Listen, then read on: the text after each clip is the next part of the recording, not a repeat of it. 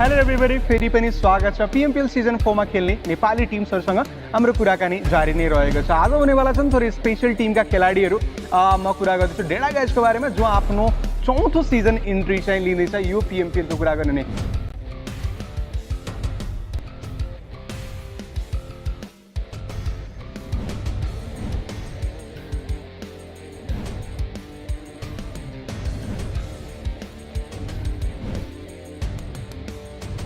नमस्ते सबैजनालाई, म चाहिँ DEC बुसर हैन, अनि टिमको आइजिओ एन्ड देन ओनर। नमस्ते, म चाहिँ रमेश गुरुङ, मेरो इन्डियन नेम चाहिँ डेडेज छ। म चाहिँ डेडाइजबाट खेल्छु एज अ असल्टर।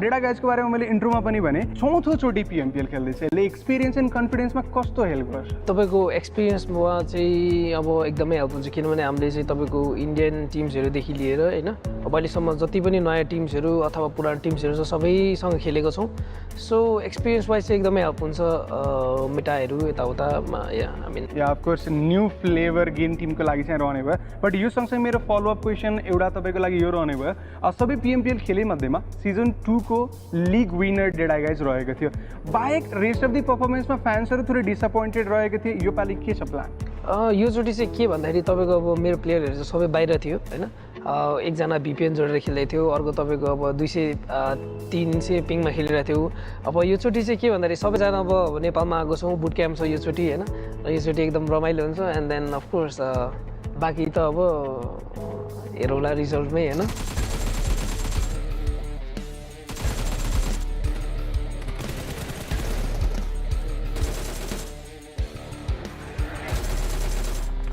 बट रेटेडको यो चाहिँ घर फर्किएका थिए भन्दा पनि हुन्छ एक हिसाबले यस घर फर्किएका नेपाल अनि घर फर्किएका टिम फेरि डेडाई गाइज यसमा के लाइक चेन्जेस रह्यो अथवा एक्सपिरियन्स कस्तो रहेको छ इज लाइक फर्स्ट टाइम पुरै एकै ठाउँमा हुनुहुन्छ सबैजना एक्सपिरियन्स एकदम राम्रो छ अहिले बुट क्याम्पमा छौँ अनि हामी चाहिँ सबैजना बुट क्याम्पमा गेम सबैमा फोकसमा चाहिँ गेममा मात्रै छ नि त त्यसैले चाहिँ एकदमै राम्रो भइरहेछ इन्भाइरोमेन्ट एकदम राम्रो भइरहेछ एउटा लाइक फेस्टिभल जस्तो नै एउटा चाडपर्व जस्तो नै हुन गयो पिएमपिएलको बहानामा भनौँ बट मेरो एउटा क्वेसन रिटेडको लागि नै सायद होला लङ्गर फर्मेट रहेको छ बिचमा सुपर विकेन्ड क्वालिफायर हुन्छ सुपर विकेन्ड हुन्छ फाइनल हुन्छ बिचमा ट्रान्जिसन चाहिन्छ नि पक्कै होइन कहीँ न कहीँ त्यसले इफेक्ट गर्छ एक्चुअल गेम प्लेमा टिमको लिगमा चाहिँ अभियसली हामी चाहिँ बिस्तारै खेल्छौँ अनि फाइनलमा चाहिँ हल्का गेम एकदमै इम्पोर्टेन्ट हुन्छ सबै गेम हामीले चाहिँ एक गेम पनि मिस गर्नुहुन्न नराम्रो खेल्नुहुन्न त्यो चाहिँ मेन्टालिटी राखेर खेल्छौँ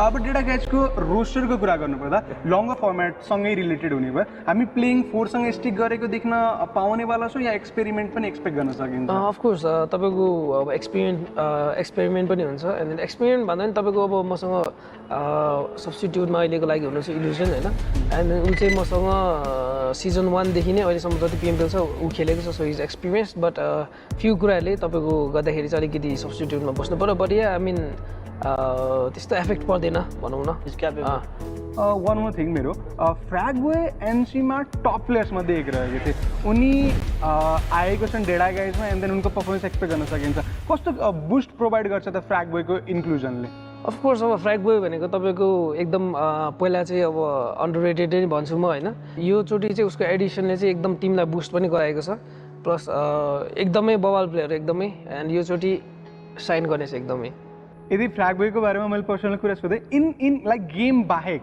फ्र्यागवेलाई चाहिँ कसरी डिस्क्राइब गर्नुहुन्छ like what kind of person Fanta गाई होइन फेन्टा लभर फेन्टा चाहिँ एकदम चाहिन्छ फेन्टा चाहिँ दिनमा तपाईँको अब fantastic fanta and fantastic okay full combo म जान चाहिँ एन्डतिर हामी फ्यान म्याचतिर जानेवाला छौँ डेडा गाइज स्टार्टिङबाट भएपछि पिएमसी जित्दै भनौँ न पिएमसीमा राम्रो पर्फर्मेन्स गर्दै भनौँ पुगेको थियो सो द्याट्स वाइ फ्यान्सहरूको लागि केही म्यासेज एड गर्न चाहनुहुन्छ अब पहिलादेखि नै अहिलेसम्म सपोर्ट गर्नुभएको छ एकदमै त्यसको लागि चाहिँ थ्याङ्क यू भन्न चाहन्छु होइन एन्ड देन फेरि पनि जे अब हाम्रो पर्फर्मेन्स राम्रो हुँदाखेरि पनि नहुँदाखेरि पनि होइन स्टिक गर्नुहुनेलाई त झन् मनबाट एकदमै धेरै धेरै धन्यवाद अनि योचोटि चाहिँ निराश गराउने छैनौँ होइन योचोटि चाहिँ अवश्य राम्रो पर्फर्मेन्स पाउनुहुनेछ हाम्रो तर्फबाट रेटेडले केही लाइन एड गर्ने म पनि त्यो हाम्रो अहिले चाहिँ हामी एकदम हार्डवर्क गरिरहेको छ हामीले चाहिँ बेस्ट दिन्छौँ सकेसम्म चाहिँ जित्ने नै छौँ हामी आशा छ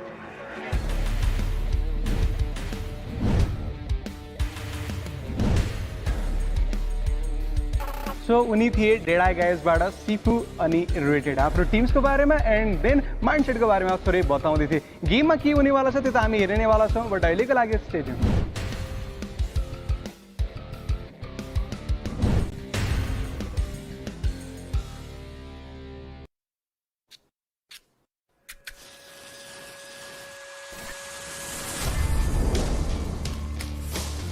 What is victory?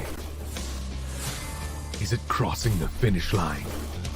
Is it beating your opponents in that final circle? Is it holding that trophy? No. It's when you defy your boundaries. Your first enemy is your inhibition. The mind is the greatest weapon ever made. Use it to defeat your limits and push yourself to the real victory. This is your chance. Season 4 of the PUBG Mobile Pro League South Asia is here.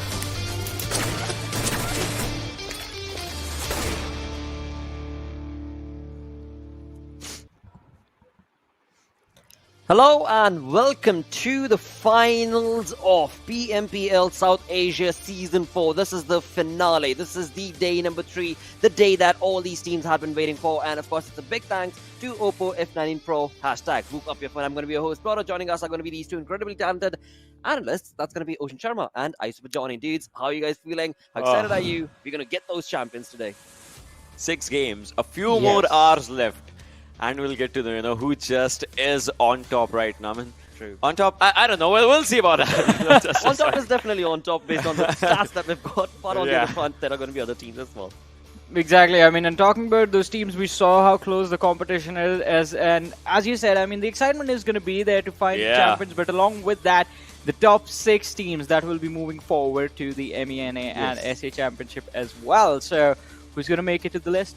We'll find out. The stakes are getting higher. The stakes definitely are getting higher. Along with that, when it comes to PMPL, you do know that, of course, the prize pool is going to be up there in the cloud as well. $150,000 on the line for these teams. And of course, throughout the previous 3 weeks, we had those super weekends where teams have already accumulated a lot of money from those super weekends. But now it is about the bragging rights to be on the first position to get that $10,000 in the bank. Along with that, of course, we do also have the tournament MVP walking away with the $1,000 all to himself. And alongside all of this, as Varun did just mention, top 6 teams. Top 6 teams are going to be moving on forth.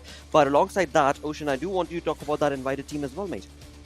Yeah, I mean, winner of PMPL South Asia Championship, that's going to be there for sure. And if we're just talking about the other teams from PMC Africa, from Hong Kong, Taiwan, Macau, there's going to be 2 slots from that, and from Africa there's going to be 1 slot. And just as we were talking about, right, 6 teams from PMPL Arabia, 6 teams from PMPL South Asia, all are heading for MENA and SA Championship. Oh, this is going to be huge. Oh yes, it is going to be. As we can clearly see, there are 15 teams right here divided amongst all of that. And of course, that one team that will comprise of that 16th team, well, that team has been invited. But along with that, as we move on forth, we do have the point distribution to talk about as well, as that kill department, that kill point always ends up giving you that 1 point. And that is something that I8 definitely has been working towards. But not only I8, I mean, all the other teams as well. They're looking pretty neat. Talk about teams. Well, here they are on our screens, Varun. Exactly. I mean, starting things off, we have DRS Gaming, a team that has been eyeing the position of Deadeyes guys for quite a while now. Train to Kill as well. We saw an incredible run from this team during the league stages, but when we transitioned to the finals, there was a little bit of a slip up on day 1. Yesterday, we saw a really amazing recovery from them. Wizzes with Vibes and YB Esports. We know these teams. They like to vibe together, and right now, the vibe is definitely looking good. Oh yes, the vibe is kicking. The vibe definitely is kicking for the side of this first group. But as we move on forth to the next set of teams, Ocean, take us through this. This is where we can talk about Mongolian teams, and obviously I8 as well, just coming in. Yesterday's last game was so brilliant for them, but ZEUS, well, a recovery day for them yesterday, but is it enough? We'll get the answer today for sure. Stalwart, they have been doing really good. I mean, with the lads like Top, who is there in the contestation of MVP as well. We'll have to see if he gets to that spot, but Seal, well, Seal has been in its own ups and downs, so kind of a decent performance. Not the best, not the worst right now. Absolutely, and along with that, as we move on forth, we had the Ruthless aggressive Warriors bringing in some dominating plays yesterday. Along with this, we also do have Deadeyes guys to talk about, because the lead that they've been able to create, I mean, it is just looking so very difficult for the other teams to try and climb up upon towards that first position. But we shall see, because as was mentioned earlier, 6 matches. 6 matches is what these teams are going to get today, Warren. Exactly. I mean, 6 games, and that is what is going to decide who will be walking away with the crown, with the throne, with a lot of cash in their pockets, in the banks. And it is Yeah. going to be really exciting to witness how things are going to go about with the 6 matches. We do have A1 Esports, High Voltage, 7C, and R3D as well as part of the competition. A1 Esports showing putting up decent numbers on the board. On the other side, R3D, there's still a lot of more recovery that the team needs to showcase in the matches today so that they can finish in a decent position. Absolutely, and as we have already been a part of the previous 2 days in the final week itself, the storyboard has been lighting up. Yesterday was, of course, a wonderful turn of events for the side of ZEUS Esports, but today, along with ZEUS, we do have to talk about the teams that are trying to climb up. But Ocean, talk about those numbers, dudes. I mean, Deadeyes, guys, the lead that they've been able to create. Do you think it's possible for DRS to, even if they have those consistent plays, to be able to catch up to that point? So, possibilities, yes, possibility is a word for a reason, right? So DE depends on how they play the last day, because in the previous tournaments as well, we've seen DE is kind of a team, no doubt. Now they have a good lead, but DE kind of just falters down on the last day. And at this moment, when they have such an incredible lead, they would not want to falter down. DRS, they like to catch up on the last day. We've seen these things happening when it was DRS versus ZEUS kind of a skirmish going on, but today, if we still talk about 9 to 16 is where there are 2-3 names which might as well just charm us, because ZEUS, Train to Kill, well, these teams are on a climb. Exactly. I mean, as we did discuss this when we were talking about these teams during the roster reveals, I mean, ZEUS Esports, Train to Kill, impressive recovery from these two names in particular. But A1 Esports, the momentum that the lineup had built on day one got lost somewhere in the matches yesterday, so I do expect them to recover as well. Seal Esports, there's still quite a lot that we desire from this team in particular, based on what was shown to us in the league play day. So I expect a good performance from Seal Esports as well, and the same for High Voltage, 7C, and R3D. Let's see what these teams are going to bring, because again, last day, the final YOLO moment has arrived. Oh yes, it certainly has, and I definitely do hope these teams have cogged up and greased up those cogs, rather, is what I wanted to say. But along with that, moving on forth, we do know that when it comes to that $1,000 for the MVP, it is going to be that one dude who is just reigning in supreme on top, so right there with 32 kills. And again, when it comes down to the stats, Ocean, yesterday you were mentioning how big a climb will top 2A need to be able to catch up to that? I mean, his major climb should be in the survival time for sure. Obviously, the damage stats are there. Kill department, it's just one thing, 20% weightage. So he can get a few more kills to just even out the weightage percentage. But his survival time should be getting more and more better with each and every game today, which I'm pretty sure they would want to do it, because you remember last time when it was Top and his teammates, what they were doing is they were getting the big chunk of money for themselves, and obviously the MVP stats. So they love to get everything right for themselves. So today maybe as well, I feel like Stalwart might have it, but depends on how they play today's game. I mean, 6 games, that's all it takes now. Exactly, 6 games is all they have. That is going to be the end of their journey. But before that journey ends, of course, they have the opportunity to capitalize those 6 games in their favor. And talk about capitalization, well, ZEUS Esports certainly did take in supreme yesterday, as they brought themselves from 14 points all the way up. So looking pretty good, but very close to them. 1 point shy is going to be Train to Kill as well, Varun. Exactly, and the chase from these teams have been impressive. But yesterday, at the end of the last game, we were left asking ourselves the same question, all of us.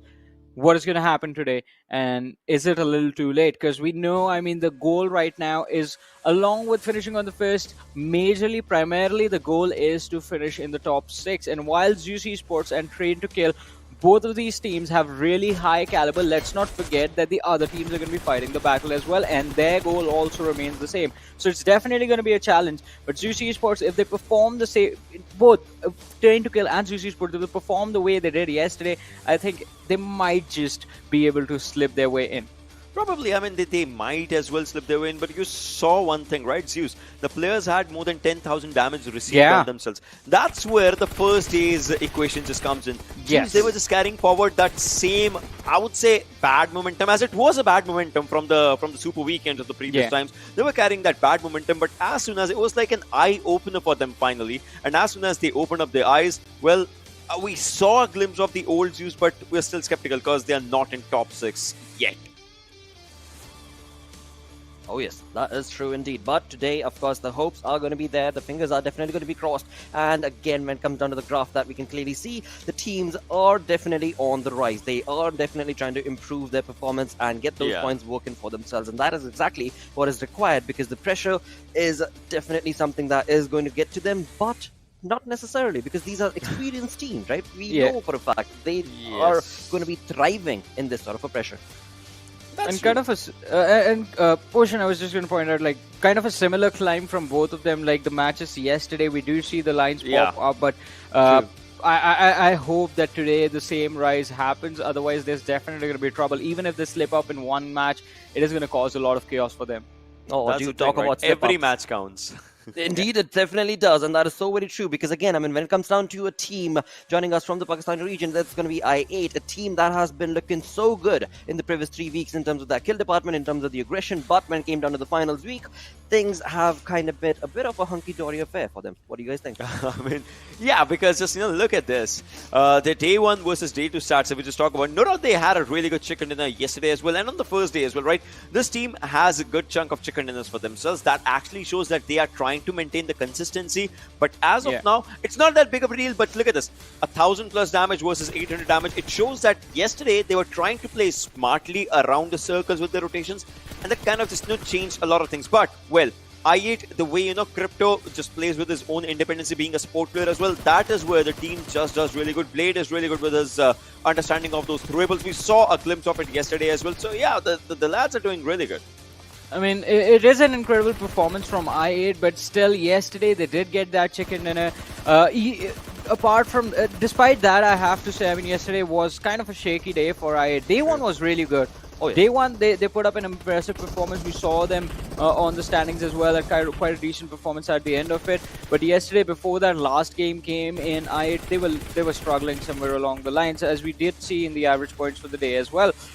Today, I hope, as Ocean mentioned this as well, they were trying to slow things down, trying to go for the placement points a little bit, but that is not their style. I8 is a team that just brings along with their presence death and destruction upon anyone who stands in their way, and that is what I love to see. Imagine if in out of 3 Erangels, imagine if in 2 Erangels we see a military base circle. We know they dominate those kind of zones because they don't have to rotate a lot. Because you saw what happened. Look at the jump of the second last to last game, the points that they accumulated. Obviously, the circle was around very pair. They got so much points because they had a really good area. We saw that in their path as well as they were moving. True. So imagine if there's a military circle, the team is just gonna do really good. I would want to see at least one military circle today.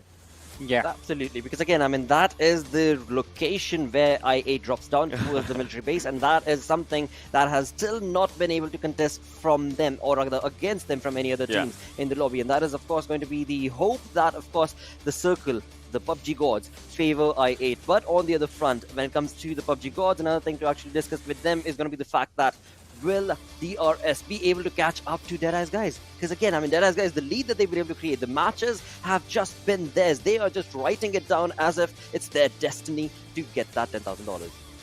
I mean, definitely. It was an impressive run from Deadeyes guys, and majority of the lead was built by their performance on day 1 itself. And we did have a conversation with Sifu sir yesterday as well, where he explained they took that 3rd super weekend that they missed as an opportunity to learn and work on their synergy, which is just looking really impressive. Yep. Think about this, right? Yesterday, obviously, we had a conversation, but look at the difference in first 6 matches, day 1 versus day 2. Because of yesterday's few bad games, look at how their performance actually dropped down. No, they're still at the first position because, a lot of chaos was happening in 2nd, 3rd, 4th, like all those positions. So they had that lead. But you saw the difference of points. First day, 17.3 point of an average for themselves. Second day, it just comes down to 10 point of an average for themselves. This actually shows if even if you're at the top of the leaderboards, if you're having a bad game, and if that happens today, some other team would want to get up on top. And it's like, still they have their comfort zone, and they would not want to just remove this out for themselves, because if this comfort zone just leaves them, that would be a big blunder. Imagine 2 days topping up and the 3rd day just going down. I mean, it's definitely going to be brutal, and I completely agree with you, because I mean, even though they got a chicken dinner for themselves yesterday as well, it was that inconsistent performance in the next few matches that allowed DRS to close the difference. there is still like a 40-point difference. I believe it's going to be like 38 or 36-point difference between the teams, but still, DRS was able to close it that much, and that is something that needs to ring a Look at danger this. bell in the eyes of Deadeyes guys at this point. They need to start going at it just like day one. Look at this. The last 3 games for DE. That's what I'm talking about, right? Yeah. The difference is not much in their own performances. Obviously, there's a difference if we talk about their performance in DRS right now, because DRS they're just a bit onto the backward side. If you just look at it. Surprisingly, when the first day started, right, DRS was at the top because of their first chicken dinner, but then DE started picking up the pace. Now they should not leave that pace for themselves, because even if it is slow and steady, they should be able to win the race. They That ought to. rhymes. It's Yeah. just working for them. It's definitely working for them. But along with that, what's going to be working for our viewers is going to be these wonderful giveaways that we've got set up for you lads. Now, for this giveaway to be yours, you have to first things first. Go on to PUBG Mobile Esports South Asia page. That is going to be critical because all the codes are going to be shared for this perfect looking skin. The White Rabbit Org skin is going to be on that page, PUBG Mobile Esports South Asia page. So go ahead, as you can clearly see, every single day, and today being the final day, 100 of those skins codes are going to be shared in the chat itself. And PUBG Mobile Esports South Asia page, well, you do have to be on that page to be able to, of course, be a part of this perfect reward. Along with this, as you move on forth in the third game or around the third game, we will also have Q&As in the chat itself, for which once again you are going to be rewarded if you get the correct answers. PMPL 2021 fall parachute, look at that beauty right there. But to be a part of that, once again, you do have to answer questions. But you ask, how can I answer those questions if the questions are not even in the chat? Dude, you have to be on PUBG Mobile Esports South Asia page. That is going to be so very crucial. And once you are on that page, do not forget to subscribe and click that bell icon, because it's not only for the final week. The rewards are going to keep on continuing. As you can clearly see, celebration rewards are going to be coming out on the 24th of October. For that, of course, you still need to be part of that PUBG Mobile Esports South Asia page, where all of the notifications are going to be shared. And if you've already clicked that bell icon, you'll get to know first. And if you get to know first, well, you get your hands on that perfect looking reward. But what a play this is going to be. What a day this is going to be. Quite a lot of excitement. Let's get our day started off. It is time to move on to our schedule, where we will be looking at the next 6 games, the final 6 games that are going to be played right here at PMPL South Asia Season 4. And to start things off, it is going to be Erangel. So, Ocean, Warren, what are your anticipations from these regions on this first match? DRS. They should try and just just close up on D. I want to see that happen from the first game, right? I want to see it happen from the first game. I mean, so we have 6 matches remaining, and to get the maximum masala out of things, I would actually, Johnny, top 3 for this game, my personal should be DRS, ZEUS, T2K. Top 3 positions. Oh, yes, that would be good. I would like to throw Raw in the mix as well. Raw is doing good. Yeah. Raw is doing really good. But I wanna, I want these teams to just close in first. For T2K and for ZEUS, it should be closing in on top 6. For DRS, it should be closing in on DE. So I believe, because look at this, the kill the average kill point is similar for DE and DRS. Where DE is leading is the placement point marker now. But Ocean, you know what the equation is gonna be like, right? For DRS to close in and for us to get the masala, DE needs to get taken out early, and that is going to be, well, it is going to be kind of weird. So if you're going for DRS, I'll go for DE. So, but on the other front, I mean, you talk about yesterday's, you did actually talk about this as well. You did point that out, that yesterday's final few games for DE, they were just not favoring them, right? I mean, there was just a fall down from the perfect Cloud9 approach that they were on upon. But now today, as the day starts off, it's a brand new day, it's a brand new start, and hopefully they'll be able to get on that bandwagon and keep on continuing in terms of those points. But now, enough banter from our side, let's move on and have a look at the game thus implying. Let's move on to the Panda Bros, who are going to be Necro and Pain Fixes. Take you through this first game of the day. Well, the first match for the evening, and this is the final day, ladies and gentlemen, and there is no tomorrow after this. There is not a second chance that you can get. This is where you have to do it or you go home. And this is the day where the nerves are shaking, the hearts, they're beating faster, louder than ever. And this is the day where teams tend to make a lot of mistakes. This is the day where a lot of teams target a lot of different other teams. This is the day where a lot of teams that haven't really been performing in the first and the second day suddenly stage a comeback. But, talking about staging comebacks, here we have DRS right on the tails and Necro Do you think they can do this?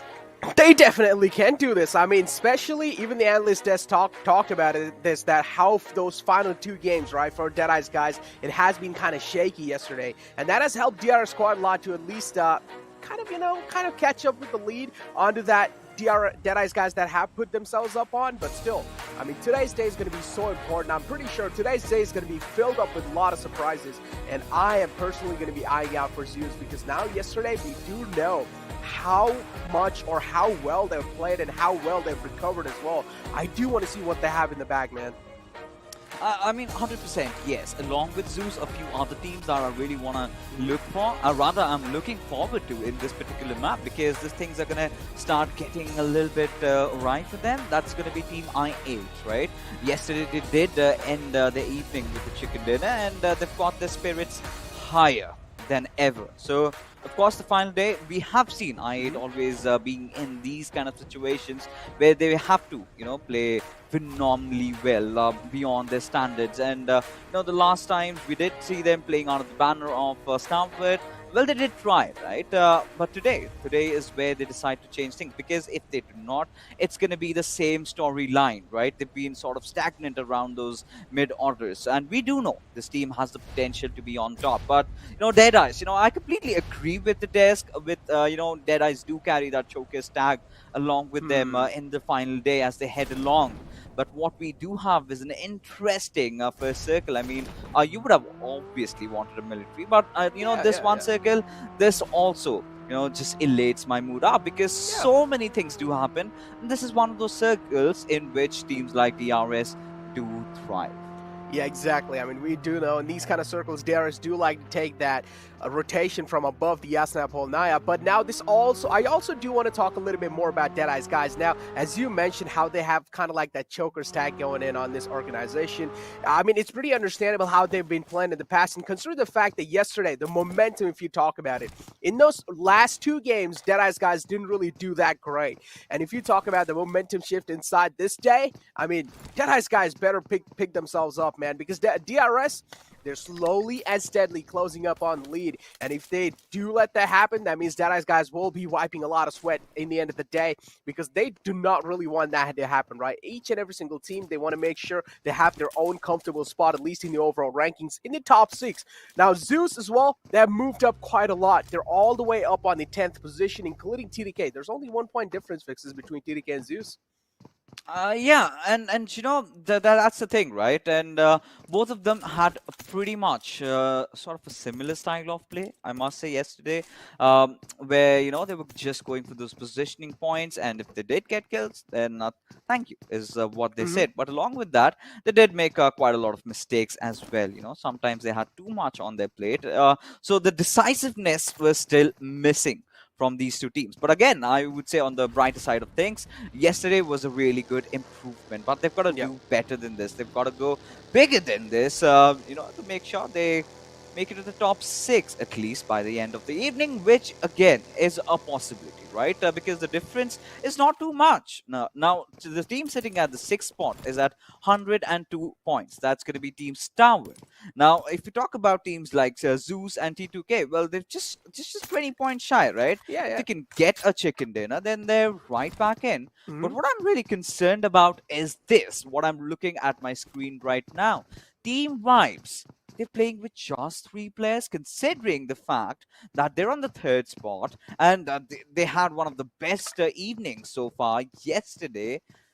Starting off with 3 players, that's not acceptable, right? That's a cardinal sin. I feel like I've seen Vibes exactly play with 3-man roster as well in the past.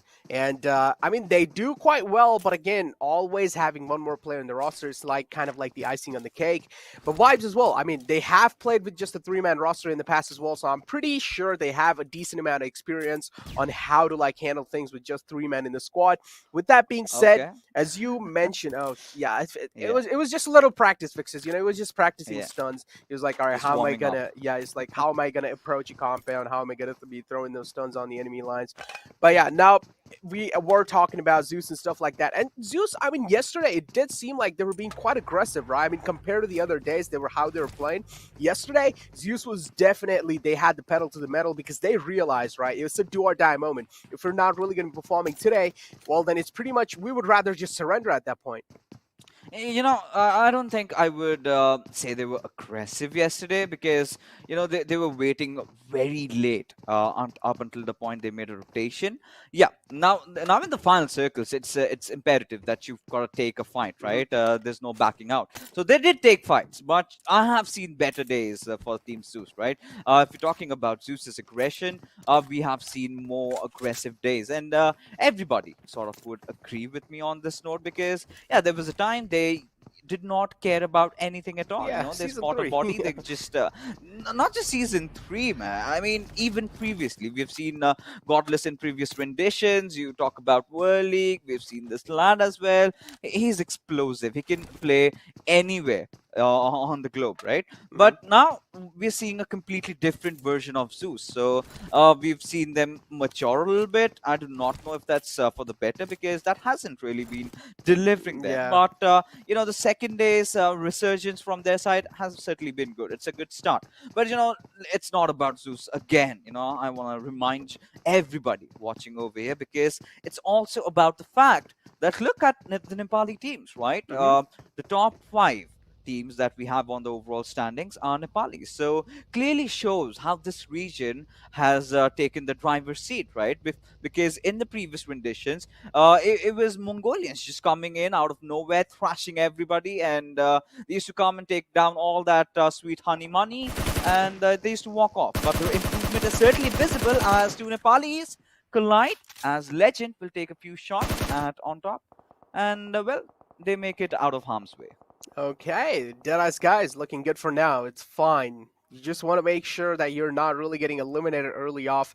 Even if you are getting eliminated, just make sure you're getting enough points for yourself to at least secure that top place on the overall rankings. If you're not really going to be able to do so, then DRS is right behind your back. They're following the trails, and they're going to be catching up on the overall rankings. With that being said, I also do like how Seal made the rotation all the way up north. And I'm pretty sure sooner or later, DRS are as well just going to be following the same footsteps that Seal has taken. They're going to be making the same rotation happen. But one thing I'm really going to be eyeing out for this time, I mean, DRS usually do like to go to the compound where it's kind of like near the Wizard Tower next to Georgia Pool, but it's already acquired in this scenario. So I do want to see where are they going to be establishing themselves for now. With that being said, we also do have a comparison between Deadeyes guys and 20 Kill. I mean, 20 Kill is all the way down on 12th position. Consider the fact that how they played in the Super Weekends and how they played in the League days. TDK is definitely missing quite a lot in the Grand Finals, but I'm pretty sure, just like how ZEUS catched up, they also did. And Finals Day is really important for a lot of teams.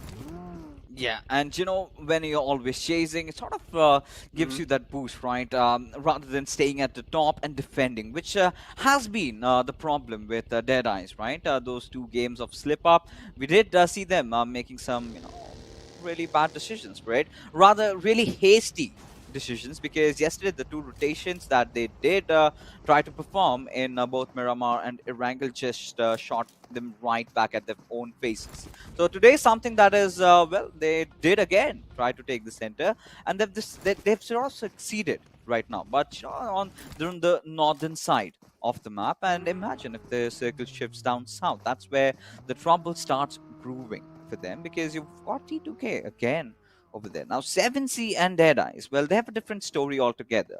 Look at them, in terms of kills, in terms of damage, it has been Deadeyes ruling absolutely everything. And they deserve it, right? The way On Top has been playing, that has been so phenomenal. But I really want to see as to how Team Vibes plays this one out, because we do see that circle shift coming again, and this sort of does not open up a lot of things about where the circle is going to shift next, because both the sides, the northern and the southern sides, are sort of equally distributed.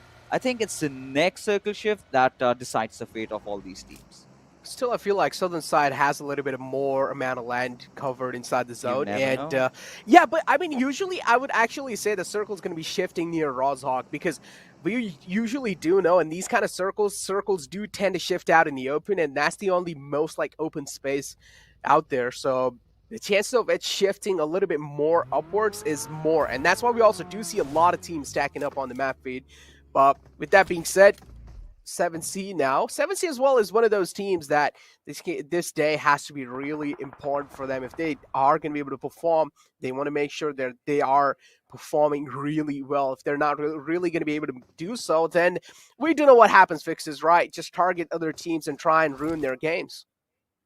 Yeah, I mean, that's something that's going to happen from 4th, 5th, and 6th game because that is something that we've all thought of, right? And, well, Deadeyes, they've spotted out their nemesis, DRS. Now, this is a very interesting fight, and this obviously makes sense, right? If DRS can manage to pull off the surprise, if they can, wipe out Deadeyes, then the chase is going to be real, right? This is going to be possible again. Now, considering the fact that if both these teams have good games, then again, Deadeyes is going to be walking off with the lead. Now, Deadeyes, they know that they've always choked in the past. Today is the day where they can at least remove this curse that, well, holds them off. And they can do it. They can certainly do it.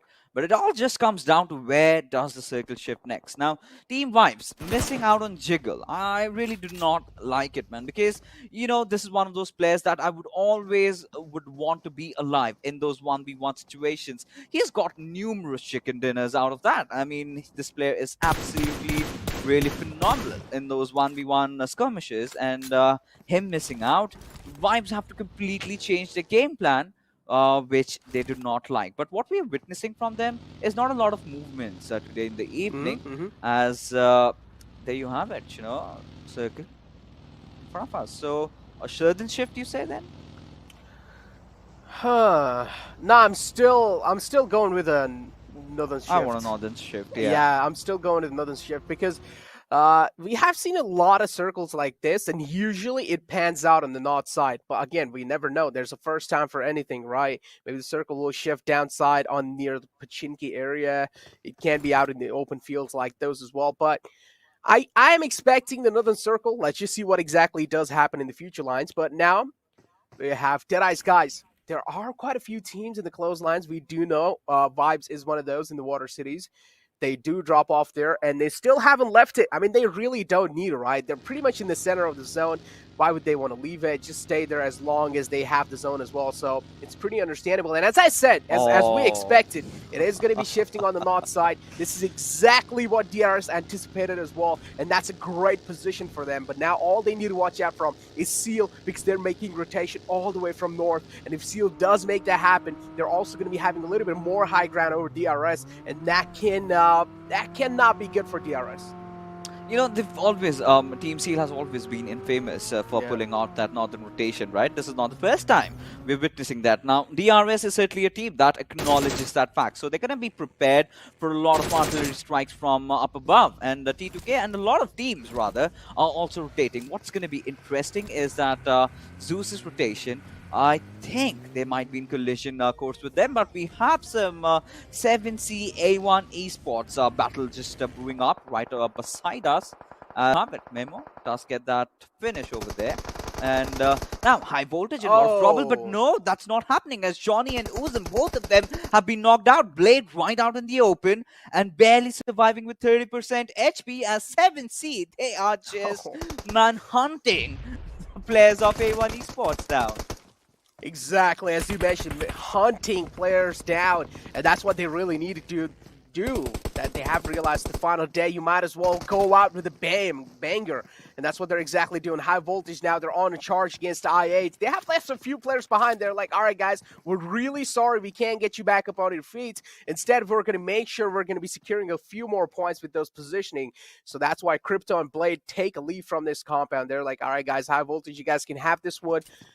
But unfortunately now, missing out on 2 players, that's a huge mishap as well for them. Now, I do want to see how I8 is going to be playing the rest of the game, because they're already handicapped in a bad way.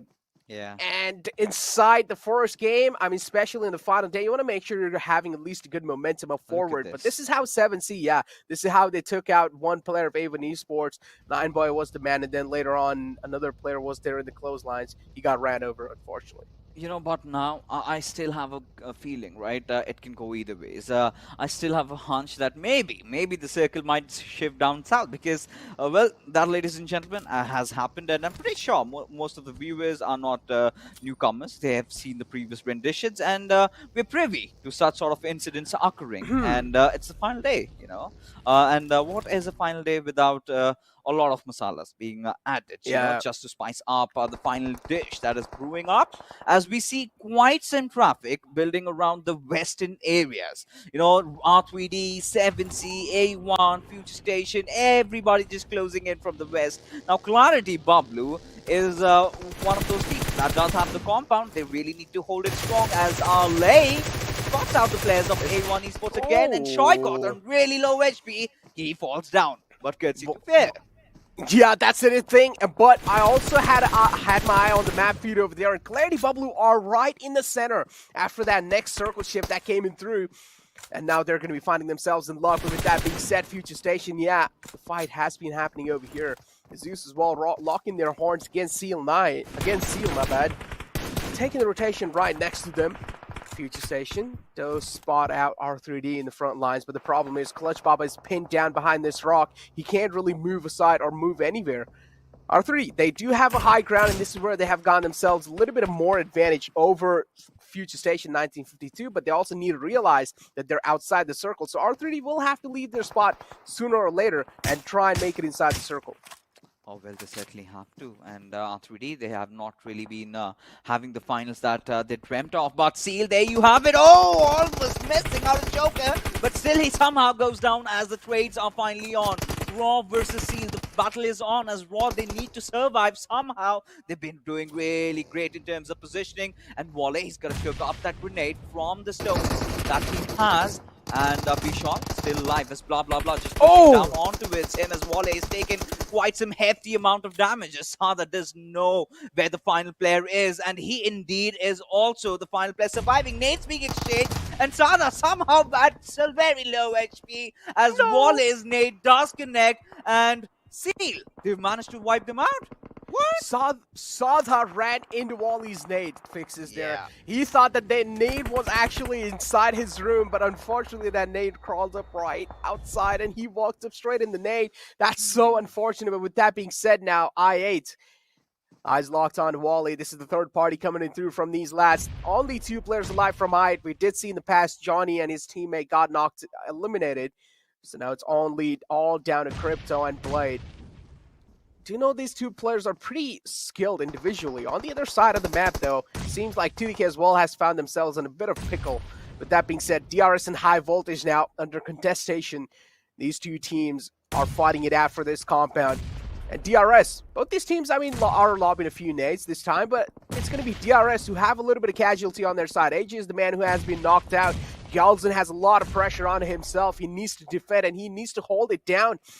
Nima's there in the back lines as well. He has his eyes locked on the compound, making sure no one's going to be pushing inside, but that's great nade! And Mr. Wadu did not really expect Nima to be out there, and Nima finds an opening frag onto High Voltage. High Voltage now will panic a little bit. With that being said, they're also getting the res back up onto that lab. But no, look at Ozzy. He got backstabbed from DRS Mafia Ninja.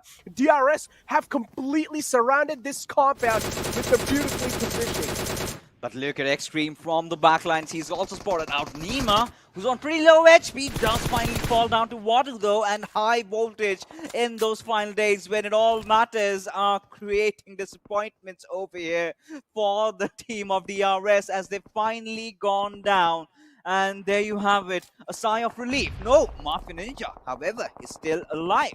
Now, we're in a 1v3 skirmish. The last thing you would want is to, you know, be brave or be bold and make those movements, right? He's got to get those position points, and there you have it, the circle shift. Now, look at Deadeyes. They've been so patient, right? They haven't really moved an inch from Rozok. Now, this is the moment that they head in. And look at Crypto. He's inside the waters. Now, a lot of things are happening. And Clarity BABLU in the final day, they are looking really promising. And T2K, they are also alive. With that being said, DRS are only left with that one last man standing. Same thing goes with ZEUS as well. Seoul is the only man alive inside the game. And we did know how important this game was for DRS specifically because they are trying to catch up against Deadeyes. Guys, they're still looking pretty good inside the game. They have 3 players alive. And they can make a lot of things happen. We do know how what these players are capable of. They actually have all 4 players alive. But Wizzes Vibes are all the way in the center of the next zone, and they are going to be the Guardian Angels as well. Now, let's just hope that Wizzes Vibes are going to make sure that Deadeyes guys do not really cross over to the other side. If Deadeyes guys do make that happen, then it shouldn't really be that hard for Deadeyes guys to flush Wizzes Vibes out of that position. With that being said, now Vibes taking a few shots onto Stalwart Esports. Cry goes down. That's a great shot from that DP. He's looking to find another one. And Vibes, though, I gotta give some compliments to this team. The awareness that they have inside this circle is just absolutely insane. 100%. I mean, that Miramar chicken dinner, that still runs through my veins, and I still remember how good they really were. But we still have another fight happening around here as Future Station in really close vicinity against Clarity BABLU. Now look at T2K, they're not far behind, just waiting for the right opportunistic moment to strike as the beautiful grenade comes in, and Con420, he falls down. Now, well, Clarity BABLU, they did spot out the one who's creating all the mischief. But at the same time, Zibian needs to cross over. He needs to get that res back up. Now, is this the moment where T2K goes striking in? Because that would be absolutely perfect, because this is one of those important compounds. Well, not anymore, but T2K, they could love some kills going in their favor. Definitely, yeah. I mean, this is the day. I mean, yeah, first game of the final day. And you want to make sure each and every single game you're getting a decent amount of points. And for that, you will also need to get a decent amount of kills for yourself. And that's what TDK is exactly looking for. I also do like that 2-2 split coming in from the side of TDK. That's going to be helping them quite a lot to at least eye out quite a lot of positions and get a lot of info on the teams that are surrounding them. Future Station 1952, Magnet, the last man alive, but he's being pinned down inside this little shack, and he's not really going to be staying alive for a longer time because Pizza is the one who takes him out of the game. The zone's moving, the zone's shifting, and Clarity BABLU, they're panicking at the same time. Now, TDK, they're quite close to the zone. It shouldn't really be that big of a deal for TDK to get inside the zone. But again, they also do have a decent amount of ridge. But to get inside the zone, I feel like they will have to leave this ridge, and that's when things go south for them. Oh, indeed, and I think that has started happening. In fact, look at Deadeyes, rated just being the final player alive. Now, Clarity BABLU, yeah, I mean, they're also going to make their movements, but Wally, he does not flinch. I think he's got quite a lot of first aids to work around with, and he's going to go for a healing battle over here as T2K. They are pulling off maybe a really possible good comeback as they still have all their 4 players alive. You know, have the highest forecast percentage over here as rated. Despite being just a one-man squad, he is hammering down the players of Team White. Now, 2 players already fallen down. Probi, just the last player being alive inside the waters. I believe Rated has spotted him out as well. The moment he steps out, he might just be in a whole world of trouble. However, he still manages to stay alive though. But Rated should have popped that energy drink just a second later. But now we've got Reaper spotting Probi now, and I think his days are numbered right now. Oh my god, Praveen, those are 2 disgusting kills underwater. Oh man. With that being said, these are the final 6 teams alive. Clarity BABLU, they're getting bombarded down. Look at the players are down quite low, and yes, that one single nade takes them both down. And Wizzes, we do know this team is what this team is capable of now. Clarity BABLU, they're looking to push on forward against Wizzes. They have realized they cannot really get out of this position without taking a fight. And Ball 424 is on the aggression. He's the only man alive from that squad. And just like that, Wizzes easily take him out of the game because Clarity BABLU did have a little bit of disadvantage inside this fight. They fall down. Wizzes now are the only one that have that insane rich for themselves. With that being said, trying to kill. Decent position inside the zone. They do have a little bit of cover for themselves with that shack. Well, High Voltage is right next to him. High Voltage, again, we have seen in the past, these 2 teams have been colliding, Deadeyes guys and High Voltage. And Deadeyes guys are only left with Rated, sir, to work with. Now, he has a lot of burden on his shoulders because he wants to make sure that he's at least securing some decent amount of placement points. But Reaper bot from the back lines is taking a few shots on the high voltage. He finds the opening. Ozzy is taken down. Vado is the only man alive now. All right. I mean, we still have Extreme in contestation, though, but T2K, just looked at them, Jane and Legend right in front of them. They're on pretty low HP. As Malik, he needs to watch his rear, as Rated might just close in any single moment. He does know that there's a soul breathing right beside him, but he does not know exactly where. He's going to try his luck. Will lob a few grenades, though. They do miss, but we know how clinical this team has been, especially with those grenades, the nade barrage, and finally Malik spots him down and Deadeyes go down. But mind you, Necro at the 4th spot with 3 kills. That's going to help them even further bolster up their positioning in the overall rankings. Now, considering the situation in front of our screens right now, we've got T2K going up against Wizzes with Vibes and High Voltage. Now, again, a Nepali trifecta affair is what we are having, as Wadu is not going to spare anyone. Does manage to get that one knock. However, he's right out in the open. He's right out in the open, Jane. Moving it forward. He has lobbed in a few smokes to provide him that temporary cover, making sure that enemy lines is not really going to be having that much visual info onto him. But that's a great knock on Vadu. Legend now looking to find the second one, but he's also getting shot in the back lines by Reaper bot. Visit Wipes, they do have a lot of map control, but they're still not inside the zone. They will need to leave that ridge and move inside the zone. That's when they will be most exposed, and that's when they will be most vulnerable as well. Extreme still alive. He is being shrouded by the smoke, but only for a matter of seconds. As soon as the smoke fades away, Extreme will be exposed to high by Wizzes with Wipes, and that's when Extreme might just fall down because they're moving in slowly and steadily. They're moving quite close to Extreme. Now he's getting incinerated with Molotovs, and nades as well are flying right across him. And Malik now on a move. He's pushing right against Extreme. He finds one, looking to get the second one, but no, it's going to be the answer. Malik denies it. He certainly does, but look at Rules. He's absolutely lost in the situation, as Legend knows exactly where he is. Any single moment, he's going to run him down, maybe with a vehicle, trying to do that, because Rules isolating him is going to be such an important factor if T2K need to win this one out. But Reaper bot, look at him, he's already knocked out, and T2K, they're trying to establish good grounds, but Rules, he can be the one making all the difference, because I believe the players of T2K are still oblivious about his positioning as he slowly creeps very close, and he does spot out one player, but still shows that to be disciplined, and he finally goes big, knocks out one of those players. You remain in front of him, buying enough time for the other players to also push in, but Reaper bot goes down, and Jane will be really quick and fast to finish him off, as Malik is trying to close in the gap, as Delta is on pretty low HP. Can he go down as well? Yes, he does, as Malik falls, and T2K stage another beautiful comeback with this beautiful chicken dinner. Oh man, TDK, this was well deserved and well needed as well. We were talking about how TDK and ZEUS just had that 1 point difference, but now with that chicken dinner, TDK are going to be boosted up all the way to the overall rankings of #6 fixes, and now all they need to do is that they're having some consistent performance just to maintain that position on the overall rankings. But still, we can't really say anything, right? This is just the first game. They have gone to chicken dinner, that's good. But as I mentioned, hopefully a consistent performance will help them to get that position even in forward. Yeah, 100%. And you know, mad props to even Wizzes with Vibes for playing in such a brutal manner, right? They were absolutely guns blazing, and the same can be said for High Voltage, because they were the ones who pulled off the DRS. They pulled off that DRS disappointment, right? Had they not made that happen, then things could have been completely different altogether. Yeah, exactly. I mean, things could have definitely been different. But with that being said, it's time to throw for a short little break, because on the other side, it's going to be the Analyst Desk breaking things down.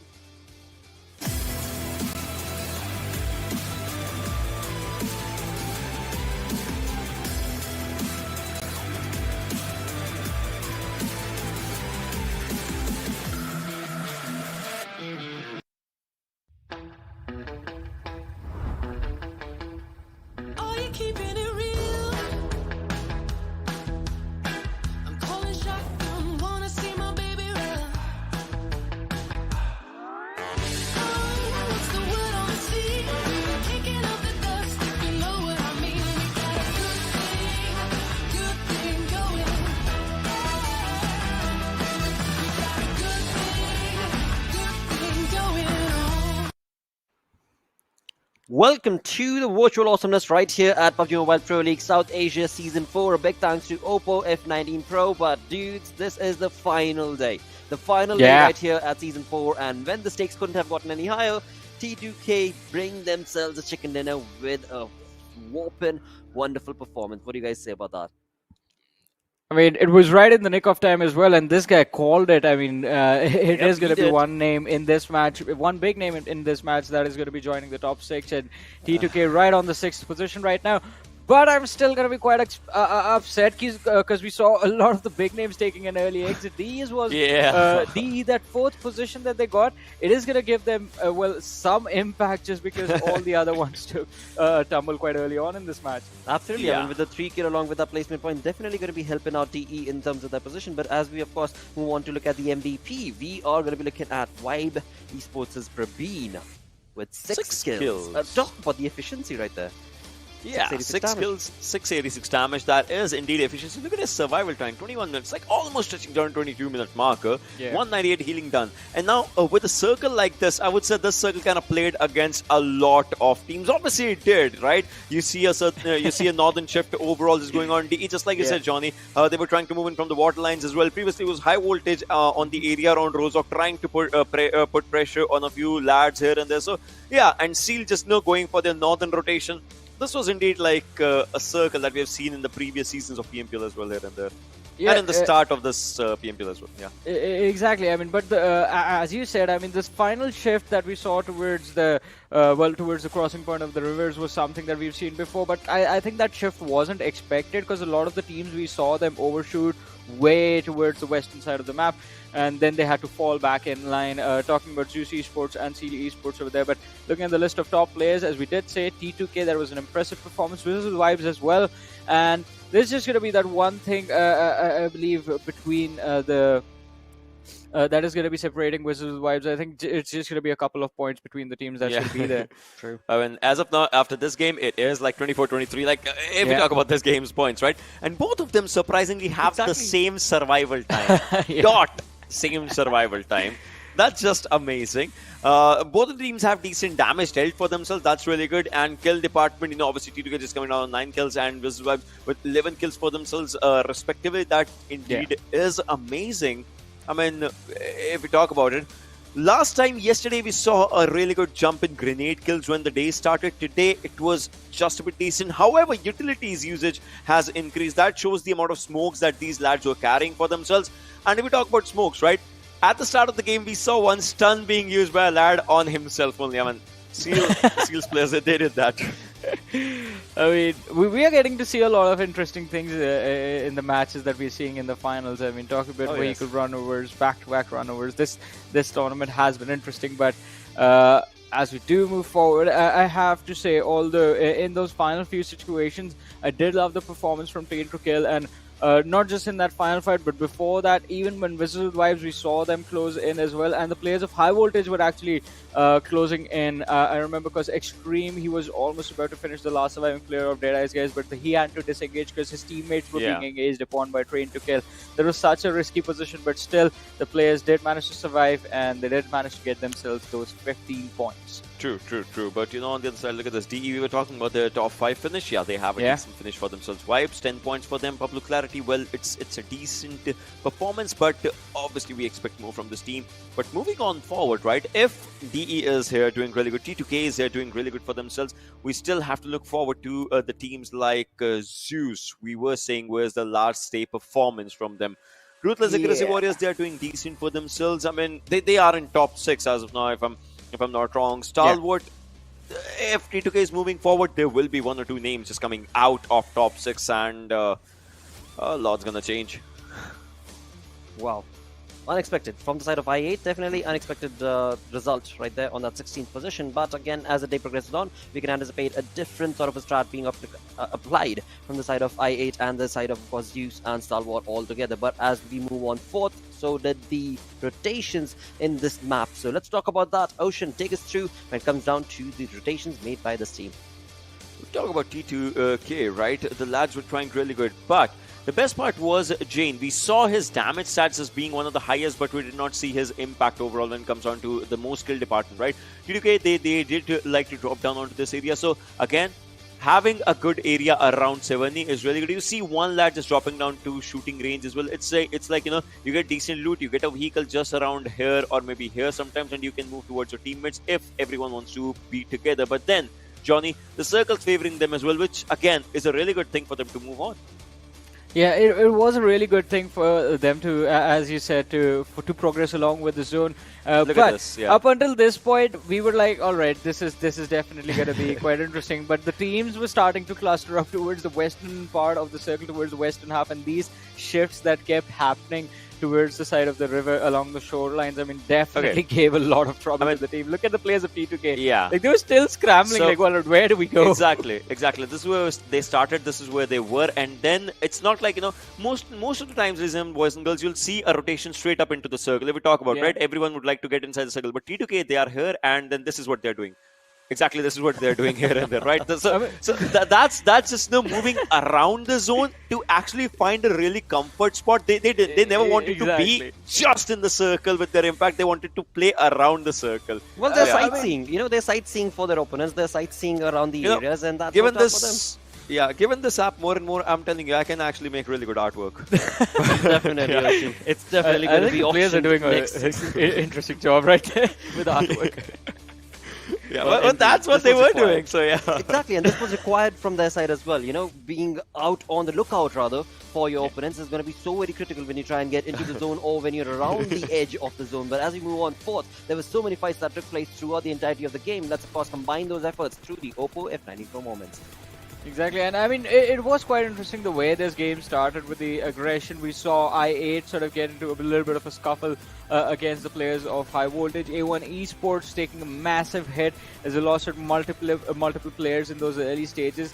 But as we move forward, I mean, those mid-rotation fights from 4th to 5th circle onwards became really interesting because as we were having a look at the rotations of I8 a few seconds ago and we saw them just roaming around towards the northwestern part of the circle, majority of the teams were doing the same thing, but as soon as they got out, they would get into those fights. Plus, crossing the river definitely became a really big challenge.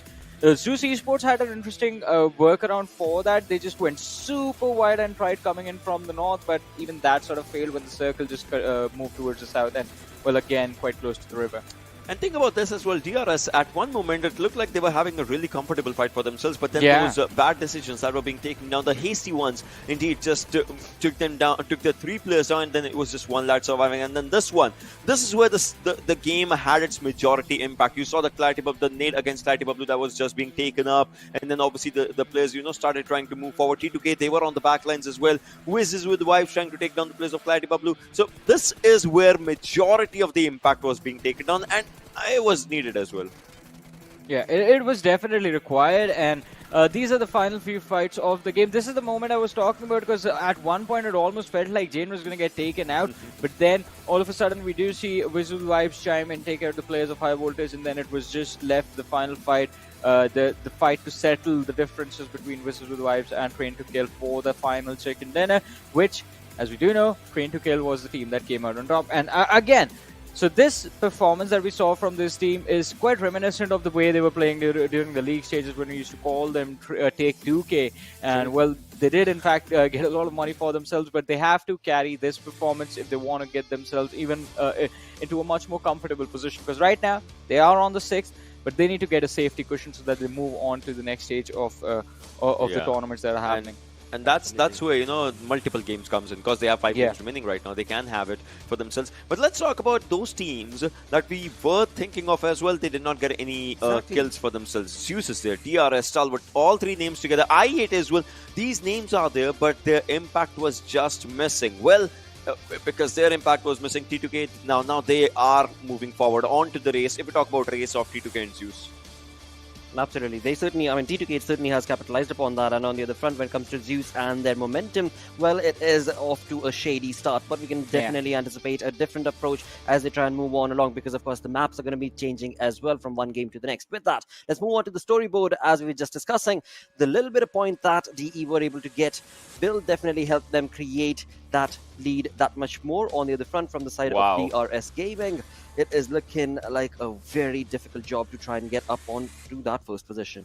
Exactly. And as I said, I mean, I thought Wizzes with Vibes and Vibes were going to be close to each other, but they are closing in on DRS as well. So DRS, they need to buckle up as fast as possible. Johnny. Because these two teams are coming for them. Yeah. Imagine if Stalwart has a double-digit chicken dinner in the next game, they can be at the second position as well. Exactly. That's just how it is right now. We've been That's saying just... this, we have been talking about this since yesterday. I mean, there is a lot of stress with these teams.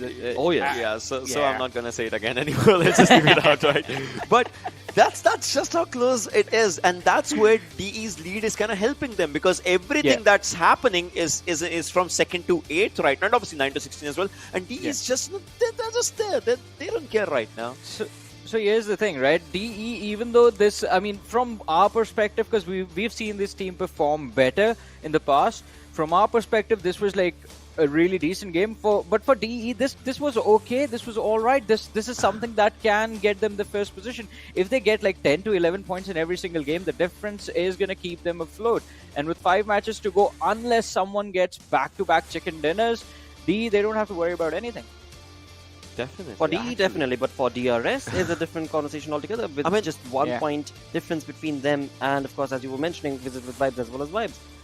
Defending champions, DRS. Defending champions, DRS, kind of struggling a little bit. But we 5 shall see again. I games. mean, we've got 5 games remaining for the day. Let's move on to the schedule and have a look at where we're going to be jumping on to next. Well, it's going to be the deserty map of Miramar. So again, I ask you the same question. What is going to be your prediction, Ocean and Varun? I'm feeling 2 weird names in this one. One is Stalwart, and second is R3D. I don't know why. I just have R3D. I like this. I like this, man. I mean, my gambling habits are getting to him as well.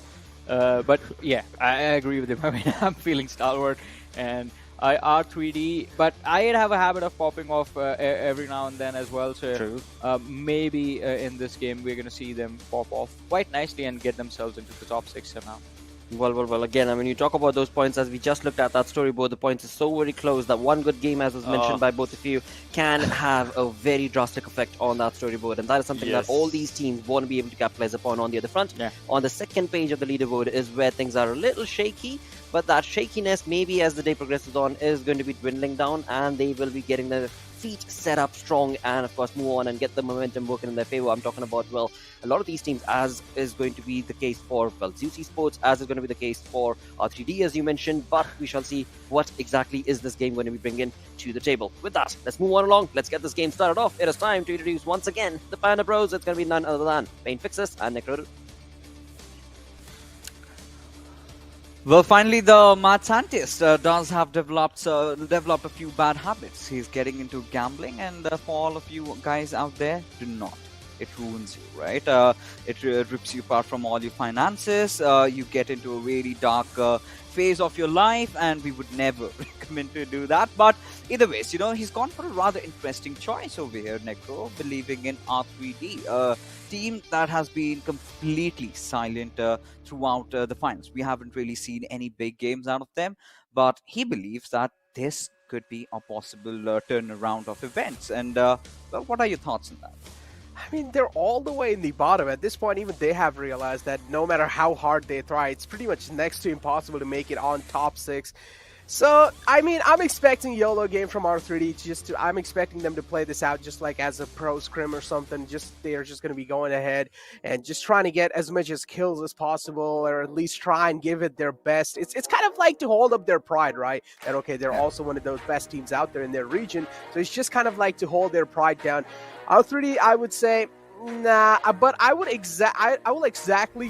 actually go with DRS in this one. You know, I don't really know why. I just feel like this might just be a DRS game. All right, a lot of decisions being made by the hunch, even from the desk, and also by my fellow Panda. But here we have the finally, you know, in the final day, production decides to show the splash of colors over on our screens. All those players all riling themselves to, you know, just get inside the battlegrounds to prove their mettle for, well, one final time. again inside of the map of Miramar that we have. And the flight path trajectory, quite interesting. El Azahar to Valdemar, and it's pretty standard, right? I'm not really shaken aback. And well, talking about how things are, meddling around the overall rankings, right? We've got Deadeyes at 175 points. Now, that's quite a sizable amount of lead that they have developed. Now, DRS, they did have their chances, right? Yesterday, they should have fought off, right? Those two games that Deadeyes did mess up, they could not, close in the gap, which they possibly could have. Now, they also did miss out on one chicken dinner. You remember that game, right? The game of Miramar. They threw it and gifted it away to Team Vibes. Now, that might start haunting them around. And considering the fact that Deadeyes, all they have to do is just hold on, right? 2 more games. If they are successful in doing that, voila. But, all right. El Azahar does not have ZEUS anymore. It's, again, 7C back. And will they back for redemption? Some Season 3 flashbacks fixes right over here.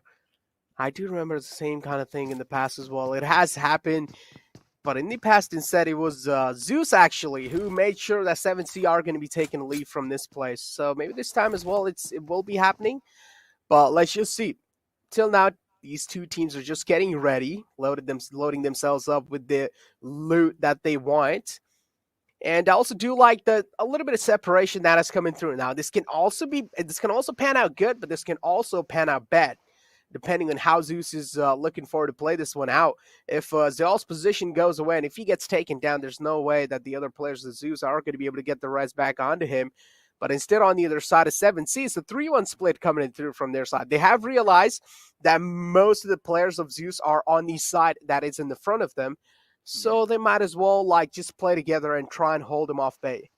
They're already rock bottom, right? So might as well try their hands on Team ZEUS, they're 7C taking down ZEUS. Now that's news that I would be talking about in tomorrow's morning papers, as y'all does exactly know where Memo is headed at. But what's really concerning for him is Fair's position, right? If he steps up and shoots, Fair is right over there. As 7C, their movements have been spotted out. Now, ZEUS can figure out a countermeasure for that, and well, I see he's just waiting, right? He's just waiting for the perfect moment to occur. And Fair, considering that HP decrease that we did see, I believe he's already been spotted out. And yes, Icy's the one behind it, as well, Shawl also knows exactly how to respond to the situation.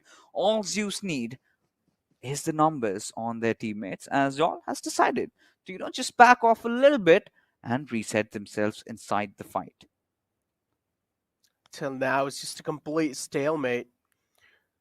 Both these teams just want to make sure they have the kind of workable amount of info when they finally do realize to fight against each other. But for now, they are going to be staying silent, at least up till when they have the info that, how they're going to be working around, when they get a little bit of grip on 7C. But talking about getting a grip, this is exactly what I was talking about. Find the opening now. ZEUS, they're also having a little bit of confidence boost with that knock. I'm pretty sure that's going to be giving them a lot of confidence inside this fight, because now they know 7C is down to just a 3-man squad.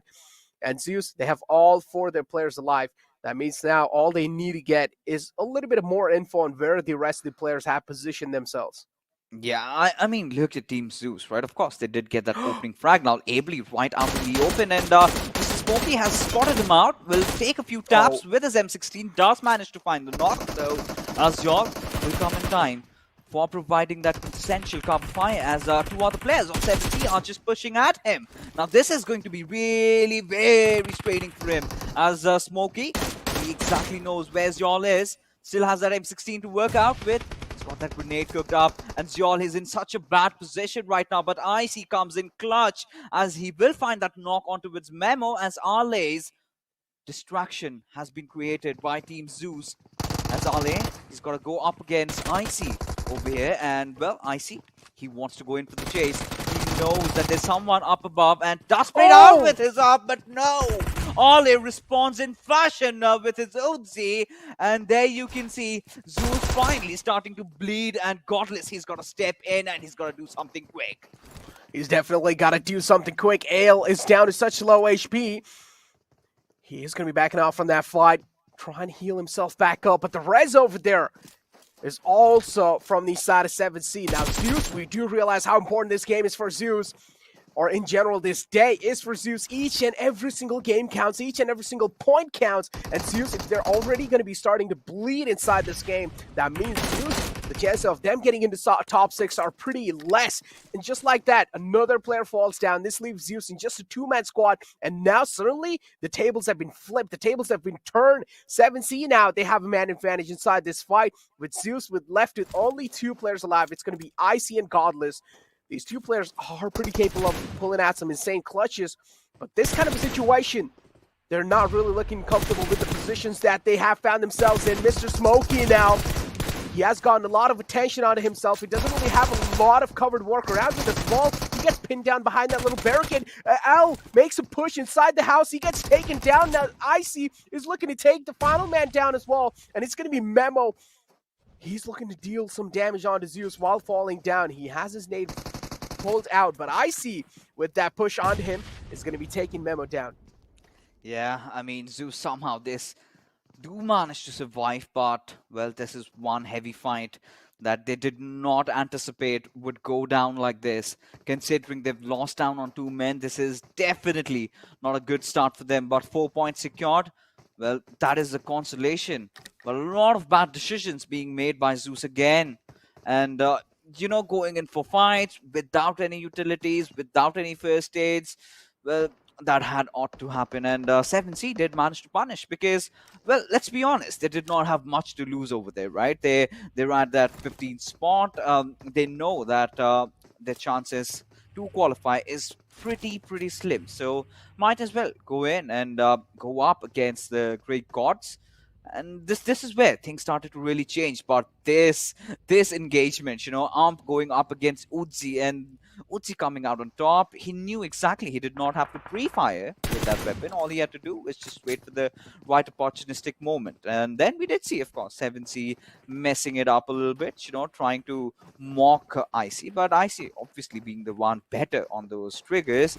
And he did manage to take those players down. And 7C, well, they've been wiped out. But ZEUS, it did come at a cost. And, well, you know, heading inside the game with just 8 minutes going past by and having 2 players, that's not how you are going to be winning games for sure. But this zone is pretty standard, right? Around Hacienda del Patron, we've got Wizzes with White, we've got Stalwart, we've got Deadeyes almost lurking around the central areas. But DRS, they're playing from the edges. Yep, ZEUS have gotten themselves 4 points, but on a cost of 2 men down. And that's not really worth it, in my opinion. With that being said, now visit Vibes, right next to Vibes again. Found themselves into close proximities over here. But Seal opening fire on the R3D. 1 man gets caught off guard out in the open. It's going to be Hassan. The kill will be confirmed on him now. Wally is trying to blow up the vehicle. He is going to be able to do that successfully, but the deal is still quite safe, at least up till now. That being said, finally the push comes in forward. Joker is left. He's trying his best to stay alive in that situation, but he also gets taken down. Seal are doing such a great job challenging this fight. That 2-2 split is working in their favor, and now R3D are just left with the 2-man squad. They are in a 2-on-4 situation, and it's just left with a Deal and Anubis. Now, these 2 players are pretty good players in R3D, but still, I mean, they don't really have that good amount of cover. At the same time, the position that they have isn't really looking that great. So, R3D, they're pretty uncomfortable inside this fight. And if Seal keeps on pushing against him, I feel like that might just be it for R3D. Yeah, 100%. I mean, right now, they've got their backs against the wall. They know, well, the end is really near as the nade. It's Peacock. Hi, but Parent is, well, I mean, I'm just going to go in for the finish, but somehow Abdil does manage to get a knock onto Witzek as he's rushing in. He wants that position, he wants that kill point at least, but from the backlines has already been spotted out and will want to patch himself with the first aid, but comes Wally as he's going to spot him out, and there's going to be be no problem in finishing them off as Seal just surround them, and R3D, they just get hammered down over here as, well, Seal. I mean, that's how you take a fight, right? Be really confident, but look at Jiggle. Finally, he's back with the roster, but T2K, they're just surrounding them. He realizes he's got enemies nearby and comes back into safe haven. Exactly. Seal's tactical approach inside that fight helped them to come out on top in that fight without taking any casualties on their side. That was a beautiful approach from their side. But now over here, we do have TDK. They do realize that the compound they're eyeing out for it's already been taken by Vibes. That means they will need to find themselves a new one. Or maybe they can just try and stay over here for a while. But the problem is with this position that they have for themselves, it's way too exposed, and they might just get backstabbed anytime soon as the circle starts closing in. Clarity BABLU, they had quite a decent of the previous game, or at least the first game of Erangel. But again, this is where we ask ourselves, are they going to be able to do so throughout the day? The consistency is what really matters. And Clarity BABLU, somewhere down the line in the grand finals, they're missing that. And take a look at that. Wow, that's a good stunt. I mean, that's a good escape, I must say. But yeah, 100% agree with you. We've been missing that edge ever since, you know, Khan 420 joined that roster. I really felt that, you know, this roster was destined for bigger things, but Legend just catching Jiggle off right out in the open, and the miseries of Team Vibes continue. Jiggle was not there in the first game, and Jiggle is not there in this game. Well, the three-man roster continues. Unfortunately, I don't really know what was going through Jiggle's mind. He was all the way out in the open fields, and I don't know why he wasn't really with the team. Yeah, I do understand that's how he likes to play, but in this certain scenario, playing with the team, considering the fact that you have a good position inside the circle, that was probably the best thing he could do. Avon Esports, they just have made their entry inside the zones, and they have locked their horns against Future Station 1952. One man has been taken down on the side of Future Station, but don't worry, he will be back up on his feet in no time. But Avon Esports also do like what they're trying to do here. They're trying to surround Future Station 1952. But the circle shift as well is moving right on top of TDK. This means this game as well, we can expect TDK to have a good performance. But now Future Station, they have also caught one player from Avon Esports, which is going to be 9boy. He has been taken down, but Sinister is going to be getting the res back up onto 9boy, and in no time, 9boy is going to be back up on his feet. And Future Station doing quite a good job, making sure Avon Esports is not really being the one to dominate them. Instead, Future Station are the one dominating this fight now. Yeah, just going up against the Bangladeshi brothers. Sinister will, of course, try and lob a grenade. And as another grenade gets responded back at him, as Entry, he's going to not stop at all. As C1 is going to be the man to push it on, as Entry has been spotted out. Sinister makes no mistake in taking him down, as he's also spotted out C1, as he just goes charging right at him. But no, the response is, of course, there, and the numbers for A1 Esports definitely do help them in getting these two important knocks. And, of course, Sinister is going to get back up alive. But look at Magnet. I believe he's making a run for his life. He's abandoning his teammates because there's no chance on earth he's gonna want to form a different angle. But right now, this is the fight that we've all been waiting for. Deadeyes against DRS. Oh, and this is what they were also looking for in the overall rankings. These two teams are so close, but still Deadeyes guys do have a decent amount of lead for themselves. But now this fight is going to be the deciding one. If DRS do take him down, they have found themselves 2 knockouts on the Deadeyes guys. And Deadeyes guys, that was quite a bad push, I would say, from their side. Considering the fact that DRS did have themselves a little bit of wrench to work around, but instead Deadeyes guys were just so aggressive in that fight that 2 players have already been taken down. It's all down to Shifu Sir now to hold this entire board down, but I don't feel like it's going to be possible because Nemo's charging in forward. He's going to be shutting down the final man at Deadeyes guys, and he's also falling down. With that being said, Deadeyes guys now eliminated on 14th position. This is where DRS needs to capitalize fixes. If they win this game, that means they're also going to be closing out the lead by quite a lot. You know, this is what I really want the desk to break down. Why on earth did Deadeyes push, try to, kind of get into such a fight, get into such a situation? Because that was absolutely not necessary, right? They were never in a position to fight. They did not even have a single knock. And they were on the lower grounds. Look at DRS. They clean sweep them, right? They did not even have a single casualty over there. And this is a game where they can possibly pull off a comeback. If they win this game by a good margin, maybe get 25 plus points, then yes, we are looking at DRS possibly closing in the gap again. The one that Deadeyes did build up. They were never in contestation as the circle certainly shifts away down towards the eastern side. Well, ZEUS, they have a good position, but they do not have the numbers. Now, T2K, we know how good this team has been in the league stages in the map of Miramar. Their arch nemesis, Stalwart. They initially did get battered down, but they have responded back in fashion. And again, starting the day with a beautiful chicken, they look stronger than ever. They definitely do look pretty stronger. And TDK, they've always found themselves between those zone lines. And even inside this game, they're not in a bad position. They definitely do have a decent position. But to get even a better one, they will have to go through Wizzes and Avon Esports. And we might just see a fight breaking down between Wizzes and Avon Esports anytime soon. But for now, we have Wizzes Wizzes taking a few shots onto high voltage. No connections found up till now. But yeah, as I was talking about these two teams, finally the fight's breaking down. Wizzes do realize if they want to get inside a good position, they will need to take down Avon Esports, which are holding off a compound inside the zone, which is quite good. But Assassin now, he is the only man to the clotheslines. If he gets taken out, this is not going to be good for Wizzes because their whole push depends on Assassin, and he nades himself. No, that's not a good nade from his side. He's down to such low HP. His HP bar is not even visible at this point. And finally, Assassin falls down.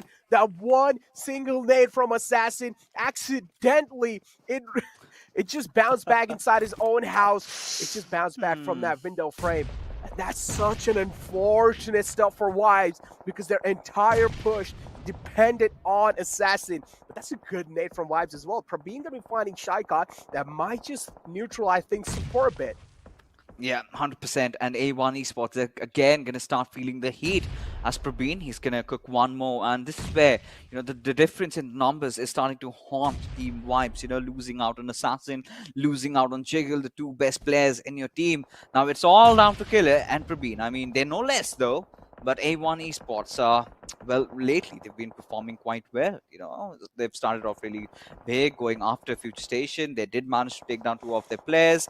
And now, against Team Wizzes in a really good contestation, which can possibly get even hotter because we've got Future Station, we've got High Voltage. Everyone sort of trying to engulf this area, right? Now, one of those teams is definitely gonna, third leg inside this fight, and that is where things are gonna start looking dicey because Praveen, I mean, he's of course lobbing those grenades, lobbing those Molotovs, but he needs to understand. What is he getting out of that? He's neither being able to flush out the players or he's not getting any sort of objective-oriented advantage for himself. Now, that is really going to be detrimental for him because all he's going to do is lose out on his valuable utilities, which you could use in the late game as we see some beautiful crackling bolt action shots. And Stalwart, they're continuing the spray. Yeah, Stalwart just continuing to light things up. This is what we'd like to see from a squad like that, but yeah, Wizzes' push, as I mentioned, was completely dependent on the Assassin, and that one single mistake, it cost them that entire position, and now they're in such an uncomfortable spot inside the zone. With that being said, now Raw as well on a move. They're quite on the edge lines, and finally seems like AJ has realized that's why he is facing right on Raw.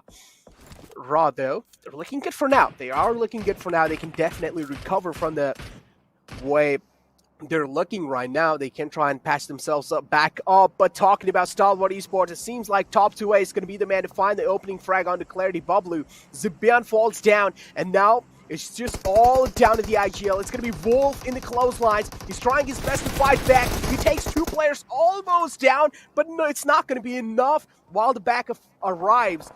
And even Wolves is going to get shut down. And just like that, Stalwart Esports successfully take out Clarity BABLU out the game. The previous game was good, but this time the consistency did not move over.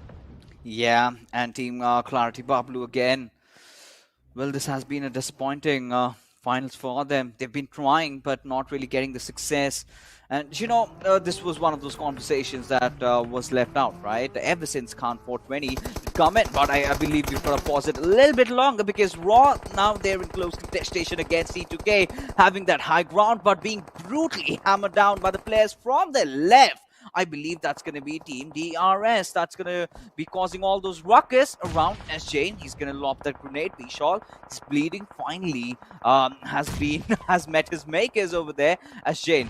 Now he's going to contest for the higher ground. Sada taking cover behind the cars. Oh, but there you have it. Jane again being shot from elsewhere. And I'm really starting to wonder which team is that. Yes, it's DRS.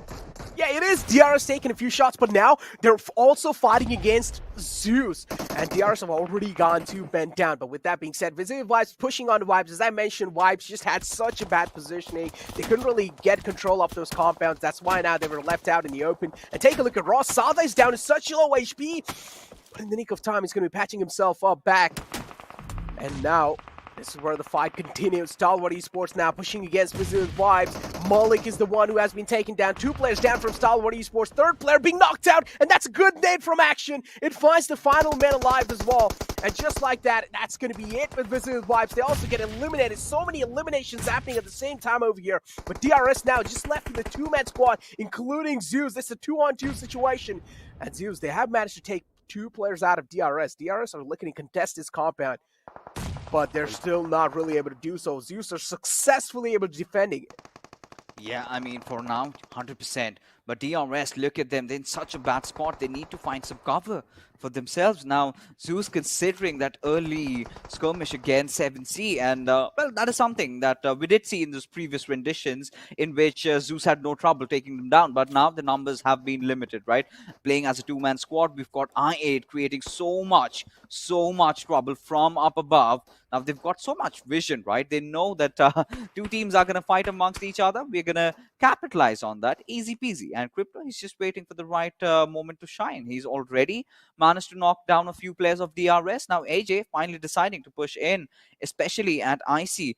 But somehow, he's going to dodge those stuns, I believe, that really did come at him, because I did not see that explosion happening in front of me, as IC and Godless will find themselves back inside the compounds, as a few Molotovs are also being lobbed over.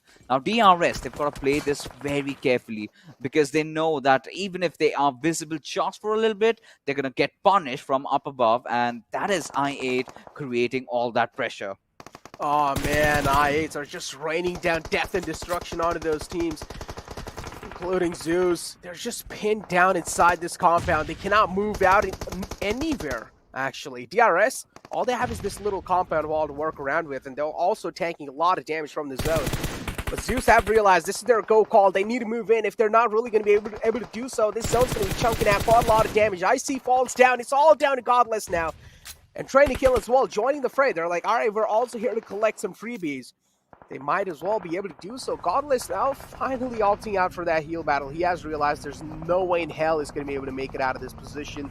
So now he's going to be going for that heal battle for as long as possible. All the teams, including TDK and I8, they're finally realized that, okay, it's their time to move inside the zone, and that's what they're exactly going to be doing. A1 Esports still with a prime position inside the zone. They have been able to hold it successfully up till now, but let's just see in the future as teams are closing in slowly and steadily on that compound. I feel like it's going to get harder and harder. Oh, it definitely is. As Godless, he's just going to resort to a healing battle over there. As Blade, he's on really low HP. Crypto, he's going to revive his comrade. And Johnny, once he gets back up, we're going to see him back in action. But now R8, they also have to take a good position inside the zone. And T2K standing in front of them, they are looking so hot. As Suyo, is he complacent about Watu? Because Watu seems to have not even moved a muscle over there inside the little compound. As finally Godless falls down to the zone, and Team ZEUS, of course, they get eliminated. But again, this game certainly looks to be like T2K's the way they've been playing. But A1 Esports, they've been doing a rather decent job at holding this position off. But you know, you're talking about teams that have looking absolutely hot. Stalwart is definitely one of them, but Suyog does manage to find that opening frag. Suyog punishing Stalwart Esports for that overconfident. They were peeking over the ridge. He finds that opening Finds that crucial opening, actually. They really needed that. But Sanhok from the backlines now is getting punished by Waruji. He's also being spotted out inside that little shack. Crypto is the one taking a few shots onto him. Wadu prones down in the nick of time now. Crypto, he does realize they also need to move in forward. That's why lobbing in a few smokes to just make sure. But no, that was not actually a smoke. It was a nade onto Sundays. That's quite a far distance, Fixes. And he still manages to connect it onto Sundays. And TDK now, out of nowhere, they're into shambles. Oh, they certainly are. As I8, the way the first game started for them, they're finally looking to recover themselves as high voltage. All right, Wadu, he had to do that, right? He had to make the world a lot more messier for T2K because they almost did feel that this chicken dinner was theirs. But now, Stalwart back with the numbers, all 4 players alive with 8 kills already. Will find the better out of Wadu and will put him down 6 feet under. As I8, they're starting to close in, but no, it's Stalwart rather going in for the push on T2K. Well, they've lost on 2 occasions against T2K in the map of Miramar. This is where they look to redeem themselves, as I8 still having that high ground advantage can definitely want to change the course of things as the map progresses, because it's looking like a really weird fight, right? We've got 4 teams. Everyone is just absolutely going at everyone, and A1 Esports right in the middle inside the compound, they're just hiding. Guys, you fight it out amongst each other. They don't even need, yeah, exactly. I mean, they don't even need to do anything, right? All they need to do is just hold it down, and that's what they've been able to do successfully up till now. But again, the main issue inside the game is that Stalwart Esports have all their players alive. If this keeps on going on, there's a massive chance that Stalwart Esports might seal the chicken dinner as well. Sinister! Oh, his pixel was a little exposed. Stalwart Esports top almost capitalize onto it, but take a look at this now. Trying to kill, taking a few shots on their front lines. They have managed to deal a decent amount of damage onto IA. Crypto is the man. Taking a few shots now onto TDK. It's a 2-on-2 situation. Johnny and Crypto versus Sundation Jane. Oh, is he gonna do this? Yeah, no, I don't think so. It's possible. I don't even think so. It's is possible. He gonna yeah, he is. No, it was not. It was just a little bit of the pen. Unfortunately, just got stuck by the tree there. Yeah, indeed it was. And imagine, the stun grenade coming up and Crypto just throwing his pan away, and well, they meeting each other, the pan reflecting that stun back at the players. Anything is possible. And T2K, well, they've managed to make it to the top 4 again, and with decent number of kills, I must say. But this game certainly looks like Stalwarts if they play all their cards right, because Johnny, he is definitely showing intentions to go in for that push, but has been spotted out by Stalwart, and his push has been stopped over here as A1 Esports. They finally decided to move, and Crypto has managed to get one, but instantly gets traded off by Shoikoth, who will make no mistakes in finishing him off. Now, considering the smoke has already broken down, he can pull off that revive on his teammate, but no, Stalwart says that we are going to charge in at you and gonna finish you and wipe out your existence. But there it is, Stalwart Esports finally pulling out a chicken dinner, a much needed one. I'm pretty sure with that chicken dinner, there's going to be a lot of movements being made on the overall rankings from their side. On out hashtag 4 fixes. Oh my god, that's a huge leap from their side. With that being said, 13 kills chicken dinner as well from their side. So Stalwart Esports did have a banger of a game for themselves. In the end circle, as I mentioned, they had all 4 of their players alive. If this keeps on going on, they have the highest chance of taking that chicken dinner. And they also played that final moment to perfection, right? They let A1 Esports and I fight it out, and then later on they realized, okay, this is now our go call. We go in, we third party, and they take out A1 Esports.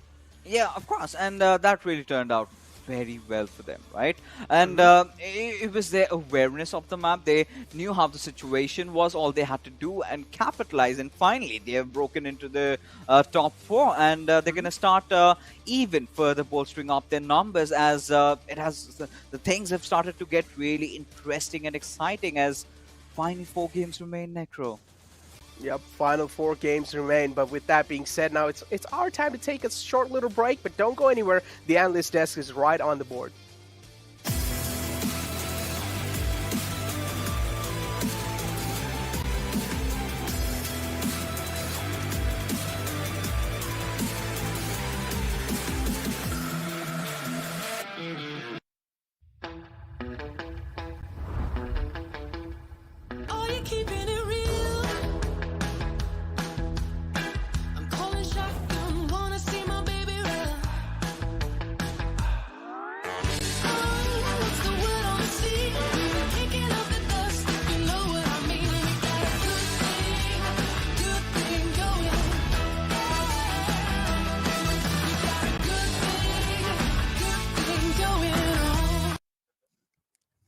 Welcome to PUBG Mobile Pro League South Asia Season 4. We are in the finals week, today being the final day where the champions are certainly going to be declared. Just got done with the second game and it was finally a Mongolian domination being showcased from Stalwart Esports.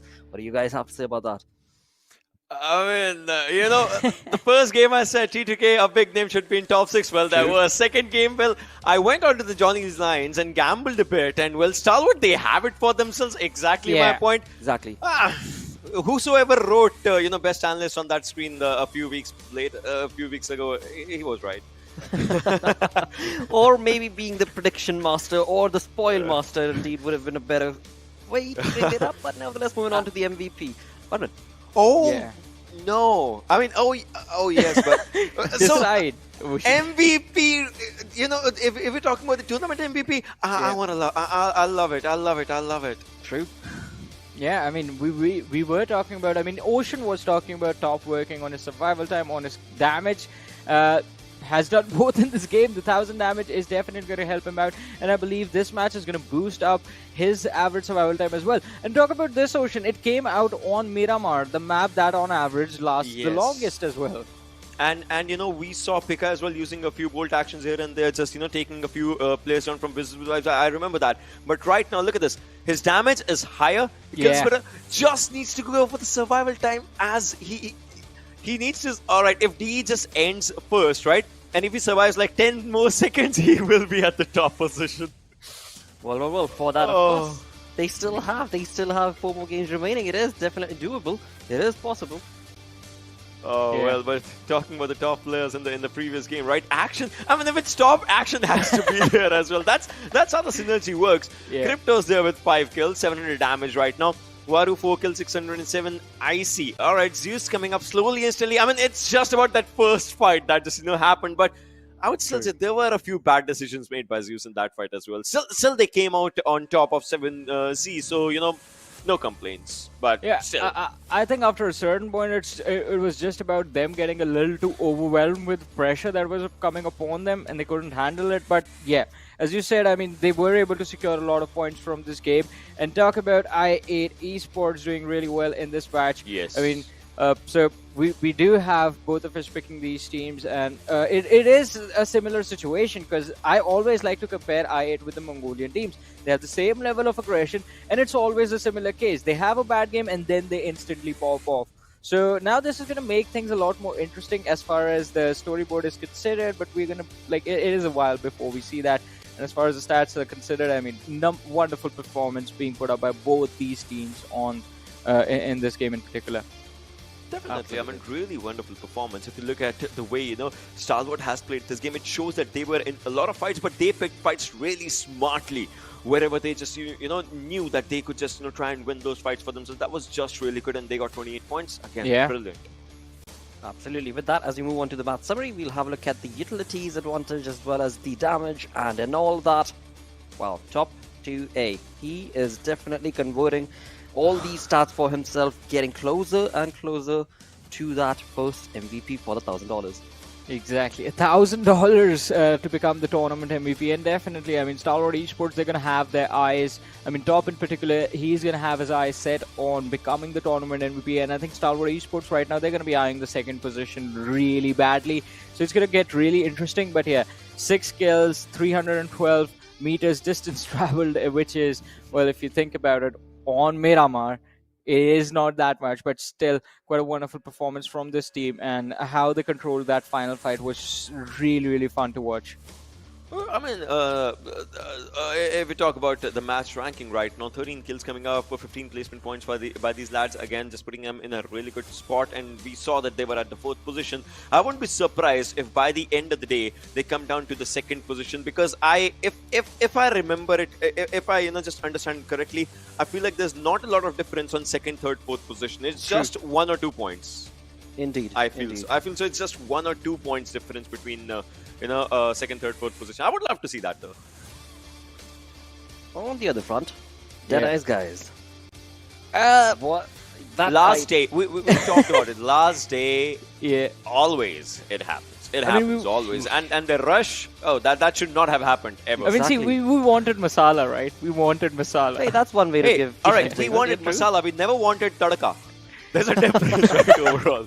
There's a difference on it. But in all of it, of course, that is the only thing working for them is the lead that they've been able to create. And for now, of course, that will be definitely keeping them on the top position. But if they continue this sort of an abysmal performance, well, things are going to get trickier and trickier for their $10,000 approach on the other front. Let's move on along with Ocean into the heat map that was showcased from the teams in this game. Yeah, if we talk about the heat map, right, it just actually signifies where the fights were happening overall and how did those fights just, will be remembered with a lot of teams. Look at this. Right now, the players are just coming down. You see the flight path. I mean, obviously, you don't see the flight path, but this is kind of the way it was. It's a straight line, I can tell you. But now, players were dropping down. You saw a few teams just dropping down to the areas of El Azhar. You see a lot of chunk just getting there. And then, a lot of teams just bifurcating around. But then, if you talk about the way the fight started, that's where a lot of difference was being made. Look at this. A few teams just dropping outside the circle. They had to get in. But El Azhar, that's where the first skirmish just started happening. And that's where you'll find it, right? The players eliminating the other players and then moving forward as well. You see a few skirmishes happening as well. And as soon as the circle starts popping up, look at the cluster that's just, coming up together slowly and steadily. And, well, if you see a red circle and if it's just, slowly and steadily fading out, that means the player's health was being taken down. And now, this is the circle, Johnny. We will see that happen a lot. Oh, it's getting hot in there. I mean, a lot of teams, a lot of individuals, and all of a sudden, as Ocean mentioned, we're going to see the heat shrink. It's going to get smaller and smaller and smaller as the players were getting picked off. It definitely is. Just if you look at it. But after this, when we'll see the final, a few players just trying to survive and trying to take up the fights, that's where we'll see just a few players here and there. But on the sidelines, we were just having a glimpse of the overall ranking as well. And 134, 132, 131. Oof, that's so close, so close. I mean, talk about being on the line, and again, just 1 point shy, and you lose out on a lot of money as well. So again, that is something that these teams definitely going to be keeping in the back of their mind as they fight on to get that money for themselves on the other front. As we move on forth, let's go on to the Oppo F19 Pro moments, where, well, there were so many moments to bring up actually. Oh yeah, I mean, and talk about how we were discussing. I mean, 7C Esports as well. I mean, a lot of expectations were there from this team when they came into this tournament, but now things are looking really, really interesting. I mean, this was an intense fight, and as Ocean mentioned, I mean, earlier on in the game, we did see the action in El Azhar, but ZEUS Esports. Now, this is a performance that was desperately required from this team, but still, the next level consistent performance is something that we want to see in the upcoming matches. Definitely, but then, in the upcoming few moments, we'll see a lot of failed rushes as well. This has been a thing of Miramar, right? We have seen a lot of teams failing down that they would not have wanted, and we have seen a lot of teams just, trying to just suppress their opponents. This is kind of a beauty of Miramar overall. Look at this. The players is trying to spot everyone, taking them down, but this is where you would never anticipate a rush like this. You should at least knock a few players if you want to rush in the open. Again, there are high grounds and low grounds, but the communication, it's like I'm going in, I'm moving forward, I need support, I need backup. Well, where is it? No answers for it. Yeah, I mean, there were no answers, and as we were talking about it, I mean, that was the fight that all of us were super excited to watch. We had fun watching it, but we were disappointed at the same time, because, I mean, you are leading the charge, we want you to take a massive lead, and it is the team that you're fighting against that is chasing you. It was really, I mean, DRS is the only one, were the ones that were the happiest from that fight. True. They definitely were. But now, moving forward, we obviously would be seeing just a few teams remaining slowly and steadily. And in that, I would say, obviously, Stalwart, they were being punished, right? They were being pressurized, but still they had such a good coordination among themselves. Like, think about this one, right? This was such a brilliant understanding. And, well, still so many Ramons going on. I mean, this is you called it a few months ago, right? This is going to be a thing that's going to be quite common in the upcoming tournaments as well. I mean, and it's not even an attempt to actually go for the finish, just an attempt to bait the shots. But hey, if you see someone lying out in the open, you're definitely going to want to drive over them. It's an urge you can't resist. But that is the moment I was talking about. ZEUS Esports stuck on the low ground. It was a really uncomfortable position for them. And I8, they were doing so well pressing the advantage that they had. Yeah, it's not just the advantage, right? They were in the heads of their opponents for a while. Yeah. You could just literally feel the opponents just, faltering down amongst themselves and maybe just not taking the I8 fight, but taking some other fight. And in a lot of fights, we saw that happening. But, well, Stalwart at the end, they emerged victorious. Absolutely. I mean, Mongolian team certainly getting that chicken dinner that we had been anticipating for their side. On the other front, as we move on to the damage graph, this is where you do not want to see these kind of names. I mean, you've got Wizzes there with 0 kills. You've got Stalwart Esports, Deadeyes guys, R3D, just a raw again. I mean, yeah, it's been an interesting 3-day affair right here in the finals for Season 4. I mean, it has been an interesting affair, but now things are looking quite more interesting because now with this performance, Stalwart Esports, I8, as we did talk about them, they're going to bring themselves up in the standings. And as Ocean said after the last game, in fact, if a team makes it into the top 6, who is getting kicked out? That is something that's going to make things a lot more interesting. And it is going to bring up a lot of pressure inside of this match. Plus, if you're talking about the performance in this game in particular, all those 4 kill teams, I mean, rotation fights are something you need to figure out how to get out of in Miramar. You can start them, you can pick off a few individuals, but then you have given away your positions. Getting to your next open spot or getting to your next cover spot, it is going to be a challenge. It most certainly will be. On the other front, talking about the challenges, well, the challenge is getting pretty trickier on the storyboard because, as you both mentioned, the points are so very close, so very close. 1 or 2 point difference there, you see. And on the other front, I mean, Deadeyes guys, they have their own saga going on. Yeah, but T2K, one bad game kicks them out of the 6th position as well. I8 is capitalizing there. I mean, this is just getting so good. And if Stalwart keeps on playing like this, I'm telling you, by the end of the day, the 2nd position will be for them. And then history will repeat in one way or the other that 1st position is by a Nepali team and 2nd by a Mongolian team, just the same as happened in the previous season. I don't know, the previous time the points were really close. This time there might be a difference, but DE, well, they've had 2 bad games right now, right from the start of the day, and we have seen only 2 games. True. Yesterday's 2 final games were also not for DE. Today, start off the bat, again, not really favoring them, but maybe they'll be able to pick up their pace. As we move on to the next page, this is where a lot of shenanigans are taking place. ZEUS Esports trying their level best, but it seems like a hard affair for them to move on into that top 6. I mean, it is definitely going to be a challenge because, I mean, 130 marker is where we see the team of Stalwart Esports, and they're quite close to the players of DRS, but ZEUS Esports stuck at 89 points. Then again, it comes down to those YOLO moments. Can't make a single mistake going forward. 4 matches remaining, you can't mess up. Margin for error, it's literally 0 at this point. Definitely is. On that front, let's move on forth and get our schedule on the screens where 2 games are done. As we move on forth, it is going to be time to jump into Sanhok. Now, on Sanhok, what are your anticipations? What are your predictions going to be for what team do you think could maybe lead the charge in this one? Could we see a comeback? I'm not going to pick one specific name, but in my mind, what I feel is some team is going to have their 3rd chicken dinner in this one. Oh, okay. Yeah. All right, that is going to be an interesting one. A 3rd one. Yeah. I mean, I would love to see that, but then again, the masala that's going on in the top 6 is getting more and more interesting. So, again, in this game, I want to see Stalwart do really well. I want to see if someone can cut the difference between them and DE. Also, if Stalwart does really well, that means DRS, a team that has been, I mean, we talked about DE not having a good day. DRS is not doing any better than them. Exactly. And they're still sitting on the 2nd position, but the difference against them is also being cut down. So if they get pushed down to the 3rd, maybe that's going to be a wake-up call for the team, and they're going to push even harder.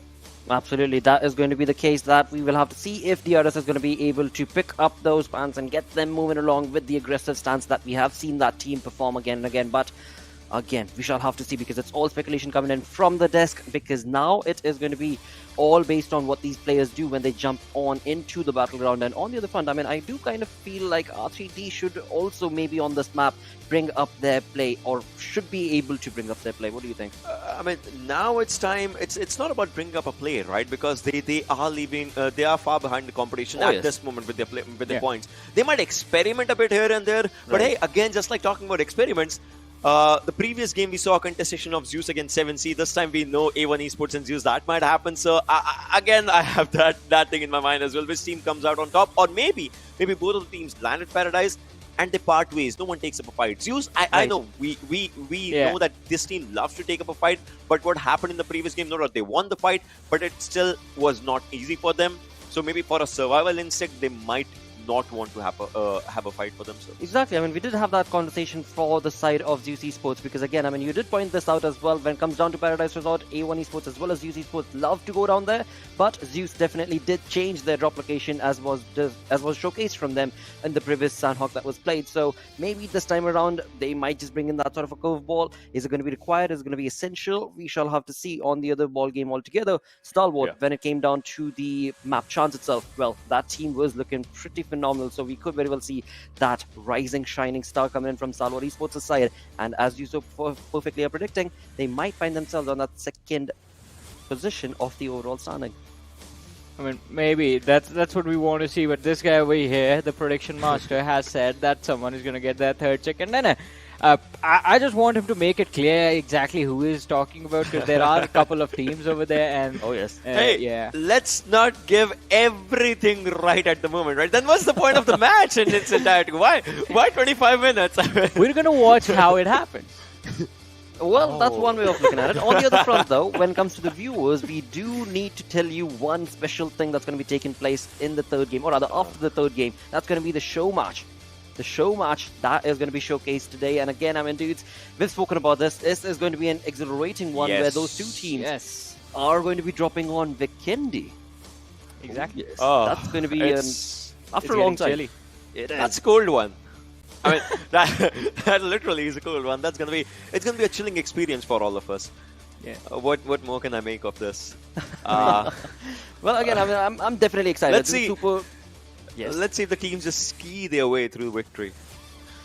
See if they can ski their way, but we is definitely keen on the desk, that's what I would say. But on the other front, again, talking about the play that is going to be made on Vikendi, that is going to be after the third game. On the other front, viewers, I do also want to tell you that the rewards are also set up. So for those rewards, where we do have the AUG skin as well as the parachute, the PMPL 2021 parachute, for that you need to be participating, of course, on the chat section itself altogether. But with that, it is time to move on into the map of Sanhok. Let's move on to our Panda Bros. We're going to be really happy because it's the greeny, lovely place of Sanhok. You know, we might be sweating right now because, of course, we're going to be heading inside the rainforest, but right after that, Necro, I'm really happy. Vikendi and the show match at that. Wow. But, you know, right now, a lot of things have changed, considering we're heading into Sanhok and the way the table is turning for a lot of teams. You know, you've got teams going inside the top 6, you've got teams going outside, and Sanhok is a map, you know, a map that is completely unexpected. Anything can possibly happen. Well, Ocean did make his prediction that a team is going to get a third, but what do you think? I mean, he didn't really exactly say it, right? What's going to happen? I mean, he still kind of like kept that little bit of mystery going in forward. Maybe he was not sure himself. What do you think so? I mean, yes, he's been trying to pull this off, right? Yeah. We've got, those even his tricksters previous kind of failed, dude. Even his previous R3D, he went with R3D, kind of failed out. They got taken down as well, so. You know, that was two ways out, right? He did say R3D, and he did also mention Stalwart. So, you know, he's either way wants quite a chunk of money there. I'm telling you, you know, he's developing this habit of gambling lately, and well, he's earning quite a lot of bucks, and he's gonna get a lot of things out of it. But now here we have all these players nervous, excited, feeling themselves, because yes, in the map of Sanhok, you've got to start. You know, you've got to start things in a really good manner. Now, one thing, of course, did happen was ZEUS getting back to their old drops, right? Yesterday, they did not contest it against A1 Esports. Now, today is something similar, I must say, or do you think ZEUS wants to take the fight head on? I would say ZEUS would actually want to take the fight head on. I mean, yeah, I do understand, just like how Dante did that 1v4 against ZEUS, or 1v3 against ZEUS, that might just drop kind of like the confidence a little bit inside Paradise Resort, but I would still say, I mean, ZEUS does have that little bit of mental edge over A1 Esports, so they might as well go and try to get there. But what we're seeing right now, that's not really the case. It seems like they're slowly and steadily traversing around the quarry area. That's also pretty understandable. They want to play safe. As we have mentioned, in the first two games, I mean, their performance hasn't really been as expected, Fixes. Yeah, I mean, it certainly hasn't, right? And I think the ship has definitely sunk. And Nice circle. Whoa, nice. I We mean, have seen this brilliant exact circle. one a lot of times. This is the best circle, right, for Sanhok, because you've got all the three lands over here. You've got that majority of the entirety, rather, of the Western Island, and well, Deadeyes. I mean, this is going to be one of those crucial games for them. Like I said, 3 games, you need to hold on to the lead that you have. Now, if they sort of can secure at least 10 points, I think their first position is pretty much secure, right? But we do have a lot of competition, even for the second spots, with Wizzes, with Vibes, with Stalwart, with Vibe, with I8, even with Raw and T2K. They all want to have their hands at that. Now considering, now this is what we did predict as well, right? ZEUS not taking a fight, and that has happened. A1 Esports safely, happily dropping off at Paradise Resort, and I still remember Dante, that clutch he pulled against ZEUS. That was Please so don't talk about devastating. And Please. even Please. even this sort of continues on, right? Even in the last game of Miramar, we've seen ZEUS and 7C going up against each other, but it was a completely different tale altogether. I mean, ZEUS were the ones aggressing. They used to clap 7C, not even kidding over there. They used to do that, but now things have changed, right? 7C did, of course, put up quite a good fight over there, and almost did wipe out ZEUS if they had not made those little bit of hasty mistakes, if they had not gone beyond themselves in that little fight. They sort of got overwhelmed. They could have done better, but this shows that ZEUS has fallen down, right? This time, of course, they might come back stronger some other day, but for now, for this tournament, this is one of those bad tournaments that they've had, right? And I'm pretty sure they might recover. But teams that are having really good tournaments, one of them I must talk about is Wizzes with Vibes. The way they have stepped in, the way they have been playing, wow. Exactly, man. Sitting on third position, Wizzes Vibes looking absolutely great. At this point, I would even say untouchable. I mean, the way or how consistent they have been throughout the day. At this point, I can put my faith on them and say that, okay, they're going to be consistent throughout the day as well, and they're probably going to be sitting on that third position, maybe even climb up slowly and steadily, because DRS, as even the analyst Des mentioned, they're also having quite a lot of rough days, including Deadeyes guys, so they might as well contest or take over DRS position, because there's only like 2 different fixes, and Wizzes Wise can definitely make that happen. But getting our conversations back to ZEUS, right? I mean, it's like back in the day, right? Still in Season 3, I remember the fights that they used to take, they didn't really used to get that much amount of casualties onto themselves. Now, in Season 4, it seems like each and every single fight they take, they get a lot of casualties on their side. And it's like they cannot make any flawless executions. Yeah, I mean, yeah, of course. We've had quite a lot going around that. Now, let's focus on Deadeyes, because they started to move really early, right?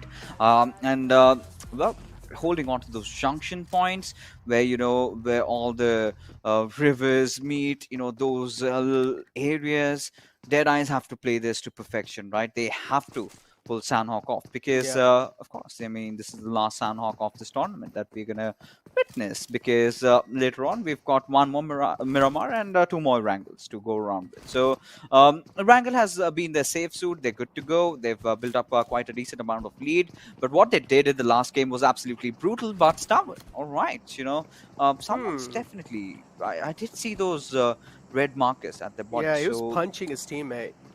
Yeah, so that's bad, right? Stalwart, after having that chick, that's not anger, that's excitement that he's trying to, suppress. Like, give me some kills, give me some players to shoot, because they're looking really hot after getting the chicken in, and this is typical Stalwart, right? Once they start steamrolling, they did not stop. Yeah, exactly. I mean, we do know that chicken dinner also gives you a lot of confidence, and that's what these players love, baby. But with that being said, we have Crypto's player card in front of our screens, and total kills of 22 throughout these grand finals, and total damage dealt is going to be 43-49. And then we also have another This is going to be Uzum, huh? I mean, Uzum has been one of those kind of instrumental keys inside the team over here. He plays a support role for the team, and he's doing quite a great job, supporting his team throughout any kind of fights. Even yesterday, we did see that fight. I think so. It was against 7C, where Uzum formed a great flank angle from the back lines and completely dismantled 7C on the map of Miramar. With that being said, hold on to my words over here. Is that Raw now going against Vibes? Jiggle taken down, Killer down to low HP. Same thing goes with Joker as well. He's down low. He needs to take each and every single step cautiously. He's going to be patching himself back up. And Jiggle, that's a huge casualty. You do not want a man like Jiggle to go down because he's the one who approaches the fights first. But this time, he ran up straight into a wall. He certainly did. And Team Vibes did want to carry off an early rotation. Now they're caught in a really precarious position. Now Team Raw again has been one of those teams that has absolutely just not surprised me, but everybody watching this tournament, right? Especially during the finals. As Legend, says hello to Joker with that beautiful knock and makes no mistake in killing him off. And T2K off to a really good start. Now they did that. Now they did the same thing in Miramar. Of course, they did try to survive for a lot longer, but high voltages want to just turn their dreams into nightmares, just taking 2 of their players down, and could have been a T2K game had he not interfered. But now, considering how the circle is, teams are starting to close in. Now this is where we can also anticipate Seal going up against R3D, but Raw trying to build up the pressure on Vibes. They're taking a few shots though, but nothing really connecting.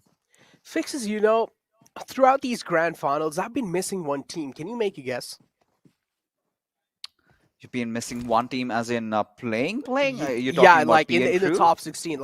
Yeah, exactly. Well, there you go. You guessed it. PN Crew. I've been missing them, man. I don't know why. Just the kind of content they were providing, man, in those end days, especially how they were always behind TDK. They were just not letting them go. They were just not letting them breathe peacefully. It was kind of funny. It was funny, but come on, you've got to be in those shoes, right? Imagine a team always down there to haunt you, and it's not a PN Crew to blame, right? T2K were the ones who started it. I'm not complaining for that. And they responded. They had to hold their grounds, and right now, Wally, of course, did spot out R3D's players, but Probeen and Jiggle will make no mistakes in blowing out their own comrades over there. I mean, of course, Wizzes with Vibes. Whom am I kidding? But, Wizzes with Vibes, and Vibes being in really close contestation as Hassan. Well, he's got that MP49 though. Baron, he is coming in for a push, and well, here someone we go. did say it right? Someone did say it right. The pen is mightier than the sword. Indeed it is. We found it out today now. But now Vibes over here have got themselves a compound. Looks pretty good. They have at least for now they can call it their home. But I really feel like Fixes over here. The circle's going to be shifting on the top left island, and I mean, we have seen these kind of circles, and that's what exactly has been the outing most of the times. But here we go. This is how a player of Wizzes Vibes went down. All right. It was Ruthless over there, and Raw. They have found themselves, again, out in the open, but it's fine. It doesn't really seem like there is anyone in the nearby vicinity, so they are pretty safe for now. Oh, they certainly are. And, blah, blah, blah. He was on that scooter. And every single time I see a player, I do not know. My blood starts getting incinerated. I have really bad memories with that vehicle, particularly every time I played Sanhok. And, so you hate it? I of course I do. I have shown my dissent over it. A lot of times. I do not know why this vehicle still exists, because buggy that's one of those standard vehicles that I really like. Running pickup truck. Yeah, could do a little bit better with the speed, but again, now this is really interesting, right? You've got a decent circle shift. You still do not know where the circle is going to head out to, because where Stalwart are, or is it going to go to where Team BABLU is, or maybe towards where Team Deadeyes are. So it's so confusing, and DRS amongst everybody. This time not taking the water route though. They're going to try to get inside the circle. Now with I8 being right beside them, Now, this is where things start to get tricky, but I'm pretty sure no one's going for this airdrop. The growths are, nah. Yeah, Mm-mm-mm. not worth Not it. happening. Yeah, It's just not worth it, definitely. man. Like, especially like out in the open in water. I don't really feel like it's kind of worth it to go there and grab that Groza. But now, I8 again. DRS is right behind this, behind them. Mind this, so they need to be aware of their surroundings. It does seem like for now they're quite aware. They're doing their job as they're scouting the areas out. They're making sure at least any other team is not really approaching their position. But take a look at the circle. Each and every single team is kind of slowly and steadily starting to gather over in that center lines. Vibes as well moving near Painan. Looking quite good for now. None of the teams are taking any kind of fights. And this is quite a slow game of Sanhok fixes. Like, none of us anticipated it. As teams have realized, right, this is the third game of the day. This is really important. Try and play this one out as safe as possible because you do not want to go out with no points for yourself. Yeah, I mean, it's starting to look a little bit dicey, but now, I mean, look at so many teams. Seal subtly, for a moment, I really thought they're gonna take down R3D and their misery and get inside the circles because, of course, I mean, you've got a lot of free points out there. R3D have not really been replicating the sort of performance that they did in the third Super Weekend. For a moment, I really thought this is one of those teams to actually watch out for, but I think pressure, the word, certainly seems real for them. Now, T2K, they've been really late on their rotations. Now, this is not something that they would want to do, especially in a map like Sanhok, right? Because look at the peripheries. Every single area is covered, you know, unless and until you enter in from the quarry. But then again, that's going to be a really long rotation as Pika, well, he certainly has spotted out top, but shots definitely were taken down, but nothing did connect. But, you know, this is going to be so devastating for Clarity BABLU because now their position has been compromised. Stalwart, any single moment can decide to take them down, and they've got that aerial advantage for themselves. Yep. They do have that advantage. Clarity BABLU looking to chip some damage away from top, but not really able to find any successful connections up till now. And look at this. No, Blade is straight up walking in ZEUS' compound, and ZEUS as well. They're maintaining that pin drop silence. And oh no, I feel so bad for Blade. ZEUS are just so evil, man. They were just proning inside the house. They realized that the prey is approaching. And that's when they just straight up, they were like, all right, dude, this is our time to stay quiet. And they were like, they did not move a single muscle until he just straight up walked in that compound. I don't understand. Take a look at the distance as well that Blade was maintaining from his team. Ay, what days have come, ZEUS. You know, this is definitely not how they used to play, right? But if push comes to shove, you know, when you know that you've got to get inside the top 6, you've got to do things which, well, are beyond your ethics. But yeah, you've got to do it, you know, as long as you're sticking to the rules. And well, I mean, all right, take it, because we've seen a drastic change in ZEUS. But talk about drastic changes. This is where it all comes down, you know, to the circle taking a certain shift. Wizzes with Vibes having a really good position. We've got Vibes. They are certainly going to try entering in from the certain side. They are also already inside the circle. But I think if they can take that certain area just behind Wizzes with Vibes, that would be really good for them. Definitely will be really good. And well, here we go. He was shocked. So surprised, sad, dude. Sometimes you got to drop your standards down, fixes.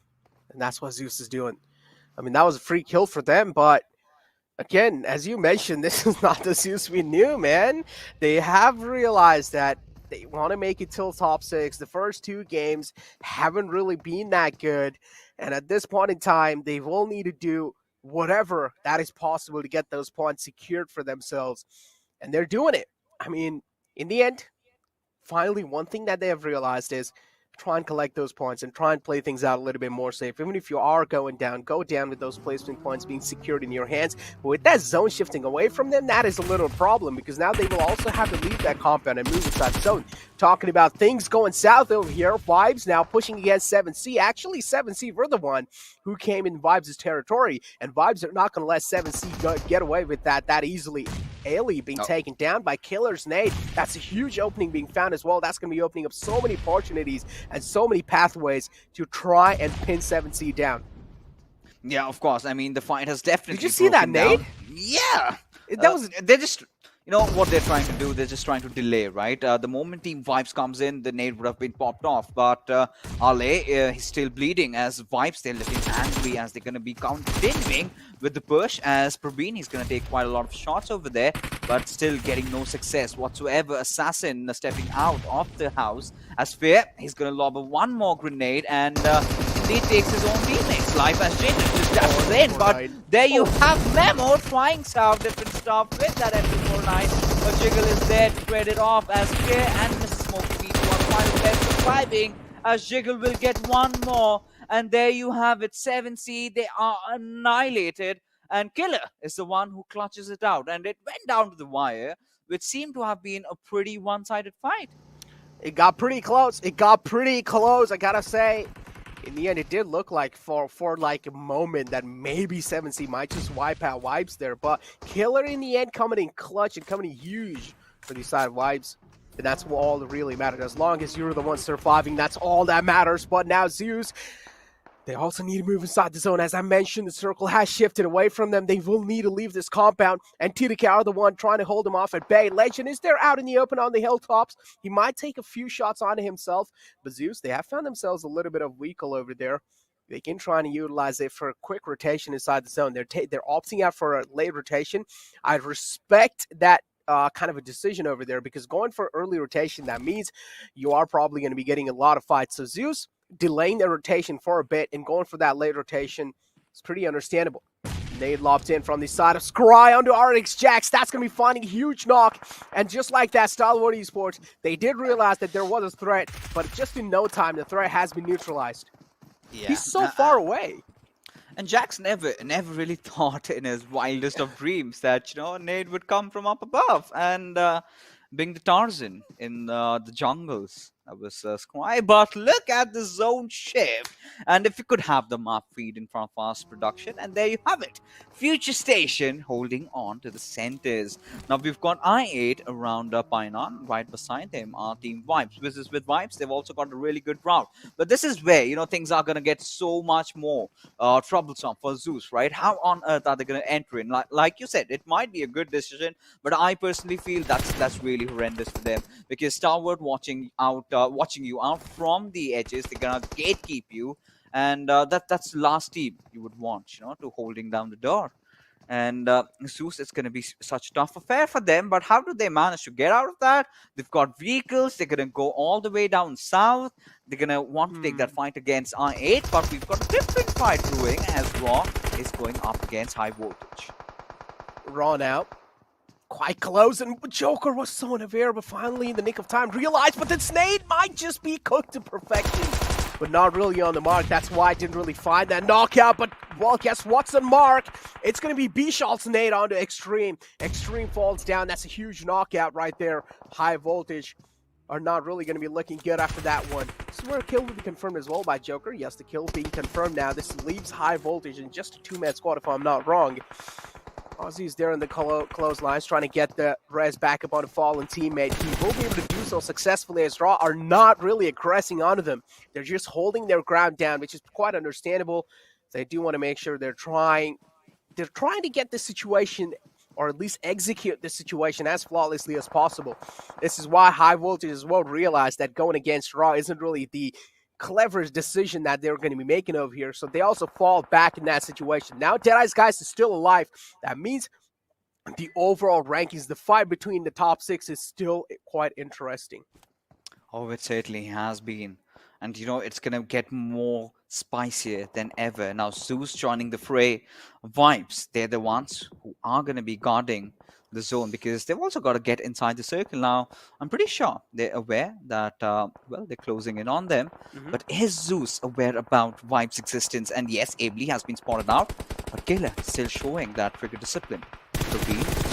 Holding on as Zoro finally falls down, and so does Godless as the gods of thunder. Well, they're in a whole world of trouble. Fix, I don't understand. 2 players moved from behind the bridge, and then the rest 2 move right in the front? That's kind of a questionable move right there from the side of ZEUS. I mean, 2 players took a good rotation through that Pine and City bus, and the rest 2 are just too exposed, and Vibes now capitalizing onto it, but still 2 players falling short, and the 3rd player almost goes down, but no, it's going to be the answer. Jiggle coming into clutch in that situation, but now looking to third party this entire situation, and Wall, we do know what Johnny's capable of, always in the front lines, taking those fights hard for I8, but here we go, high voltage, engaging another fight, Seal are quite hurt, Wally goes down, Baron low, but it's fine. Seal, they only have 1 casualty on their name, but it's not also casualty, it's just a little knockout. They will probably get the res up back onto Wally, but they also need to move inside the circle. The circle shifted away quite far. Yeah, 100%. You know, then again, you know, coming down to what really happened with ZEUS, I believe they were oblivious about Team Vibe's presence over there. Now, considering how the zone has shifted, it's got so much more exciting for Deadeyes because they've been spotted out. Now, they're the ones that have to get inside the circle. It's going to be so difficult, but still, they're putting up quite a fight, getting a few kills here and there, as Shifu has still been knocked out. He needs the rest, though, but it's not going to be possible, as Rated Sir has also fallen off. Now, Deadeyes, this is trouble for them, as Pika is going to enjoy himself inside his vehicle, inside the waters. Does not care. I mean, was finally stepped out. Yeah. I mean, yeah. As long as BABLU is staying alive in the game, we do know BABLU is kind of a team that really likes to secure those placement points, no matter what. But still, as we were talking about, having some casualties on their name. Now Baron and Delta, or actually Baron's the only man alive from their side. Visit Vibes as well. They're slowly and steadily crumbling down. Delta is there in the clotheslines. They still have 2 players alive, but the zone's chunking away quite a lot of damage. Baron does realize that Delta is in the front lines, but hold on, what we're seeing over here, Raw eliminating Deadeyes guys in 11th position. Blah, blah, blah, couldn't really patch himself up in the nick of time, and that's why he goes down as well. It's going to be Raw taking an exit in 10th position. Oh, well, you know, that's definitely going to hurt them, right? Raw, they've been trying so bad. And now as situations are, DRS, well, they have the numbers. And yes is the answer, as this could possibly be the game where they can pull off a biggie. But right now, they've got I8 right in front of them. Now, they've got to make an interesting decision. They have got to get inside the circle. But look at Ozim's position. It's going to be so instrumental. As AJ, he knows. He's heard that vehicle running through. The smoke's popping up. He knows that he's got a slight idea as to where I8 are. Now, Ozim, he's going to lob this grenade. This is going to be so crucial as it goes out. Does it connect? Does though, but Nima, well, he takes a few splinters, but that's just about it. He can live with it. Gets one more right at his face, but still manages to survive as he responds with one. And the players of I8 now seem to be in a little bit of trouble because they've got the low ground, of course. But look at Pika. All right. Well, he's infamous. He's infamous, Necro, for pulling off those healing battles, right? He's been doing that for the past 2 days. And I'm not going to be surprised if he does it today as well. Yeah, I mean, he might as well, right? It really depends how many okay, he does have a decent amount, but I still feel like it's really not enough. Yeah, it's still not enough for a healing battle. He should make it inside the zone. Maybe he's just trying to buy a little bit of more time off because he does know Clarity Bubble is right in the front lines. If he exposes himself, it means pretty much it's a GG for him. But yeah, Future Station still the kings of the zone. The zone is just shifting onto them over and over again. And these kind of moments just realize it just kind of reminds me of a team called LOG1. If you remember Fixes back in the day in PMCO, there was a team called LOG1. And this was the same exact thing. The zone just always kept on shifting onto them. And now this is the same thing happening with Future Station 1952. The zone is just following them. They're just being the zone magnet. But at this point, we also have another fight panning out. And this is what exactly I said. He was trying to buy off a few more minutes, and he did so. But the nade from Future Station catches Pika, and that's going to be it for Stalwart as well. Yeah, that certainly will be. And, well, the similarity between Future Station and Log1, both are bounding teams. And there you have it, DRS. They're going to try to fight for their lives, but Magnet says not today, at least not in this game, as they've already racked up 7 kills. And yeah, they pretty much have won. But I8, this has been such an important game, right? Now, Sanhok is definitely not their the strongest suit. And Future Station, they're just going to enjoy the moment, right? We did have this discussion, right? The chicken dinners that come out in Oh today's my evening God. are definitely going to be coming from the off teams. Now, I really want to see where does Future Station stand over here after this chicken dinner, because it's not going to be their first, right? But at the same moment, we're not going to see a third. So that's a different story. But Future Station, they're just waiting. They're just waiting for Johnny to run out of his first aids just before they can perform the victory dance, or are they going to do it right now? They might as well do it right now because there's like no threat nearby. Johnny, there's no way he's going to be able to come out of his cover and then find a clear line of sight on the Future Station. But still, Future Station are looking to get those kills. Like, they want these kill points, and that's why they're moving out in the open. They're pretty hungry, man. It's pretty understandable. Look at Clutch Baba. And Johnny has spotted Clutch Baba as well. He might just go for the final blow on the Future Station. Yup, he is doing that. Clutch Baba is low. He's quite vulnerable. And he will find him. Yes, he does go down. But it's fine. Future Station, they take the final man of I8 down as well. Malik, again, from Wizzes Vibes. Somehow, things are looking really bad for them. But still, they get third position just because of Malik's, man. All props given to Malik. You know, Ocean is going to be so happy with Future Station getting the third. Now, on the overall ranking, now they've got themselves so close at the 7th position, right? They're ranked 7th right now. And all they have to do is just climb one more rank with, well, 3 more games to go. Anything can happen. And, well, you know, Sanhok does favor the ones who have the blessings of the circle, right? And Future Station, of course, played it to perfection. They did not overextend themselves even for a bit. Of a lot of teams, however, we did witness that, you know, they were going for really, really late rotations, which sort of did bite them in the back towards the very end. But overall, a really good game of Sanhok, the way it was supposed to be played, and the best team did manage to win over there. And, well, now it's time for some chilly weather, I believe, Necro. Yeah, exactly. I mean, Future Station being blessed by the zone, that's a good chicken dinner on their side as well. But yeah, I'm waiting to see Ocean's reaction. So yeah, without wasting any time, let's push to a little break. On the other side is going to be the analyst desk.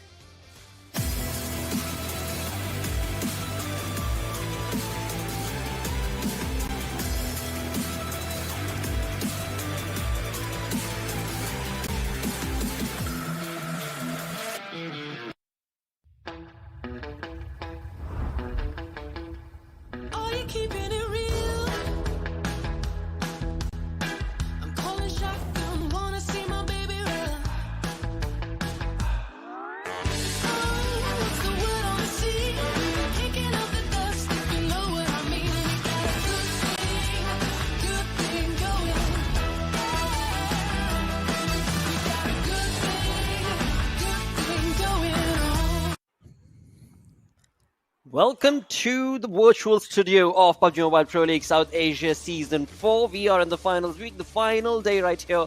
And 3 games are already done. But what a play being showcased right there from Future Station. Getting that chicken dinner in style. And what do you know? That third chicken dinner that Ocean kind of spoiled has... Yeah. It just happened. It just happened. Yeah, the man dodges questions like a boss, but makes predictions like a boss as well. And I'll give him that. Definitely. Ocean, no word from you, mate. I mean, mic drop. That's what I did. That's all.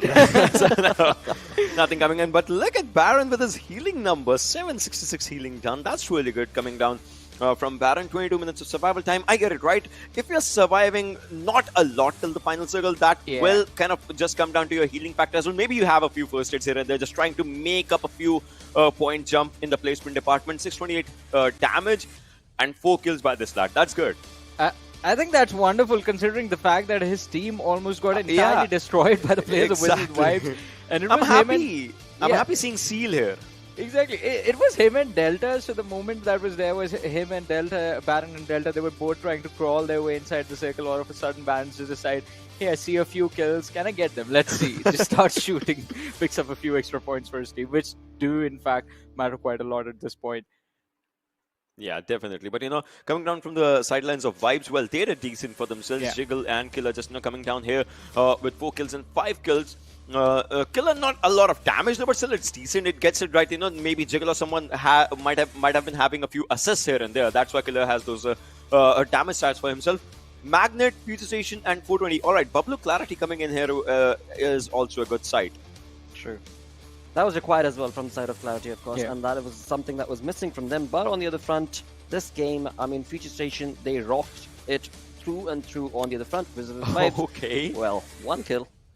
1 kill and 0 knock means they either finished the last player from one of the teams and or they might have stolen a kill that was already knocked out. It means that, but given the fact it shows 161 damage dealt, I get it. They might have had a few shots here and there on someone who might have been outside the zone, and then, well, last person, they just took him down, something like that, because this is perhaps the This is lowest weird. damage dealt. Yeah, this definitely is weird. I mean, but still, I feel quite happy with Delta then. I mean, since he did manage to run away from Baron first and make sure his team was there in the second. But yes, most heals, 2017. Johnny, that's a lot. Yes, quite a lot. We've seen the highest number reaching down to 2,900 as well in this tournament itself. But 2,078 again. This might just be the second highest or third highest most heals done stat right now, as we're just looking forward to it.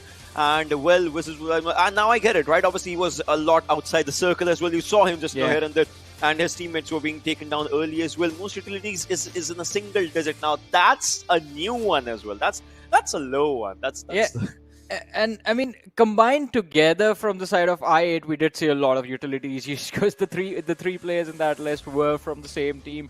But talking about I8, quite a wonderful performance from them. Although I have to say, during those closing moments, I mean, 3 minutes before the game actually ended, it looked like DRS, they had the best position and they would walk away with the chicken dinner. But then again, I mean, Future Station just holding the center for so long, making sure the control was always with them and securing those 23 points. It is a really nice game coming in from this team. It definitely was. I8 coming up here with obviously 5 kills for themselves, 10 placement points. Then DRS is there as well. So DRS is climbing up. Yeah. It's not a huge jump given the fact their opponents, even if they don't have a lot of points, they are still maintaining that lead for themselves. But DRS's climb, it surely makes DRS fans a bit hopeful for their performance by the end of the day, if that happens. But moving up forward, 9 to 16 is where I guess we'll be talking about those teams that obviously are at the top or maybe just fizzling out here and there. Because Stalwart, they have 9 points for themselves, but DE 3 points. That's now they are moving on the road, but they are experiencing a few bumps here and there. But meanwhile, DRS is road, but it looks like it's still clean, it's still good so far.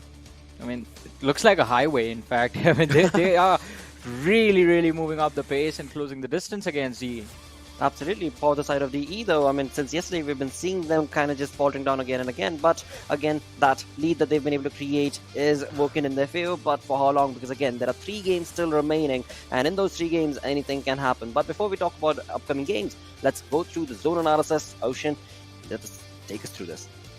I mean, I love the zone analysis part in this, especially in a map like Sanhok, because right now, Johnny, Future Station, it's here. The circle kind of ends here. Just think about it, right? The way the lads have started. So this is where it gets really tricky, but again, it gets really not exactly funny for us to see sometimes, but it just gets challenging for a lot of teams, because look at this, the zone's forming up slowly and steadily. Even the hard shifts are something that's just taking the lads to the downward side, and now this is where we'll have that one ZEUS I8. What was it? Knock, who was there? 1 kill just taken down by ZEUS's players. This is a really good area for ZEUS. Had the circle shifted here, I mean, the story would have been entirely different. But look at this FS. They had such a slow rotation right in the first few zones, but then, oh, Johnny, they popped up. Exactly. I mean, all of a sudden, I mean, they realized where the circle is going to be. And look at that. That is a magic trick, right? I mean, the furthest away from the circle, and all of a sudden sitting in the center. And the next one as well. It was an incredible rotation from this team, how they managed to survive with a really good number of players still holding strong. And also, I mean, talk about like the grace of the PUBG gods, that majority of the teams were playing the edge the entire time, and all of them were just fighting each other. Future Station were having pretty much a fun solo party. Yeah, and DRS, their rotation was really good. I mean, they never faced any team here. But look at this skirmish, the one that I've circled, right? ZEUS was there, I8 was there, Wizzes was there. I8 just coming up with a really good third party. I'm pretty sure we'll be seeing the clips of this in the open moments as well. But this was just so good coming down from these lads, because you see those red blinking markers on that side that shows the fights that were being taken down. But the circle and future station, oh well, they enjoyed it. Yeah. At this point, this is the moment I was talking about, not this one, before this one, where I thought DRS actually were going to walk away with a win in this game. But closing in definitely did become a challenge. It did become a challenge for them, because it is going to be I8 and the players of Future Station that you're going to have to deal with. And it's never going to be easy against these teams. But still, a really good effort from DRS. And this is going to make the standings really, really fun now. Most certainly, the storyboard is definitely lighting up from the side of DRS, whereas for DE, well, they just steadily making progress from one point to the next, from one game to the other, and that certainly is definitely not going to be favoring them if they keep up that sort of a storyline.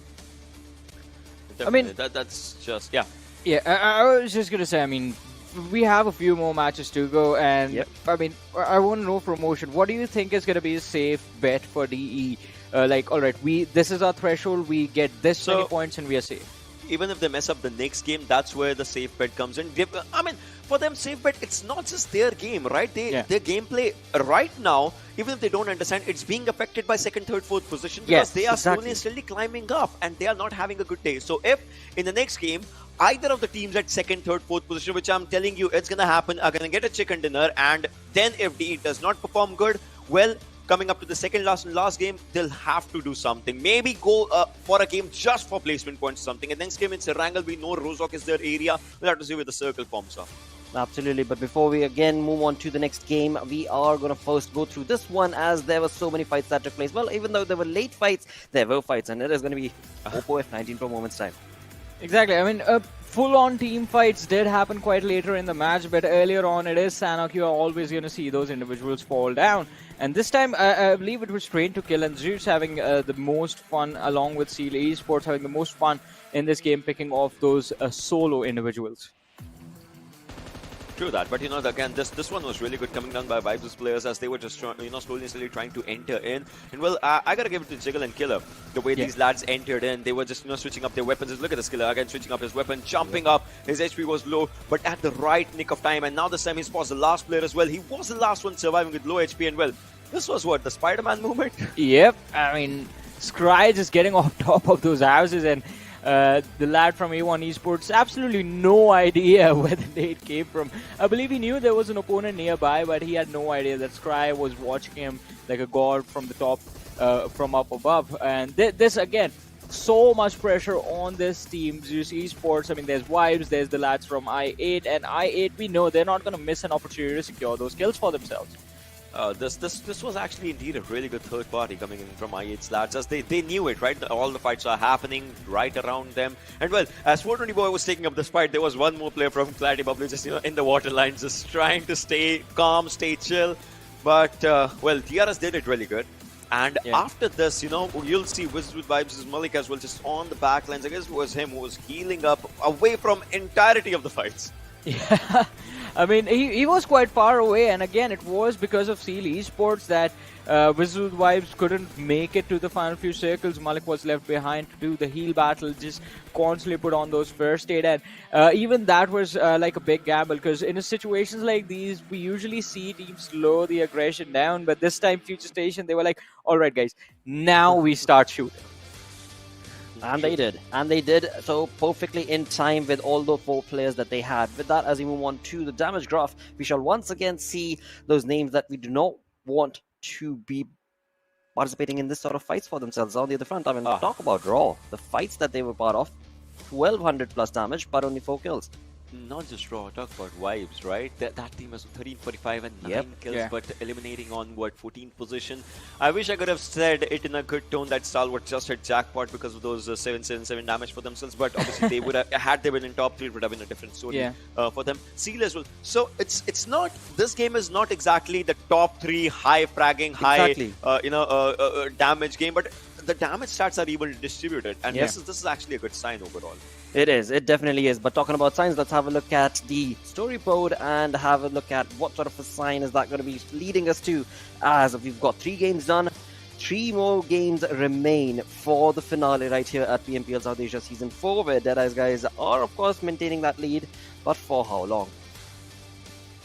Yeah, I mean, it is going to be really interesting now because it is a 29-point difference between DRS and Deadeyes guys, and I completely agree with Ocean. Next match might just decide the fate of how much pressure, not fate exactly, but it will decide how much pressure Deadeyes guys will be feeling going into the last 2 matches. But Stalwart Esports and I8, no matter what happens, if these teams, as long as slowly and steadily they keep bringing on those points, just like in this game as well. I mean, they do not have enough kills, but the placement point skills combined something did come their way. So if that keeps on happening, they're going to keep moving forward. But it is looking really intense because Raw 122, I8 on 135, Vibes 136, 140. Anything can change with a single game. It's still very close. Yeah, top 6. I mean, that's where we have to just draw up the line as well. By the end of the day. But moving up forward, ZEUS again. Only one good day. This is what I was talking about yesterday, right? I cannot still believe that they are stepping up on the what is it? The pedal to the metal kind of a thing. I don't believe that's happening because now with 3 games remaining, I don't know if it's a lot to ask, but we'll see. And T2K as well, they are back on 9th position the way they started up their day, like 9th, 10th position. That's where they started up their day. True.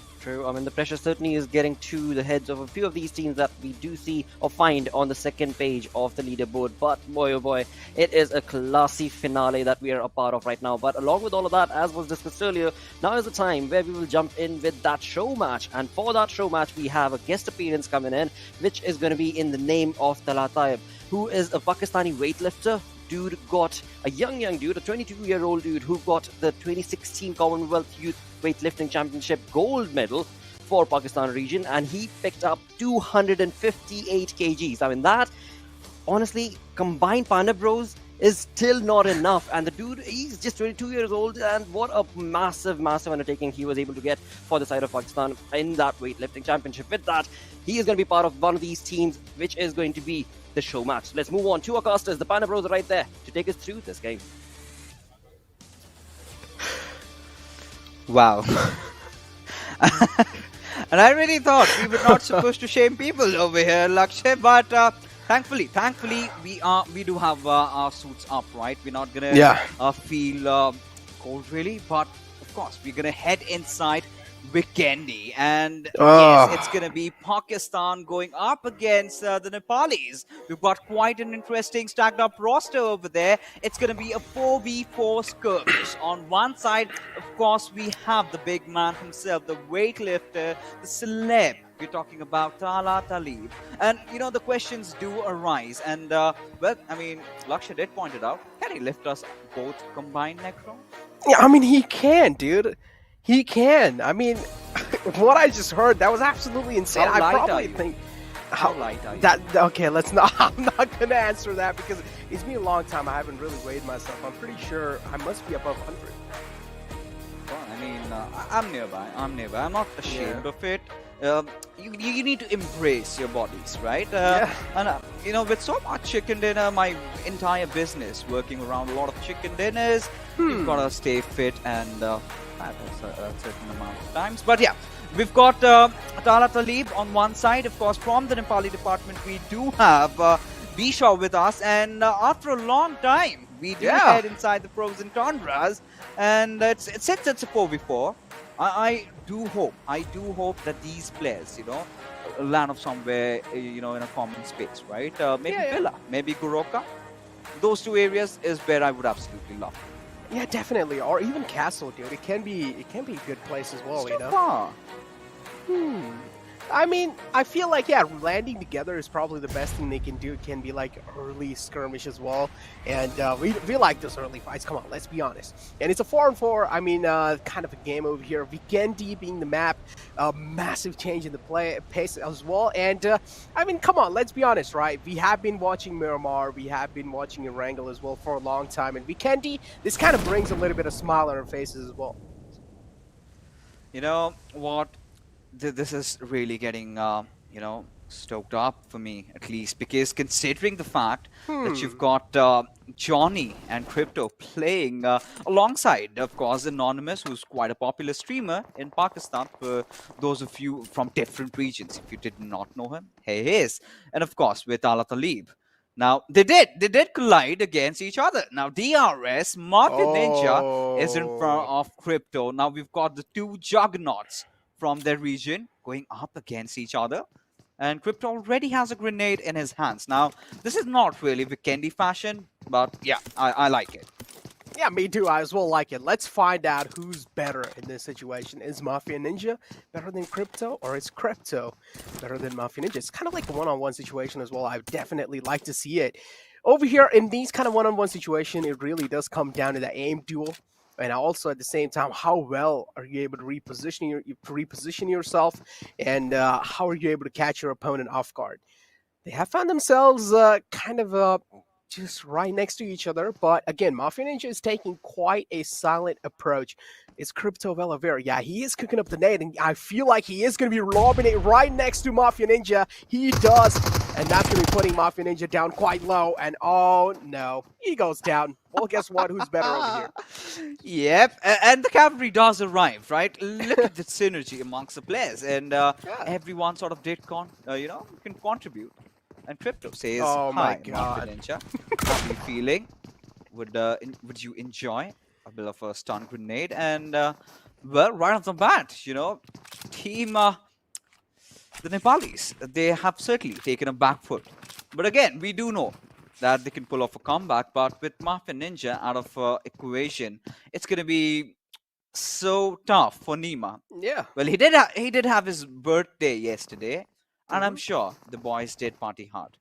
Yeah, definitely. I mean, it was his birthday, And I think this is why they died. Well, maybe, yeah. I mean, Mafia Ninja, we do know he is the IGL as well. Now, the torch has been passed on forward to Nima. And let's see how well he's able to do. He has spotted the players in front of him. Is he gonna be taking a few shots now? We do see Crypto approaching the combat in his front lines, and this is where Shomagar as well has spotted them out. But he's down quite low, but they're doing a great job keeping them off at bay. B-Show now. He is patching himself up. SK49 is right in the clotheslines. He's looking to contest this fight down, but I also do like how well they're staying, sticking to each other, and that's what is really helping them inside this fight. And take a look at this now. Team 1, I mean, looks like they're doing quite a great job inside this. Oh, they indeed are. I mean, getting one more knock. And this is a big one, right? SK49. Yeah. You cannot disregard this player. He's been one of those players we've been really closely attached to because, during my initial casting careers, I remember to have casted him so much. And he's one of those OGs of the Nepali gaming community. But I believe Tala Talib has been eliminated over there, but still, I8 having the numbers strong. Now, this is where Crypto and Johnny have to do the heavy lifting, right? Yeah. They've got 2 players to deal with, and well, Maga, he's right in front of him, and Johnny knows exactly where he's hiding, and well, he's gonna make a run for his life. And there you have no difficulties taking him down, and it was almost a clean sweep for the Pakistanis and Crypto. Well, he seems to be really happy. He's laughing. I understand why. He's got Mafia Ninja at least. A lot of you people might be thinking, yeah, it's an exhibition match, nothing on the line, just having fun. But no, that's personal. I'm telling you, it's personal. It definitely is personal. I mean, come on. It was a one-on-one stalemate situation between Mafia Ninja and Crypto. And just that beautiful nade from his side took Mafia Ninja down quite low. Yeah, I do understand there's nothing really on the line. And these are just kind of like the show matches, These are here to just have fun. These are here to for the players to kind of chill out. But without wasting any time fixes, these players are ready for another one. They're like, all right, we're not really going to be settling it down just with the first one. The Nepalis saying, no, we want another one. We want a rematch. So they're going again against these Pakistani players. And let's see now this time who comes out on top. Yeah, I mean, now look at the boys, right? The Nepalis, they've gone serious now. They mean business. And I mean, if they had any shirts, they would have folded off their sleeves because that's exactly what they would want to do. because otherwise, the smiles on the Pakistanis, that's gonna stay, right? And well, Johnny and Crypto, they're of course enjoying their time, and Anonymous does know what he's got to do, but I must say he's the best dressed out of the lot, right? You gotta give it to him. Definitely got to give it to him. But now you can also take a look at SK49. That man seems serious, dude. He's not even laughing at this point. He's just like completely focused inside his phone. Yeah, of course, has to be, right? Considering the fact that he was I do not know if he still plays competitive, but he did have his competitive career going on for quite a long time. Now, of course, you would expect that expect that to happen, right? Now, Pakistan going up against Nepal, we know that things tend to get really feisty. But now, this time, is it going to be Villa again? Because at least one thing for sure, that these teams did not wander off elsewhere. Because imagine having to cast a game of Vikendi and go on for like 33 minutes, just two teams in front of you. But thank you to both the teams playing in front of us right now. They did drop right beside each other. Now again, with Vikendi back into the map pool pretty soon, how do you feel about this map? Man, I like it, It's kind of like, it's really pleasing for my eyes to at least like see something unique, right? We've been casting Miramar, Sanhok, Erangel for a really long time now, and it's good to see a little bit of kind of like change over here, It does feel quite pleasant. It does feel quite chilly, as you mentioned in the past. But now, again, these two teams, they're going head-to-head against each other again to find out which one is actually the better one. Now, the first one has went to the Pakistanis, but now Nepalis are looking to get the revenge fixes. Oh, they certainly are. They want to equalize the numbers. And, well, that's what the Nepali fans would want. But you know what the Pakistani wants? They want a 2-0. They get really competitive about it. And, well, as things are, dropping off on that main villa compound, we've got the Nepali teams, SK49 and Nima looting together. We've got Bishwamaga just being away from the pack, right? And that it's something that you're not supposed to do, especially when you're 1-0 down, right? You got to stick together, stick with your friends, and of course, rely heavily on the three players with you.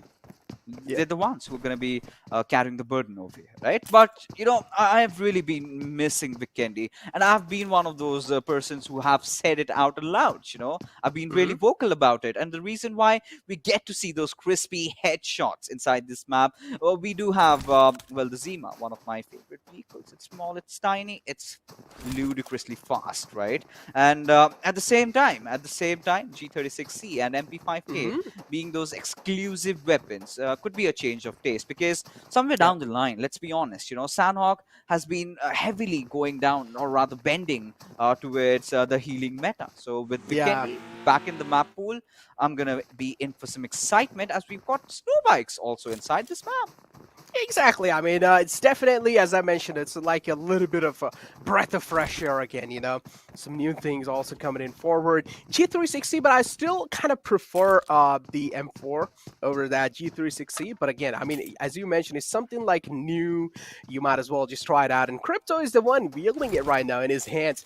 But yeah, again, I mean, I personally do want to know. Man. Yeah, Fixes, like, imagine, right? These two teams, they are inside a plane. I do want to know what kind of talkings they're having when they're on that plane bypass. But hold on, Nima getting caught off guard out in the open. Crypto capitalizing onto it. And, well, the Nepalis are already bleeding. Fixes. This is not good. Yeah, the Pakistani Terminator does it again. And this time, Crypto, he's taking quite some beating, but manages to come into safety. But this time, of course, with Nima, we do have Bishwamagar going in for the res, but SK49 is going to provide some very good cover fire from behind, and has managed to take down Anonymous.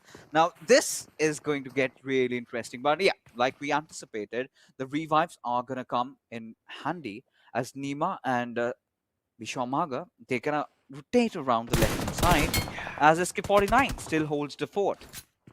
I mean, he's doing a good job of, like, distracting all the Pakistani players right onto himself. Like, he's doing so much damage that he's keeping them engaged while his teammates are trying to find a flank angle.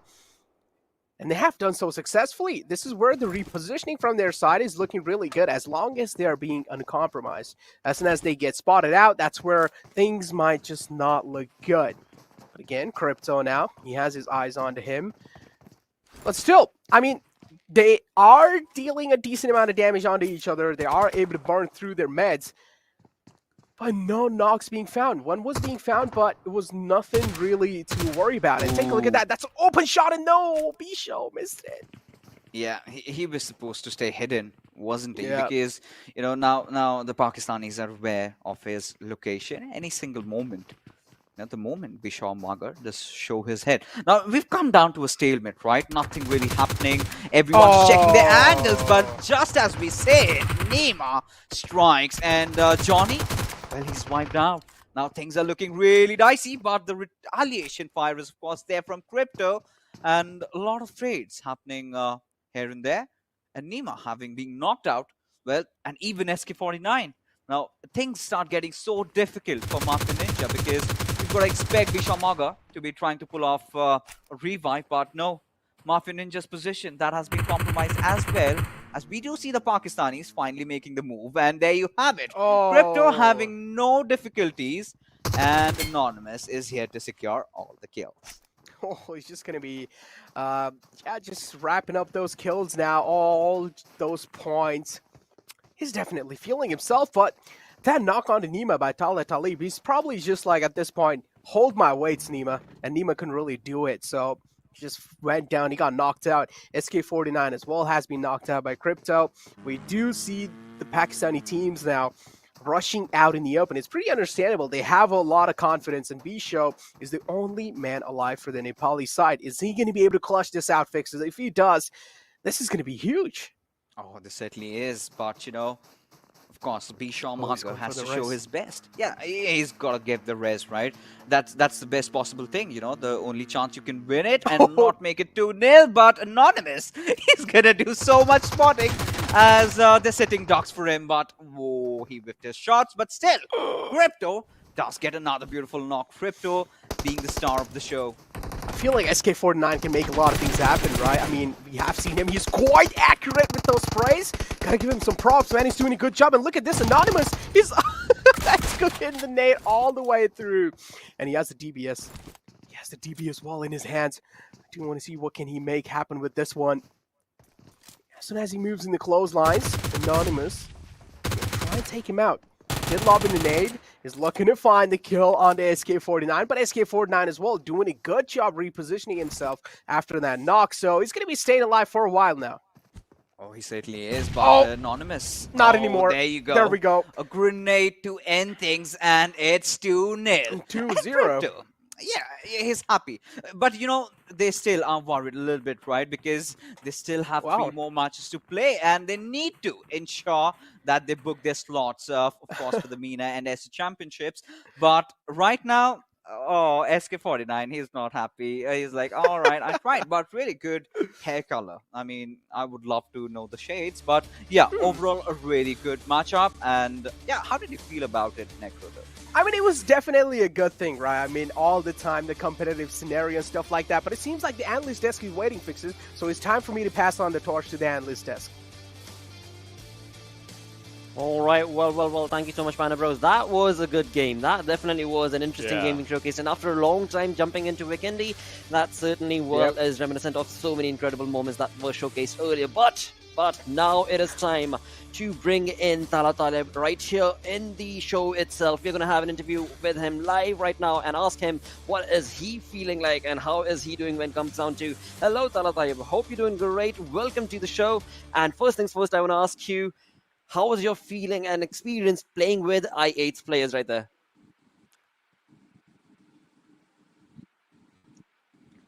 मुझे बहुत खुशी हुई कि जैसे इतने PUBG sports के जो legends थे उनके साथ मैंने प्ले किया और जैसे मेरी फील्ड के अंदर ओलंपिक्स जैसी गेम्स में या एशिया लेवल पे जो मैं compete करता हूँ तो पबजी मोबाइल ने एक बहुत अच्छा इनिशिएटिव लिया है कि जिसके अंदर ई स्पोर्ट्स को भी प्रमोट कर रहे हैं Absolutely, which is very important as well. And again, a huge kudos to you when it comes down to what you have been able to achieve. जो आपने अपने मुल्क के लिए किया है with 258 kg आपने उठाया for that gold medal. Incredible performance. लेकिन उसी के साथ my next question आपके लिए ये रहेगा कि वेकेंडी पे खेलने के लिए आपका एक्सपीरियंस कैसा रहा? आपको वेकेंडी मैप सबसे ज्यादा पसंद है कि आपको कोई और दूसरा मैप ज्यादा कंफर्टेबल लगता है?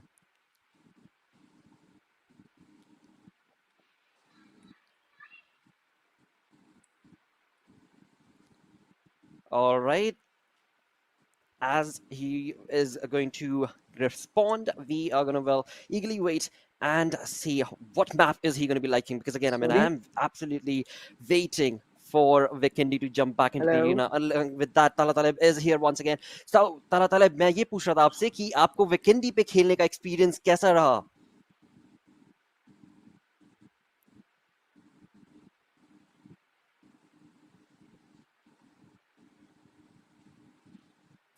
Okay, there seems to be a little bit of a connection problem right there. That is absolutely fine. But once again, it was incredible to get him to be a part of the esports arena right here in this virtual battleground, right? I mean, again, kudos to him for participating, of course. And again, with that, thanks to Talataib for all the contribution that he's been able to do for his country. And with that, the show must continue on, of course. We are looking at 3 more games remaining for the day. So let's move on along. Let's have a look at the schedule where 3 games are done, 3 more remain, and we shall see with that what are we going to expect from the Pakistani region? Because this definitely should give them a little bit of a boost, maybe.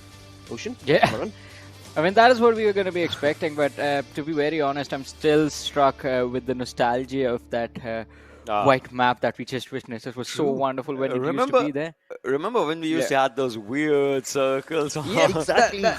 And talking about weird circle, I would love a weird circle on Erangel. So me and Ocean were having a discussion before the day started, how much we would love and what we would give to see a military circle today. Yeah, probably. I hope it's this game.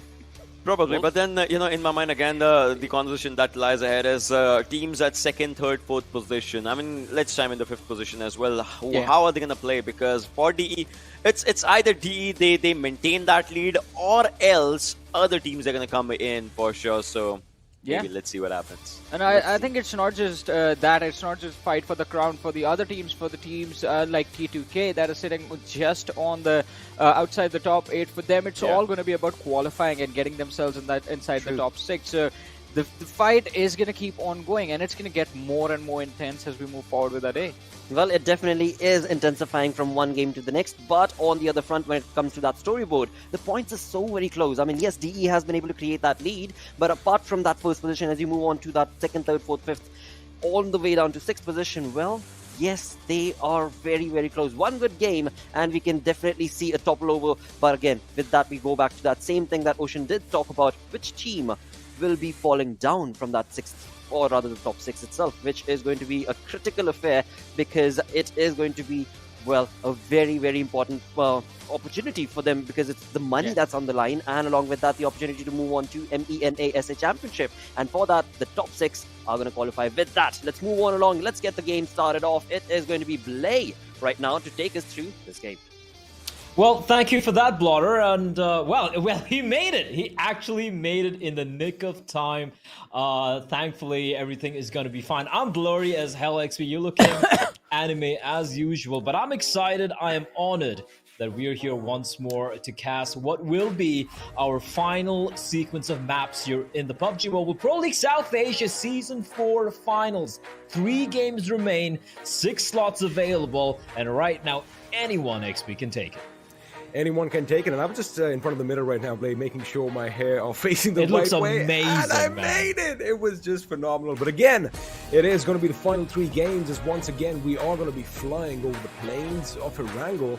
We are going to be starting all the way on the right over Quarry, flying over the ruins, and, well, we're going to end our journey as far as the flight path is concerned at Stalwart. Now, man, there have been a lot of ups and downs in the game so far, Blay. I mean, you and I, of course, were watching quite intently, and boy, oh boy, have we seen some ups. We've seen some amazing, amazing clutches, and a couple of teams winning their 3rd chicken dinner. So again, it is going to be exciting, and I love the fact it all comes down to these next 3 games. Who's going to make it to the next stage? We don't know right now. As it stands, we got Deadeyes guys, DRS, Wizzes with Vibes, Stalwart Esports, Vibe, and I8 who are in the top 6. Deadeyes guys obviously having a pretty substantial lead of 31 points over the second place team, which can, listen, it can still easily dissipate, right? If they kind of remain quiet and DRS, couple of chicken dinners back to back, they could easily claim that first position. However, actually, what's very exciting for me is that 4th, 5th,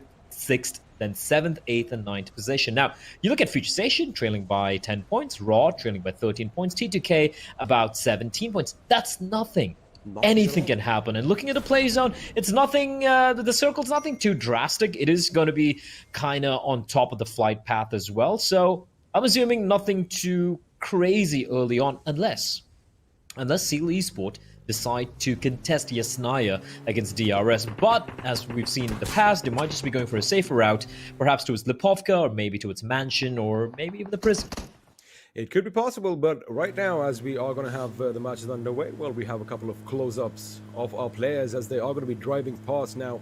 Stalwart Esports, they've had a good day so far as well, but it looks like Scry did take a little bit of damage as they were traveling, and looks like we have first blood breaking out play as one of the members from Wizzes with Vibes, Malik, has been taken down early by High Voltage. Now, this again is a little bit of a statement by High Voltage. They are amping up the aggression, something that we were expecting, especially in the last few games.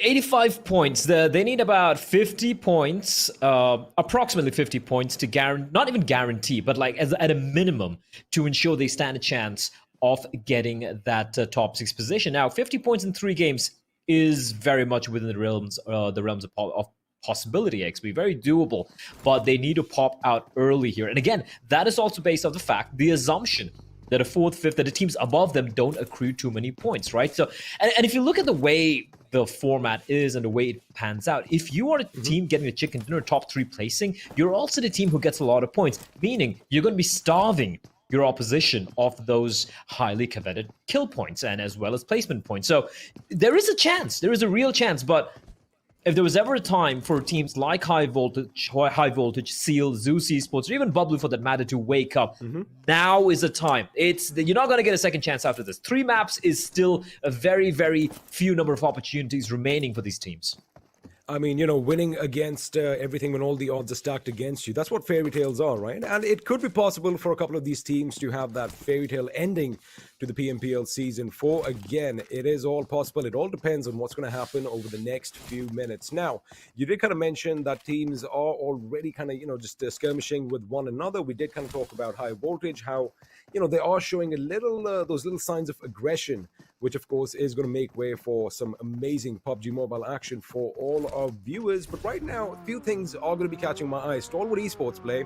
Now, they were kind of caught out of rotation early on, but they've kind of opted for, you know, still sticking around the periphery and making sure they have a good footing in the next circle. Now, it is going to be quite the opposite for the team that, the other team, in fact, that lands at the military base. I8 are going to take their sweet time, but do you think finally, in the last couple of games, are we going to see some epic bridge blocks? Because I think that's the only thing that's been missing so far. Yeah, we've seen some bridge action towards the Eastern Front, right? Whenever we see teams heading on down south in a military island circle, we've seen Stalwart Esports riding on top of the bridge and making life miserable for a lot of teams. But yes, I agree with you. We haven't really seen much on the Western Front. And if this entire tournament, if the finals ends with a bridge circle, XP, I mean, I really couldn't ask for more.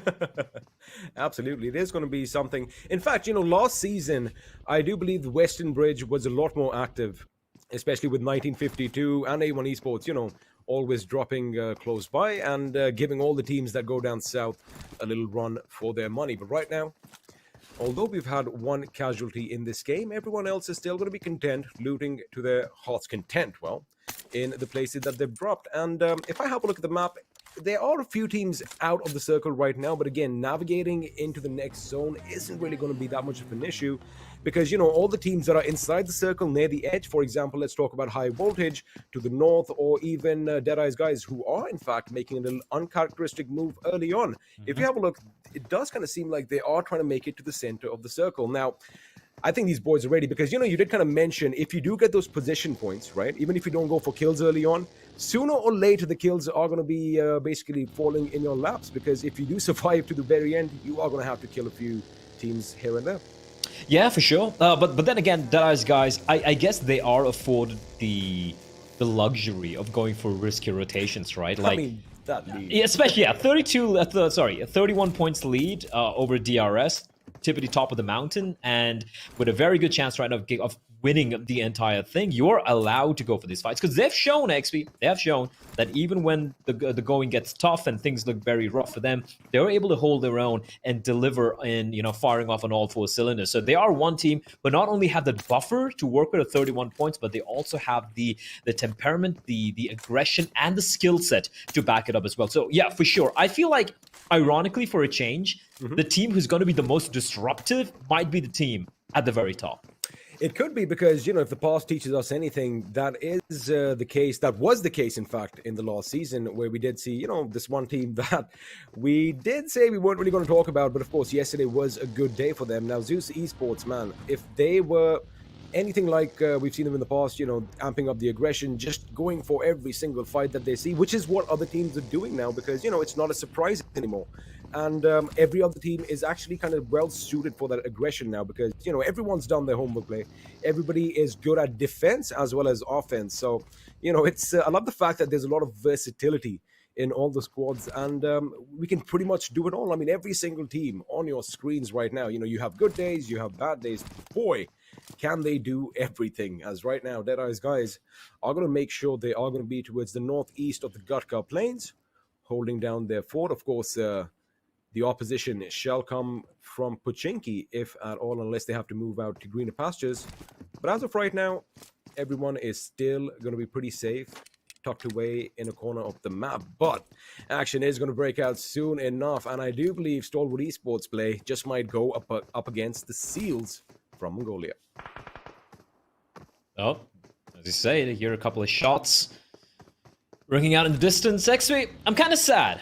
That we won't be able to cast again for a while after this. So we're probably going to meet for season 5, which obviously is going to be taking place next year.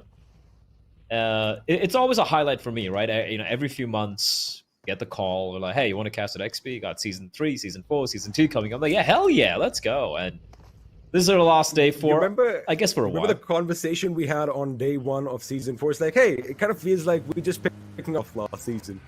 Yeah, that's how it felt like.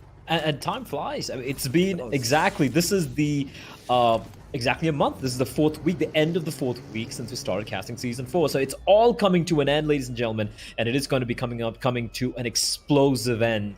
Mark my words. As we do see the zone shrinking further, that bridge is still very much in the action.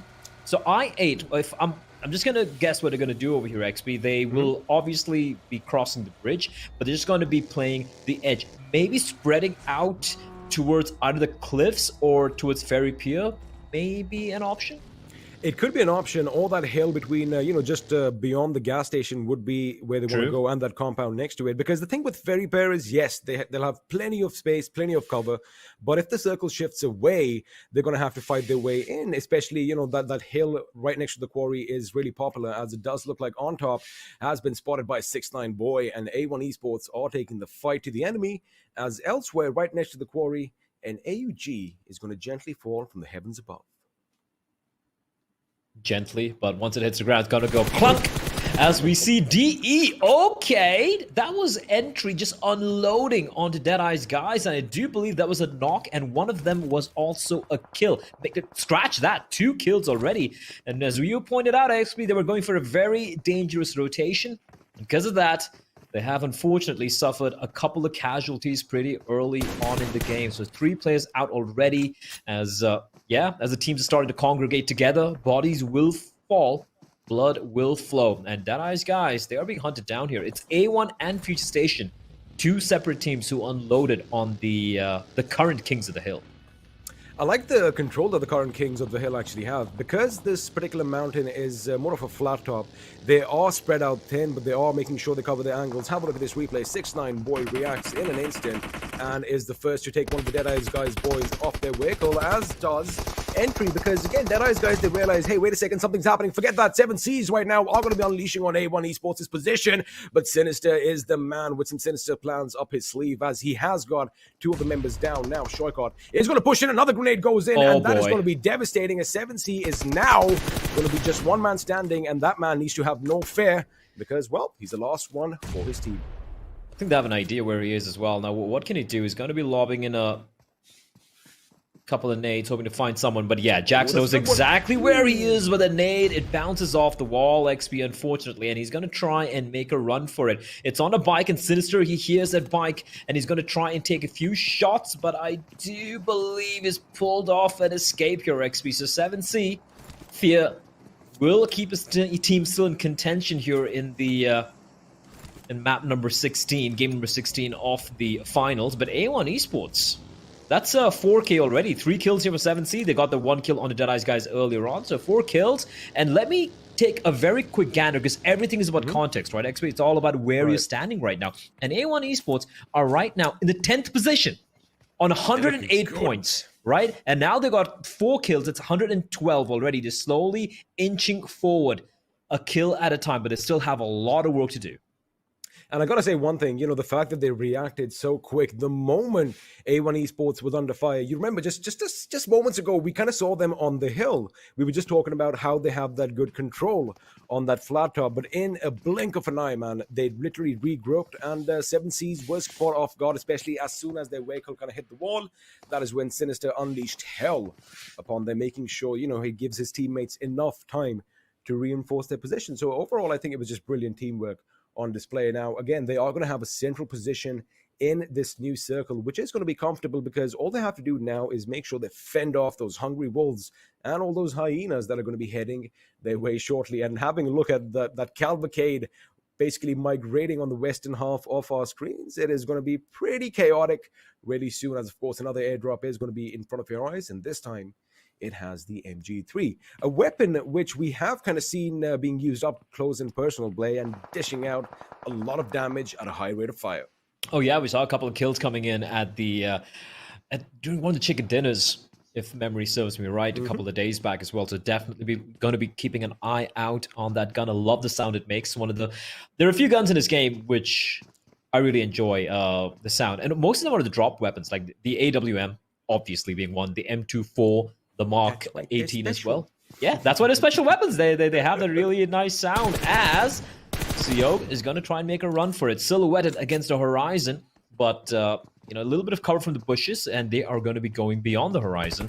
Clutch Barber, just a couple of shots, not quite able to find its mark, but they might be able to find RAW, who are currently the next door neighbors. But considering they are in the circle right now, they're on the side, at the edge of the circle, there's no immediate rush for either of these two teams to take a fight. However, Vibes have the crosshairs trained on one particular team, and that is Stalwart Esports. Now, this fight, of course, is going to be on the opposite end of the circle. We're going to be shifting east as Skry is going to be in the vehicle. Of course, Praveen is going to let him go because he doesn't really have a lot of time to basically lay the shots down. And it looks like he has been spotted as from afar. A few suppressive bullets are going to make sure that he is not going to peek and do any harm. Now, T2K, you did say they did drive over the horizon, but it looks like they've kind of run straight into R3D. Now, Jane is in a bit of a predicament because he does have the low ground. Now, if he does try and flank the enemy, that is something that can be caught out pretty much by surprise, as ZEUS Esports are going to be migrating to the circle as well. Question is GI Jane going to unleash some hell? I think that's a smart decision to not give their position away. Now, T2K have a little bit of an issue. They have a team behind them. High Voltage is coming behind them. R3D has the hill. There you have it. R3D Anubis is going to open up. They're going to go around Jane's position and hit the hill. Hit R3D from behind. Oh, fights breaking on multiple fronts though. XP as High Voltage as well are coming under fire. They're all in the blue right now, and TTK need to decide what are they going to do. Are they going to stick around, battle against High Voltage? Do they push into the blue? Do they go up against R3D? So many decisions to be made. Jane, oh, that's a bandage. Just has one first aid. And yeah, and he's knocked down as well. Extreme finding the knock onto T2K, and XP T2K, they just capitulated here.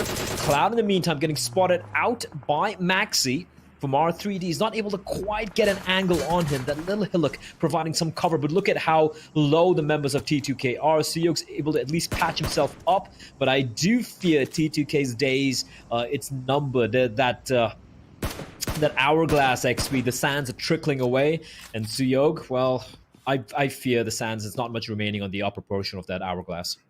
Well, the sands of time are definitely running low for him.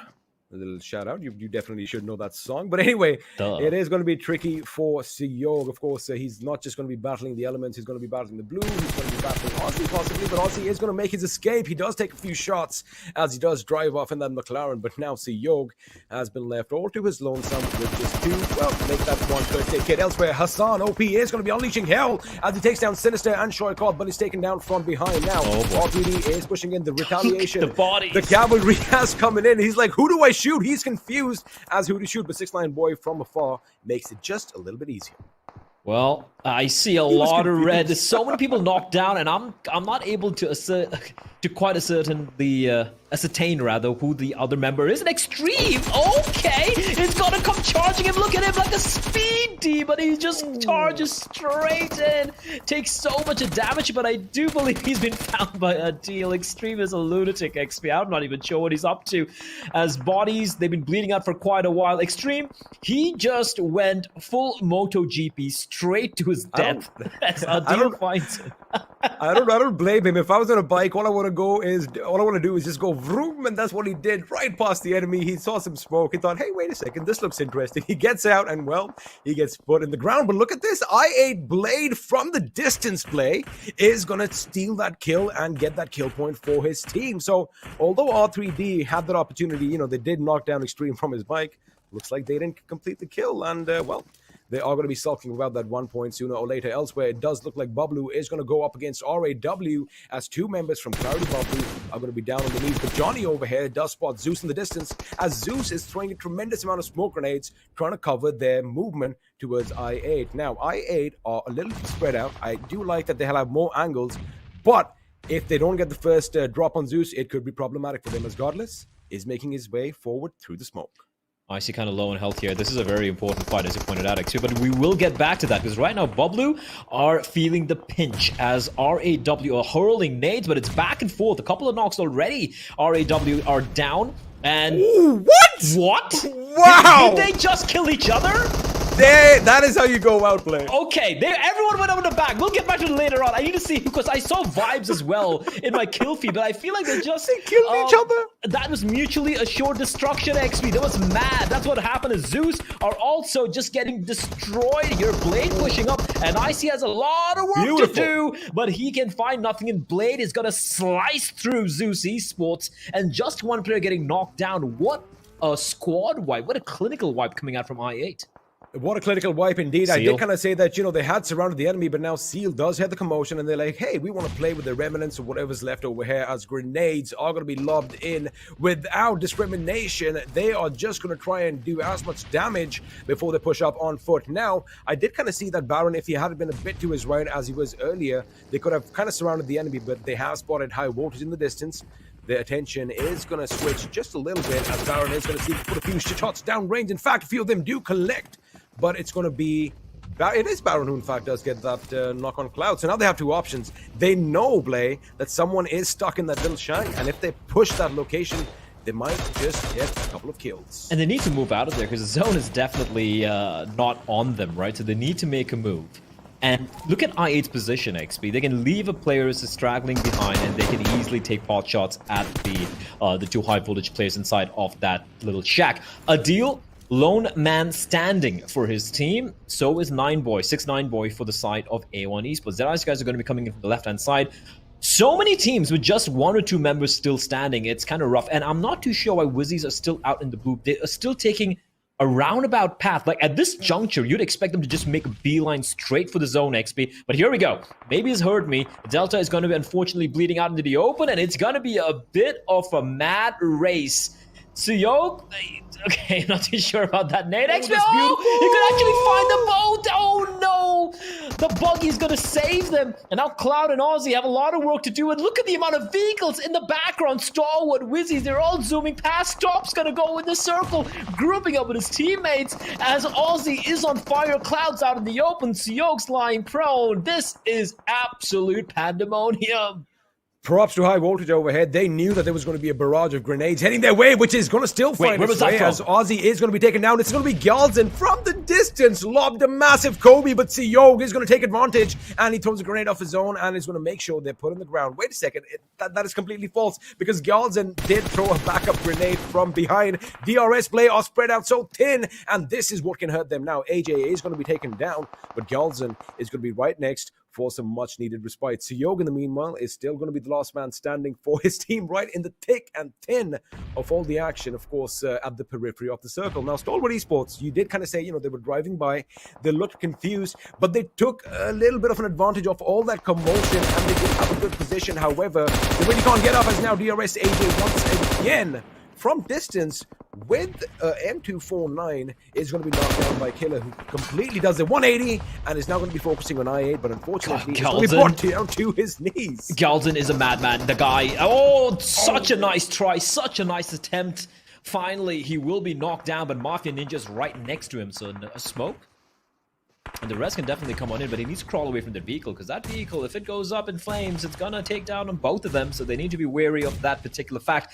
Stalwart Esports aren't exactly in a great position either. Pika needs to be rezzed, which Action will do so after having to put a few smoke, but if you look at the minimap, XP, almost everyone is outside of the circle. They need to move on in, as DRS will finally fall before the res took place, and that is going to be 9 teams in contention, 22 points, and bear in mind, I8 are on 11 points, the 6th place team right now, XP. They're looking to solidify the positioning in the top 6 and qualify for the MENA finals later on.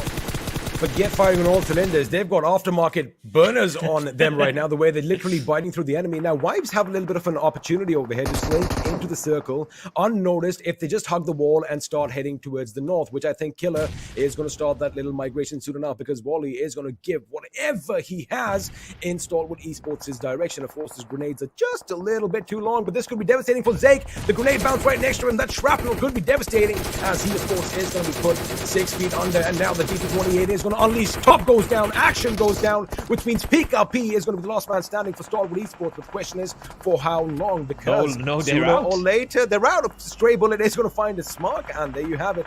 Stalwart Esports are going to be bidding us adieu in this game. 7 teams live, 15 people. This is going to be problematic, as Seal are going to bite the dust as well. Yeah, this is just brutal, isn't it? Seal, one man standing, XP, barely alive. Killer, he's bleeding out, he's hemorrhaging out in the open, but I do believe he's got a little bit of cover for the time being, so he's still alive and kicking. And IA, they're looking to add more to their body count. 12 killed, 4 alive. They have the zone as well. This is nuts. I need to add 1 point quickly. In the last 10 seconds, Vibes just got 5 kills. Okay, all right. That's going to catapult them up. All righty, Vibes. Bear in mind, Vibes and I8 are 136 points and 135 points heading into this game. That's how close they are. As Deadeyes guys, not a single kill, but they do manage to get the 7th position. So at least 1 consolation point. Seal will also finally fall. That is going to be Killer, the last man to stay alive. And Rez is going to be coming on for I8. Blade getting knocked down while taking a fight. But the final 5 teams, 11 alive here. And 9boy is still just, keeping very quiet, being very still.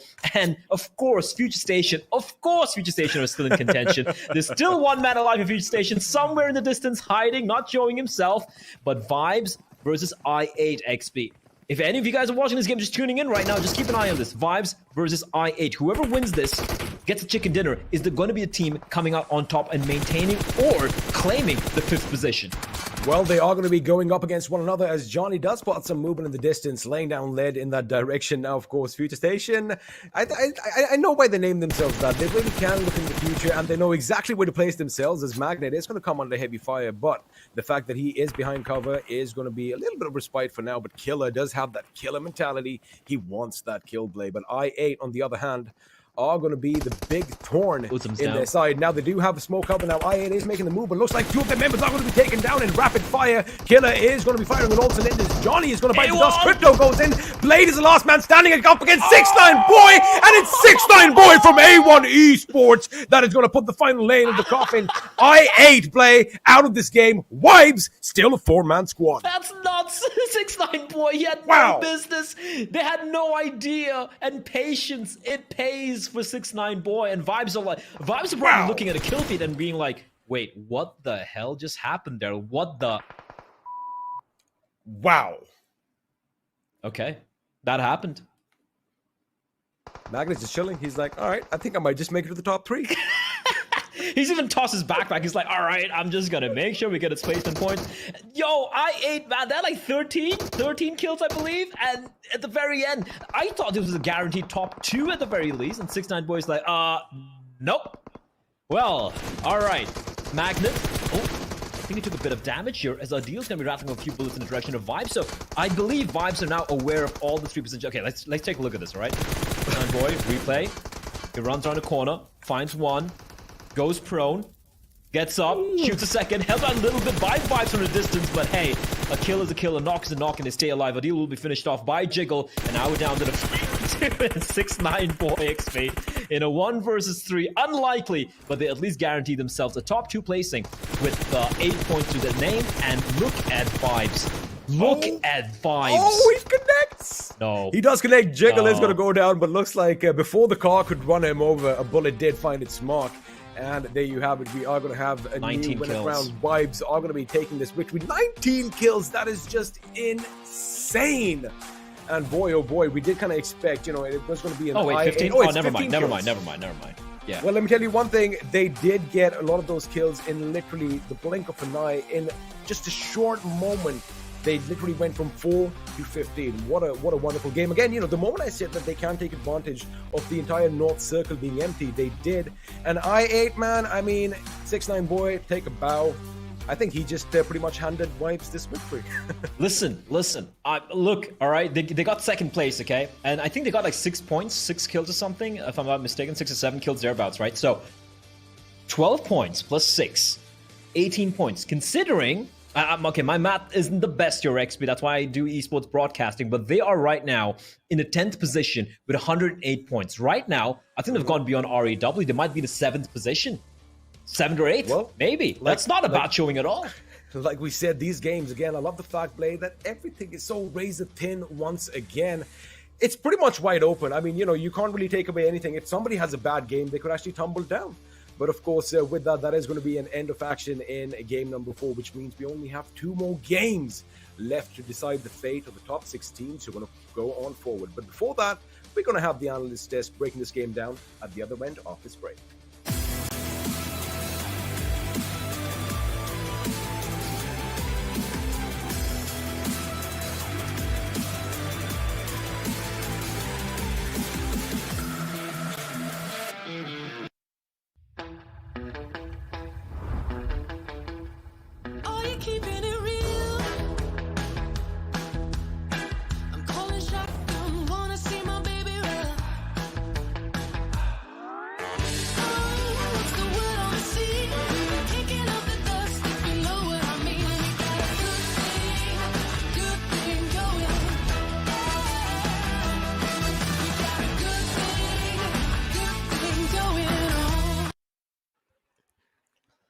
Hello and welcome to a chaotic hot mess is what this is turning out to be right here on the final day of PMPL South Asia Season 4, where one after the other, one game after the next, it is just absolute bonker performance being showcased from all of these teams.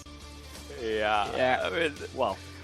Johnny, you want to say something first? I just want to say 6ix9ine Boy should change his name to the Destroyer of Hopes and Dreams, because that's what he did to I8. Yes, there were so many hopes and dreams around that one shack, that one little tiny shack, and 6ix9ine just comes in and he's like, hey, I'm here. Catch me if you can, or just, This and is mine now. He was Give something this like, back to me. It was actually like Catch me if you can. He just drops down, stands up, drops with every fight that there is. And Again, I mean, the momentum for i8 was looking so good, but then again, there was that one final player from A1 Esports. But before we move in with that, let's have a look at the MVP coming in from this game. And the most valuable player is going to be Blade from i8. Wow, 7 kills, 827 damage, 4 assists as well. I mean, i8 was doing so good. Oh, they so were good. doing so good before 6ix9ine Boy decided to show up. I mean, I for sure thought this was going to be their game. I mean, I knew it was going to come down to i8 and Vibes in the end, but I thought i8 with the momentum that they had, with the confidence they were showing, they were going to snatch this win, snatch this chicken dinner, and climb up in the rankings. Yes. But as I said, 6ix9ine Boy. I mean, Johnny.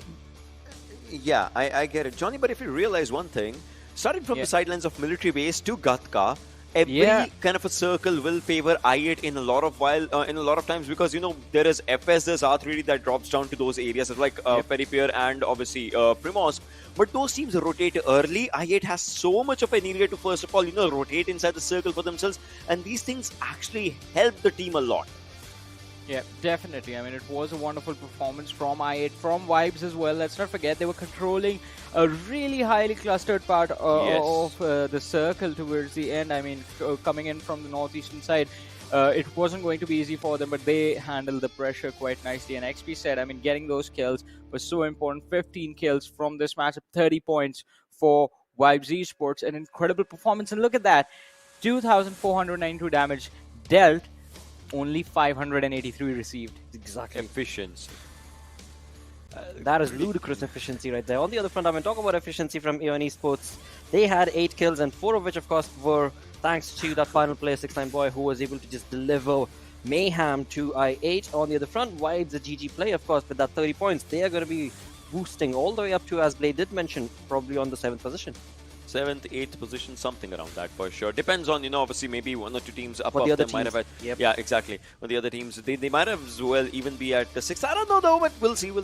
But right now, if we just talk about it, coming down to the highest skills, that's where Blade is. Praveen with 5, Assassin 4, Killer with 4 as well. And on the other side, most utilities used by Jiggle. Well, he's the one creating a good path for his team to actually stay in a highly contested area. And that explains the most utility part. I mean, definitely. It was quite exposed, and as you said, it was contested as well. So utilities were going to be important for these lads to survive.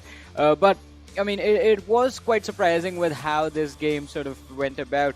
We do see the players of, as Ocean mentioned as well, i8 in the list of the damage dealers, and the players of Vibes also show up. But the point difference is what I want to look at, and 19 points in total point. Look at that. 13 kills were secured before they got taken out. I mean, Johnny, we also had this conversation. The teams at 2nd, 3rd, 4th, 5th, 6th, one of them will be having a chicken dinner. Well, Vibes was at 6th. They had a chicken dinner, and now they're contesting the 2nd place overall.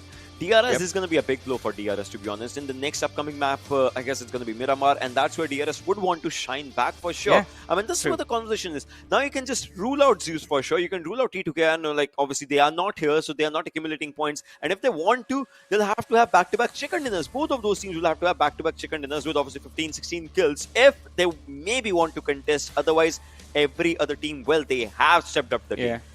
And that is just to make it into the top 6. So it is definitely going to be a lot of pressure on these teams. But yes, although, as you said, I mean, this is going to be a shock to DRS, but it is going to be a wake-up call that the team needed. And I think in the next match, as you said, DRS is definitely going to do really well. But Deadeyes, guys, 2 points to the team sitting on the first position. As we said, not too worried about anything at this point. Deadeyes, guys, in a really comfortable position. And unless we see back-to-back chicken dinners in the next 2 matches, it is looking really good if you are a DE player. Only back-to-back chicken dinners can change the fate of maybe a team at 2nd and or teams that are not in top 6, right? We're talking about ZEUS and T2K. Only back-to-back chicken dinners. Otherwise, well, it's mostly absolutely. It's looking a little bleak for the side of the teams on the 2nd page of the leaderboard. But again, there are 2 matches remaining. But before we talk about those, it is time to, of course, have a look at Vibes rotations as they progressed along in this game. Yeah, talking about these lads, right? When we talked about Vibes, there were so many good things obviously happening for the players. First things first, just as we talked, the way they were inside the circle. Look at this. If you see everyone just dropped at their own different areas. You see one player just coming around here. You see a buggy here sometimes, so it's pretty sure they got a buggy. They just started roaming in and they went to the schools area. Then you see a player just dropping around this area as well. You see players just looting different areas for themselves. It's good because these areas are obviously not contested, so everyone can loot good areas, and then they try to get inside a good for a good area inside the circle. Well, they were already inside the circle, so nothing to be to worry about for these lads. But then slowly and steadily they start moving to the next zones. Exactly, and that is where most of the action did break out for them. This circle onwards, taking control of the high ground is always going to be a priority, allows you to move into the next circle from a much safer position. I mean, if you do in fact wipe out the teams that are closing into your positions before you move in, that is always going to be a box that you will have to make sure that is checked off. But this is where things actually got really interesting, because now we come to those open area situations where we saw a lot of chaos happening, and vibes pick up a lot of kills. Yes, and if you see from the last 3 circles, we were just noticing one thing. It's only one player who first things first gets inside the zone always, and I'm pretty sure that's where Jiggle comes in, because you saw his utility usage. He tries to get inside the zone first, then he maybe throws up a few smokes here and there to get a good cover for himself and to let his teammates as well to get that breathing space, which indeed is a really good point, because last 3-4 circles, those are the most important circles in the game. Yeah. Absolutely, and you want to be able to control them as much as you possibly can. Along with that, of course, having the numbers advantage in your team, having all 4 players alive is going to be that much more of a boost to your performance. With that, let's have a look at the teams that were not able to keep all those 4 players alive as we move on to the OPF19 performance. I mean, not all 4 players, but some of them moving forward. And as we did talk about this team as well, the team sitting on the first position, Deadeyes, guys, not a start that they wanted to do this match. But A1 Esports this time turning things around quite nicely, like building up the momentum, moving forward, getting those kills for themselves. I mean, had they walked away with a few more players towards the players of I8, maybe things could have been different. I mean, they did get those kills, but I'm talking about the endgame scenarios. Yeah, I get it, maybe. But then I8, this was such a good rotation for these lads. It always has been, because they try and rotate a bit late for the first 2-3 zones, and after that they try and have a really good fight. Well, this moment here by R3D, as Hassan just did go down, well, the backup was arriving slowly and steadily, and well, so many utilities being used here and there. We've seen so many fights in this one, specifically with the utility usage, and after the grenades just pop up, you can never be sure like who killed whom. Yeah, I mean, it is always quite intense to figure out, I mean, where the nade is going. Look at that, obviously also getting blown to bits and pieces. But again, I8, as we did talk about this team quite a lot, an incredible performance from this team, just controlling the high ground, making sure they were picking up those clusters as they were moving forward slowly and steadily into the center of the circle. And again, at this point, I8, they had the best position, because if you notice, Vibes is actually closing in from the backlines, and they are part of the position of the circle where most of the teams are present. So it was quite important for IA to get picked off in order for Vibes to actually walk away with the chicken dinner. But this is the moment. This is the moment of the day. Look at this, dropping down, getting up at the right moment, and he never stopped shooting. There are sometimes people who, if they have dropped down, when they want to get up there, they would just stop shooting just in order to maybe reload a few bullets here and there. But he never stopped shooting till the last bullet, and he got results. Exactly. Talk about stopping dreams from converting into reality. I mean, that is exactly what 6ix9ine Boy did right there. But moving on forth to the damage graph, this is where, boy, I mean, these 2 teams are just creating their own towers, Vibe and I8, whereas all the others, they're struggling a little to get those points, to get those kill points, to get those fights for themselves. I mean, it's a Vibes, I8, and I'll give it to A1 Esports as well, because these 3 teams were basically vacuum cleaners in this game, just picking up all these kills for themselves.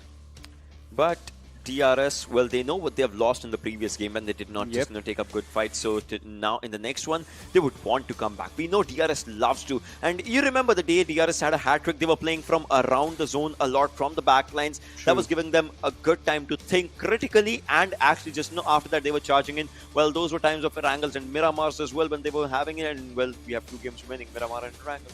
Exactly. I mean, they would actually stick out in the blue zone as well for quite an extended time, and then try and get into the zone to get those fights working. And as soon as that was being worked from them, games were theirs. And that is something that maybe you can anticipate from the side of the real soldiers. But on the other front, I mean, DE also, they are on a slumber. I mean, since yesterday's last 2 games, all the way till now, in fact. I mean, yes, they have got that lead, But again, I mean, if the teams that are right behind them, right below them, can pick up the pace right here in the final 2 games, it is going to be pretty difficult for DE also. But as was perfectly mentioned by these 2 wonderful dudes, they are going to need to have amazing games. They need to have amazing games and get those chicken dinners along with 15 kills, 16 kills sort of performance. But now, enough of that. Let's have a look at that storyboard, as that will make things clear. 180 points is where Deadeyes are at. White's moving on to the 2nd position, 166 points to them. As well. Wow. This is good. This is good. This is really good. I mean, we wanted Masala and we got a lot of Masala right now. But let's not forget, I mean, Future Station, they're not far away from the qualification spot. Stalwart on the 6th with 144. Wizzes with Vibes on the 5th with 145. And Future Station is on the 7th with 135 points. So, well, we do have Miramar coming up next. And if I'm not wrong, we saw Future Station in the map chance of Miramar. Yeah, they were at the top. They were at the top when we talked about the Miramar area. But what if I told you, we might see another 3rd chicken dinner coming up in? It could be. It could be, mate. On the other front, I do have some stat news to bring up, where we are looking at Vibes. That team has 85 kills in total. That is 85 kills right there. So a 13-point difference is all that we're looking at. So if Deadeyes guys, 7 points. Exactly. And if Deadeyes guys do not pick up their baton now, well, that is going to be a pretty tricky situation for them. What if I told you? Vibes will have a good game the next one.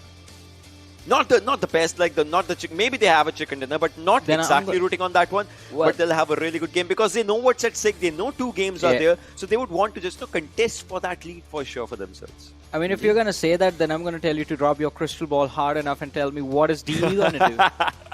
I want to know what is gonna happen to Deadeyes guys. Well, let's move on along. Let's bring on the schedule right now, as we will be moving on to the map of Miramar, and this is where, when we talk about that map chance, maybe Ocean can muster something up from the crystal ball?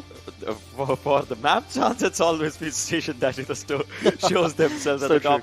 I mean, let's have a look at the map chance to have that conversation, because Miramar is coming up right now for us. And if we just talk about that map chance, you see, Vibes is there. You see, I8 is there. Well, I8 can do really good as well. You see, a DE is there. But just like you said, Johnny, DE wants to do good. Well, history has been repeating itself right from the start of the day that DE... I want them to do good, but it's history that they don't do good on the final day. Well, if they do good, that's going to be really good. But Vibes and I8, 2 teams that are just below this, like at the 2nd and 3rd position. Oh, this is good. I mean, you know what happened in the past, they can't change it, but what they can change is who is going to win the trophy. Imagine it is them right now. It is them right now. So imagine I8 also has a good game. Oh yeah, of course. That is what is going to make it that much more awesome. And of course, that masala that we keep on talking about on the desk, that is exactly where the tadka is also going to be put in. And with that, when it comes to predictions, what are you guys going to be choosing? Is it going to be DE? Is it going to be I8? What are you choosing? Vibes and I8. Vibes and I8. I'm going with Future Station. Ooh, well, that you can be sure of. I mean, in this game as well, right? Magnet was there for the longest time, just holding on that sliver of an HP. But with that, enough banter from our side. Let's move on to the second last game of the finals right here at PMPL South Asia. It is time to queue on to XP Unplay. Thank you again for that, Blotter. Well, XP, here we go. Penultimate game of the entire tournament.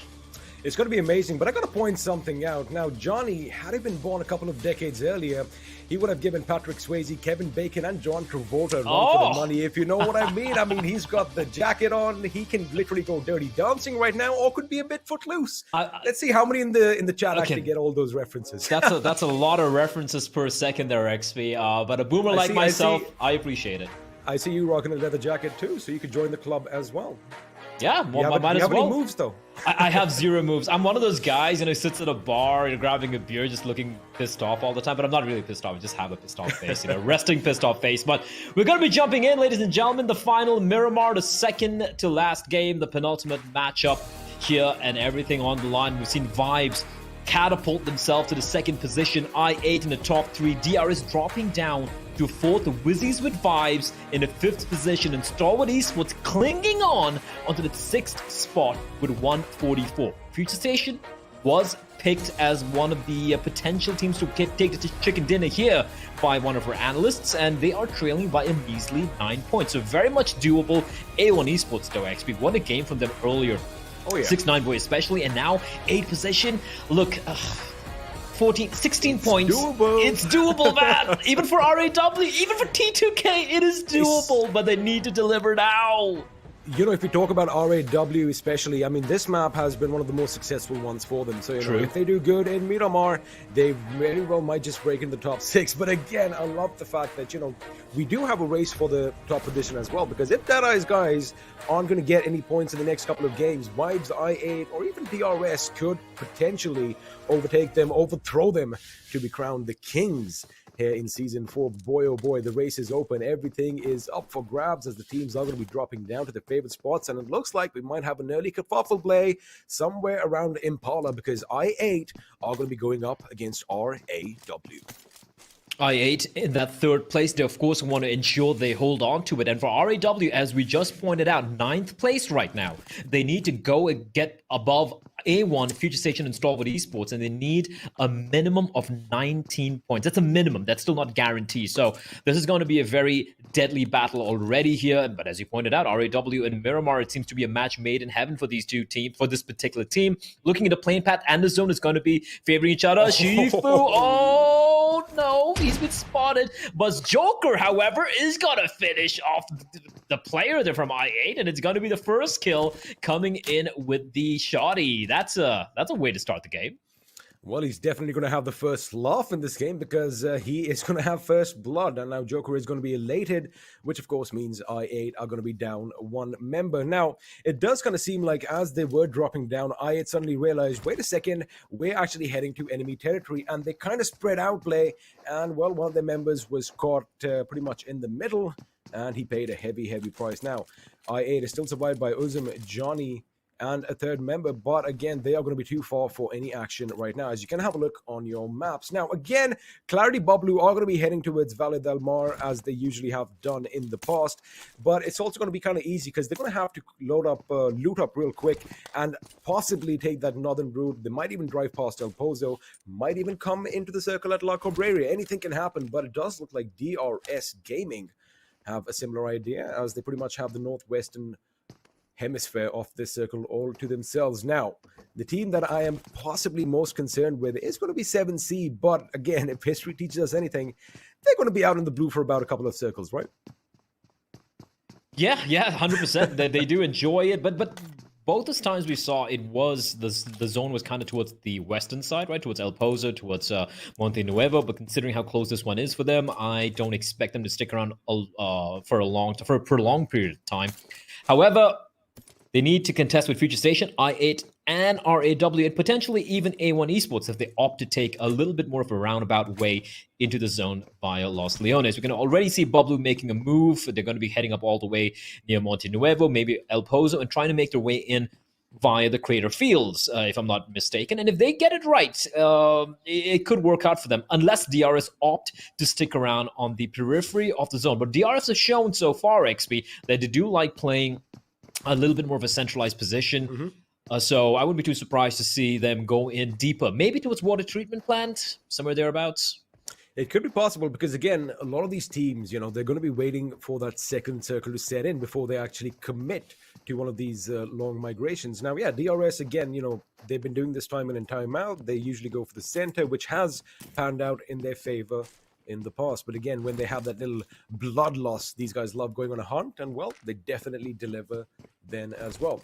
As of right now, everyone is going to be getting a little comfortable in their positions as the circle is going to start shifting in ever so slowly. This, of course, is the first circle, and everyone's pretty much spread out, you know, as to where they want to be. But Future Station, man, they are spread out pretty far and thin, and looks like Magnet is going to be the first to make it to Hacienda del Patron, or maybe just the hills towards the northeast. Now, again, they do need to team up because T2K were dangerously close to a couple of their members. And again, Miramar is that map that, you know, you see a convoy, you're going to shoot, someone usually does go down. Do you think Vibes can steal? Yeah, right. They can. They can. And Deadeyes guys have been.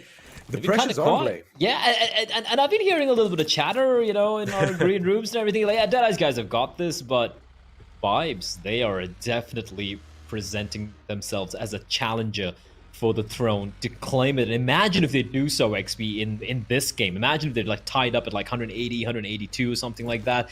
The amount of pressure, because sure, top 6 will qualify for the next stage, but winning, it's not just you're going to be crowned the champions of PMPL South Asia Season 4, and you're going to be taking a lot of money back home, XP. There's so much on the line here, so definitely you're not going to be content with just getting second place, especially when you're so very close. You know, I mean, distant battles over here is not going to be that much of an issue, right? You deplete the enemy, but when you get close to one another, when you're pretty much in each other's grills, so to speak, that is when the adrenaline is going to start kicking in. And now, basically, all these teams are, as far as skills go and, you know, gunpowder goes, they're really evenly balanced, right? Everyone can basically aim a crosshair at a person, pull that trigger button down and, you know, get the job done. But with the adrenaline kicking in and your heart just pounding, that is when mistakes are made, especially when the enemy is right up in your face. So, you know, we could have some confusing moments later on, but for the most part, all these teams, they've been dealing in this a long time, Blaze. So they definitely have their nerves in check, which of course is on display for us every now and then, and that's what basically makes up those epic Oppo moments, which we see later on. So, you know, it is going to be a case of mind over matter, but again, all these teams definitely have the skills to back it up. Now, A1 Esports, man, 8th position play, 128, trailing Future Station and Stalwart Esports, who are at 144. This game could be the deciding game, because if they do good, if they break into the top 6, I don't even want to be in their position, because the mental acuity, the nerves of steel that are going to be needed for that last game, oh boy, it's almost superhuman. Oh yeah, but that's what separates the men from the boys, right? That's what separates the...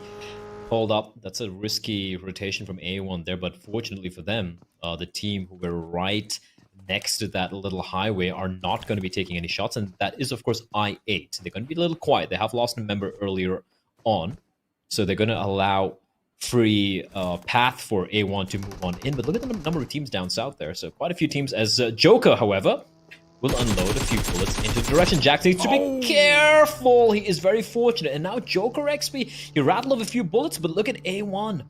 Like a pack of coyotes just pushing in.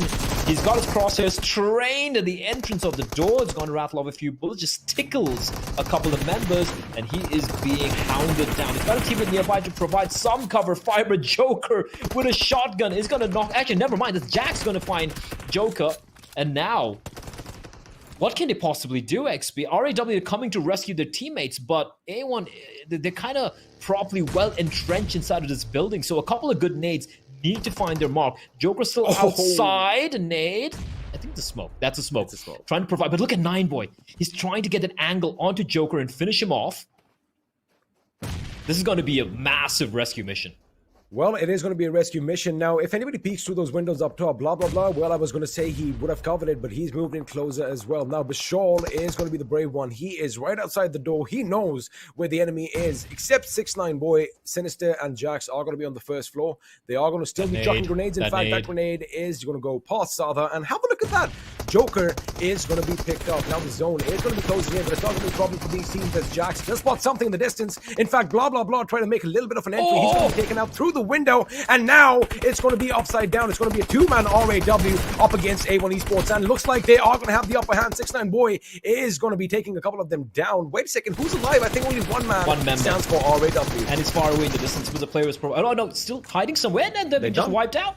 Okay, that's RAW getting absolutely brutalized by A1 Esports, and A1 Esports looking like they're on some other level here today, XP. I love the way that a couple of shots to them, they're like, yeah, screw you. They push into him, they get the knock. RAW arrive to help their fallen comrade, and A1 Esports, they don't even allow the res. It was a very good attempt from RAW, by the way, deploying the smokes, going in for the res, using the smokes to cover, but unfortunately, A1 Esports, a squad wipe, keeping all 4 players alive, and a lonely AWM lying in the middle of the desert, probably going to be gathering some rust. Well, it is a little desert in the middle of the desert because if anybody gets that big bad gun, they are going to be really happy. But again, A1 Esports, man, props to them, especially the way you did kind of see, they open up those angles through the window. As soon as blah, blah, blah was, we just said that, Joker is going to be picked up. But boy, they did see those heads peeking out the window. He let loose a few shots and, well, the rest was history. A1 Esports, still a 4-man squad with 4 kills to their names. Now, the circle kind of has imploded in on itself. Hacienda del Patron, the house of the boss, is going to be pretty much in the center as a deal.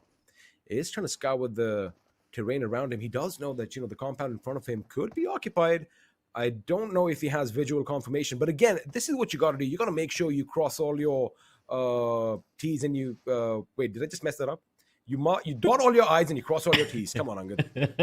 Forgetting how to English over here. But again, he's making sure, he does all the hard work beforehand before they make a silly mistake. And again, if you have a look at his teammates, they are behind. They do have some semblance of cover. They do have a couple of compounds all to themselves. And what they're doing right now is just making sure the coast is clear. And once they have that confirmation that, all right, this compound is either occupied, they might just go in for the hunt. They could. Let's see if they do so right now. Just going to be some long-distance pot shots being taken. It's very brave from Wadu. He's exposing, beg your pardon, quite a bit of himself, and especially when he's going to be going up against 2 members who are just poking their heads over that ridge. It is a bit of a fight, maybe not worth taking. He's got teammates nearby, so there's no immediate danger. So high voltage definitely trying to make life a little miserable for BABLU, as 420 boy needs to be careful. He's tagged a couple of times, but he's going to be getting over the other side of the ridge. So for the time being, the danger will dissolve away for BABLU. For high voltage, at least it killed in a name, so they're going to be okay with that. But still a very quiet game. Apart from A1 just dismantling RAW, as we witnessed just a few minutes back, XP, it's been kind of a very peaceful start to Miramar. It was peaceful until, of course, Extreme, I do believe. Not Extreme, one of the members did kind of open up with that AK Ratata, and, well, like a pack of locusts, they just kind of congregated on that one position, and boy, oh boy, did they hold the ground. But right now, Memo with a Car 98 from distance is going to put a shot in Abely's head, and, well, he is going to be taken down. Now, ZEUS are going to be going up against 7C, a fight that we all are kind of anticipating to watch right now, as Icy is going to retaliate in kind, knocking Fair down with that mini 14. But the question is, are the teams going to move in on each other's positions? Because if you have a look, play, they are out of the circle. They are towards the southeast of your maps. Of course, that's going to be your bottom right. You can barely see them as the blue is going to be closing in as well. So again, time is of the essence. Well, about 35 seconds to be precise, after which these teams are going to have to make a move. And it looks like ZEUS have made that first decision, and they could potentially go and gatekeep 7C. Or go for that drop. We could go for both. Why not both, as the meme says? Or a meme, as some boomers like to call it. Memes. We're not that boomer yet, XP. We're getting there, but we're not that boomer yet. As, yeah, let's take a look at a replay here. And this was the knock coming in. Jax, though. Oh, this is what happened. This is how they just mowed them down. They just took the fight outside the house, XP. They're like, all right, we're not getting an angle here, so might as well just run on out and look at this. Just completely dismantling every single member there of the side of RAW. Kind of unfortunate end for them. As ZEUS gonna do 2 things, XP. I think one of them went for the drop, but the rest of them are trying to take this fight to R3D. And ZEUS are pushing uphill to take this particular fight. And ZEUS, now, we saw a bit of a resurgence yesterday from them, XP, yesterday and even day before, where they're like, all right, we might not be making it, but we definitely are a team that you should still be afraid of. Can we see a potential last hurrah from the Mongolian side?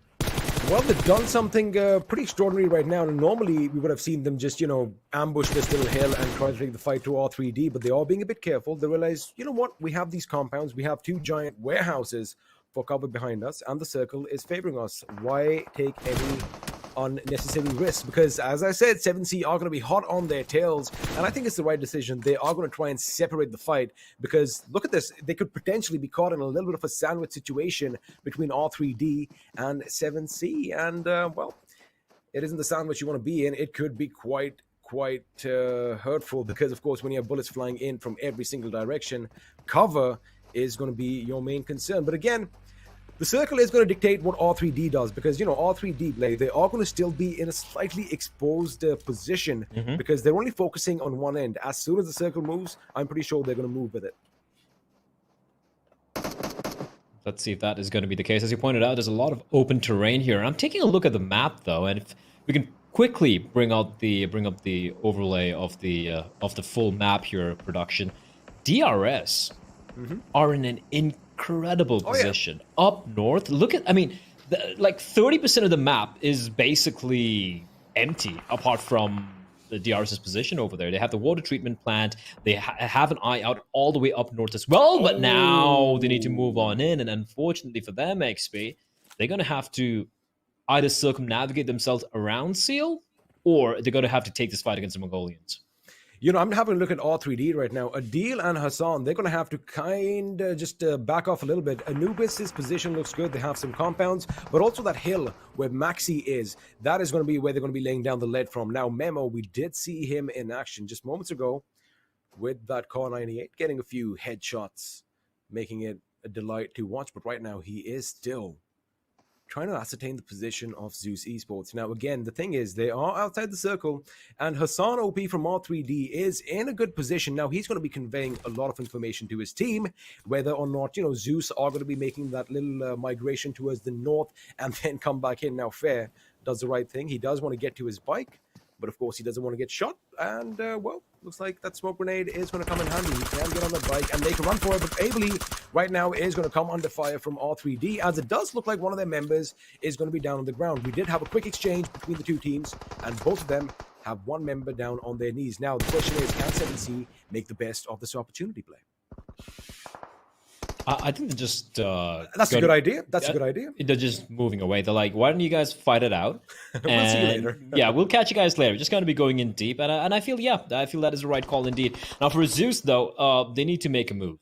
Right? They need to make a move. I'm trying to keep an eye out for any vehicles available. I'm sure there's one there. A 7C. Oh! They haven't moved in yet, XP. They're trying to pick off ZEUS Esports if they want to rotate in from the left-hand side, or rather the southern side, if you're looking at it from our perspective on that mini-map. So a knockdown, and it's quite a distance away. That is ZEUS. And look at 7C now. They're congregating together. They're trying to cut off any escape route for ZEUS Esports. And with the blue moving in, the Mongolians, they need to make a little bit of haste. So let's see how that one's going to be playing on. Out as high voltage. Beautiful. A distant spray coming in from Baron. He's looking for the kill, looking to confirm it, just a couple of inches away from his two bodies dropped down. But Stalwart Esports, in the meantime, getting eliminated in the 15th position, 0 points to their name, going up against Vibes. And Vibes, XP, 4 kills, and they're looking for more. Vibes are on fire today. They are definitely vibing as a team, as Baron over here trying to just show us, how to control your recoil. You go prone, and then, well, it's going to be like a laser-guided bullets. But right now, Hassan, again, we did see them. They are going to basically try and pinch ZEUS Esports in, because they do have the circle. Now ZEUS is going to make a move. Hassan is going to open up. That 6x might be just a bit too zoomed in, as it doesn't really do what it was intended to. They could have got a few more bullets had it been just a little bit zoomed out. But still, ZEUS are in a predicament. 7C at one end, as we did predict. R3D at the other, and there you have it. A barrage of grenades is going to be coming in, and it looks like ZEUS are just going to be survived by 2 members for now, which could change any second, as Ably is taken down as well, which means Zeol is the last man standing, and there you have it. He knows his days are numbered, so all he can do is just put up one last-ditch effort. He does have a grenade in his hand, but unfortunately, it's not going to do enough damage. But looks like Fair is going to put the fear in him, as ZEUS play once again eliminated from this game pretty early. Yeah, a little bit of resurgence yesterday, XP, but it's kind of seemed to be going out with a whimper here at the very end of this tournament. It's been a bumpy path for them. They still have one more opportunity, one last hurrah remaining in the final game, which is going to be coming up later on Erangel. Magnet, though, he's taking a bit of damage, and he's going to take down Sandesh. I'm not too sure if it's Sandesh's bullet that tagged him down, but Magnet is a very brave man, not going for the heal. Instead, just rattling off his bullets and knocking down Sandesh. Now, T2K, they still have everyone alive, but they need to decide what they want to do. They want to stick around. They're going to be trying to gatekeep Future Station here, XP, but they also need to be wary about the fact that there are other people potentially waiting for them. And Evil Eye, just before he goes into cover, a bullet will wing him, and he will be knocked down. He will be knocked down, but now CEO can actually make a move because it did kind of seem like his teammate is going to find a little bit of a footing in the new circle behind just a little bit of cover. Now elsewhere, 7C are going to be coming into fire. A lot of bullets are going to be exchanged, but CEO is still going to hold his ground as Magnet was coming in for a revive. But what's going to happen is that he gets taken down instead. Now Clutch Baba does have his work cut out because the blue zone is pushing in as well, and soon it is going to be chipping away at their health. But right now CEO is going to be unleashing hell as they are trying to make their escape into the vehicle, switches his vehicle, switches his weapon, M249 does the job, and there you have it, the car goes boom, and with that, members of Future Station go out as well. No one survives, XP, at least not in this map. Future Station meeting an early demise at the hands of the M249, and we keep talking about M249 and how brutal it is against vehicles, XP, and they show why. But DE now taking the fight, against multiple teams by the looks of it, as people are dropping left, right, and center. This is with vibes right now. They're going up against A1 Esports, who have been on a bit of a tear. 6 kills to the name. 9boy has been knocked down, but I do believe the res is coming in. It has come in, but it needs to make a move into the safety of the circle, but it's not going to happen. Rules is going to knock him down, and that's 2 players guaranteed dead for A1. Jackson Sinister, though, they have a chance to get some vengeance. 3 members still alive for Wizzes with vibes. Rules are top, and Nade's going to be tossed on in as well. What, oh what, can Jackson Sinister do to try and escape? That's the question. Nades are gonna miss, but they are still trying to harass him with the incendiary. Jax is gonna burn alive and fall to his knees. It's all in Sinister. Rules is also a very lucky man to still be alive. Shoiko still crawling in behind the zone, but A1 Esports are down to a 1-man squad, and I do believe he will be found out as well. Maybe not yet, and it's Sinister though, and he's gonna get a knock. Now a 1 versus 2, but a quick trade takes place, and A1 Esports are no more. They do get 6 points to the name, and the circle will shrink in further. We are down to about 8 teams, and 23 left alive. Gotta give it up to Rules for just confusing the bejesus out of A1 Esports. They had no idea where he was, literally a fiddler on the roof, the way he was jumping around, and well, got the job done elsewhere. I did kind of see Deadeyes guys. They were a 4-man squad just moments ago, but they were ripped to shreds by Wizzes Esports, who of course are going to be a 2-man squad on your screen. Killer and Jiggle trying to get some much needed cover behind their vehicle. Now Deadeyes guys, it does seem like they do have a grenade that is going to be tossed. Unfortunately, it's going to be in the smoke, and that's not going to do enough damage. But what is doing damage is the bullets flying in extreme this direction, because well, he is going to be knocked down as one of his teammates is going to go in for a revive. Now Jiggle is going to throw a grenade off his own. It's a Molotov correction, as they do know Deadeyes guys on top's position. However, the fact that he's under a shed is going to make all these grenades pretty obscure, as they are going to find some much-needed cover behind the rocks. However, Blade, they are still outside the circle, as Deadeyes guys is still going to come under fire. How are they still alive? Because again, he's going to have to make that little run in the open, because I doubt he has any smoke grenades. And there you have it. 1 loss, hurrah!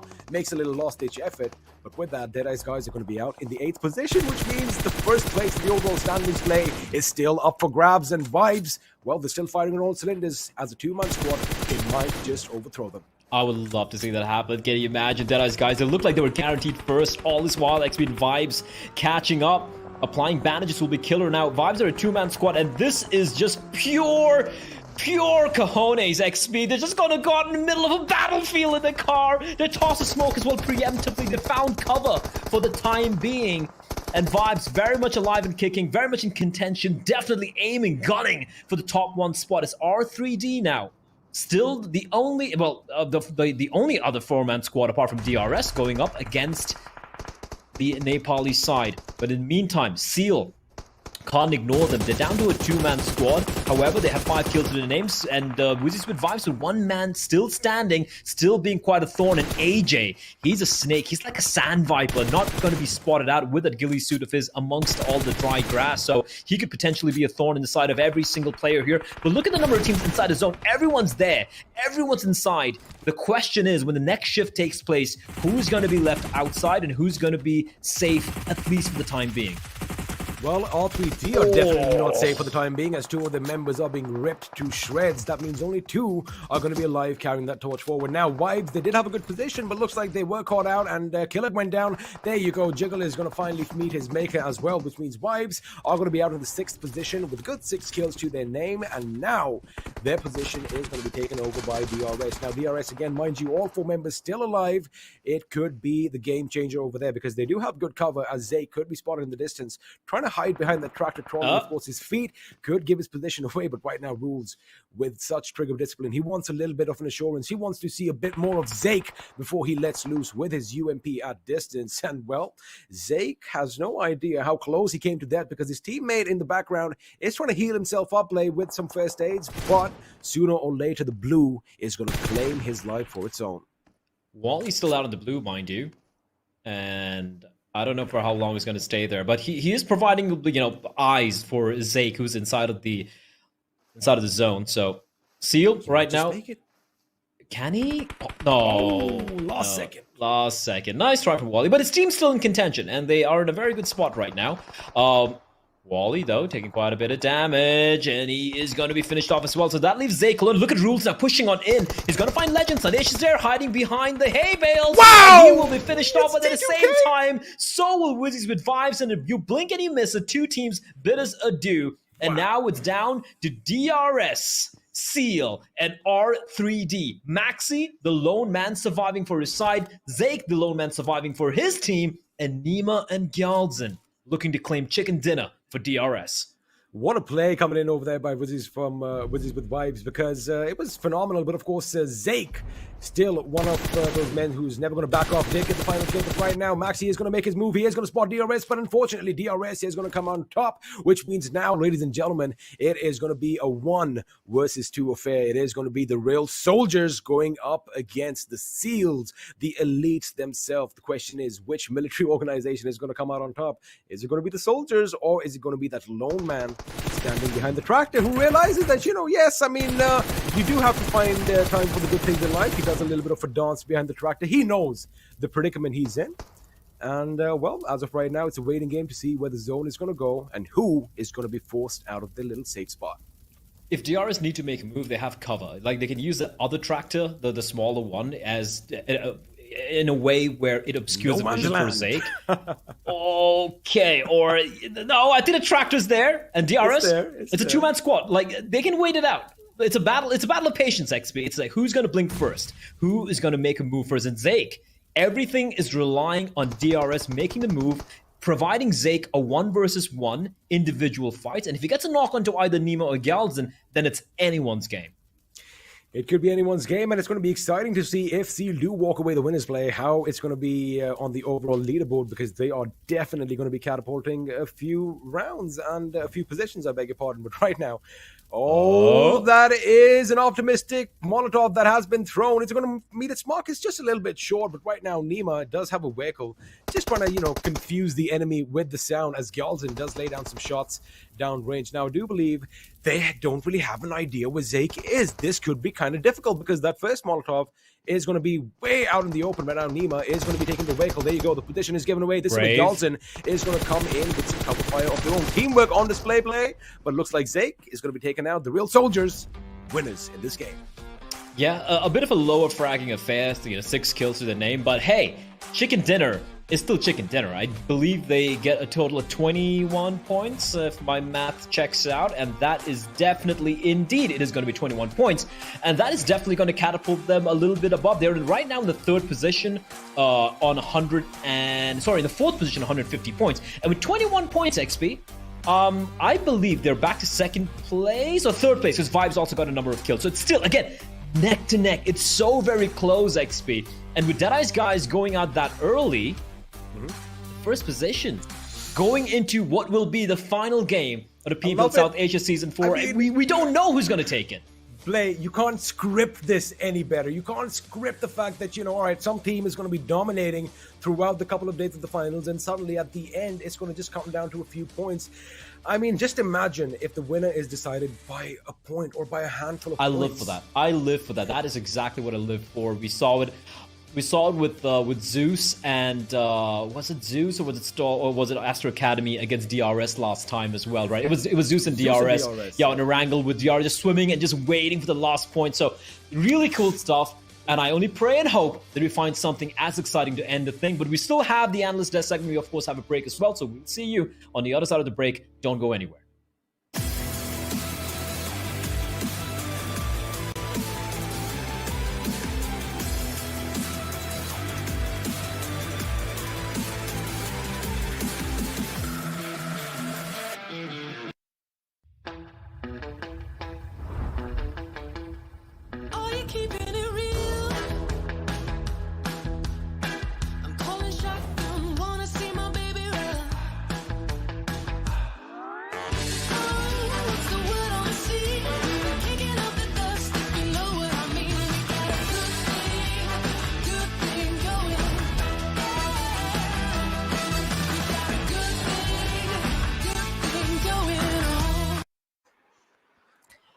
Welcome to the virtual awesomeness right here in the battlegrounds of PUBG Mobile Pro League South Asia Season 4. It is the finals is where we are at.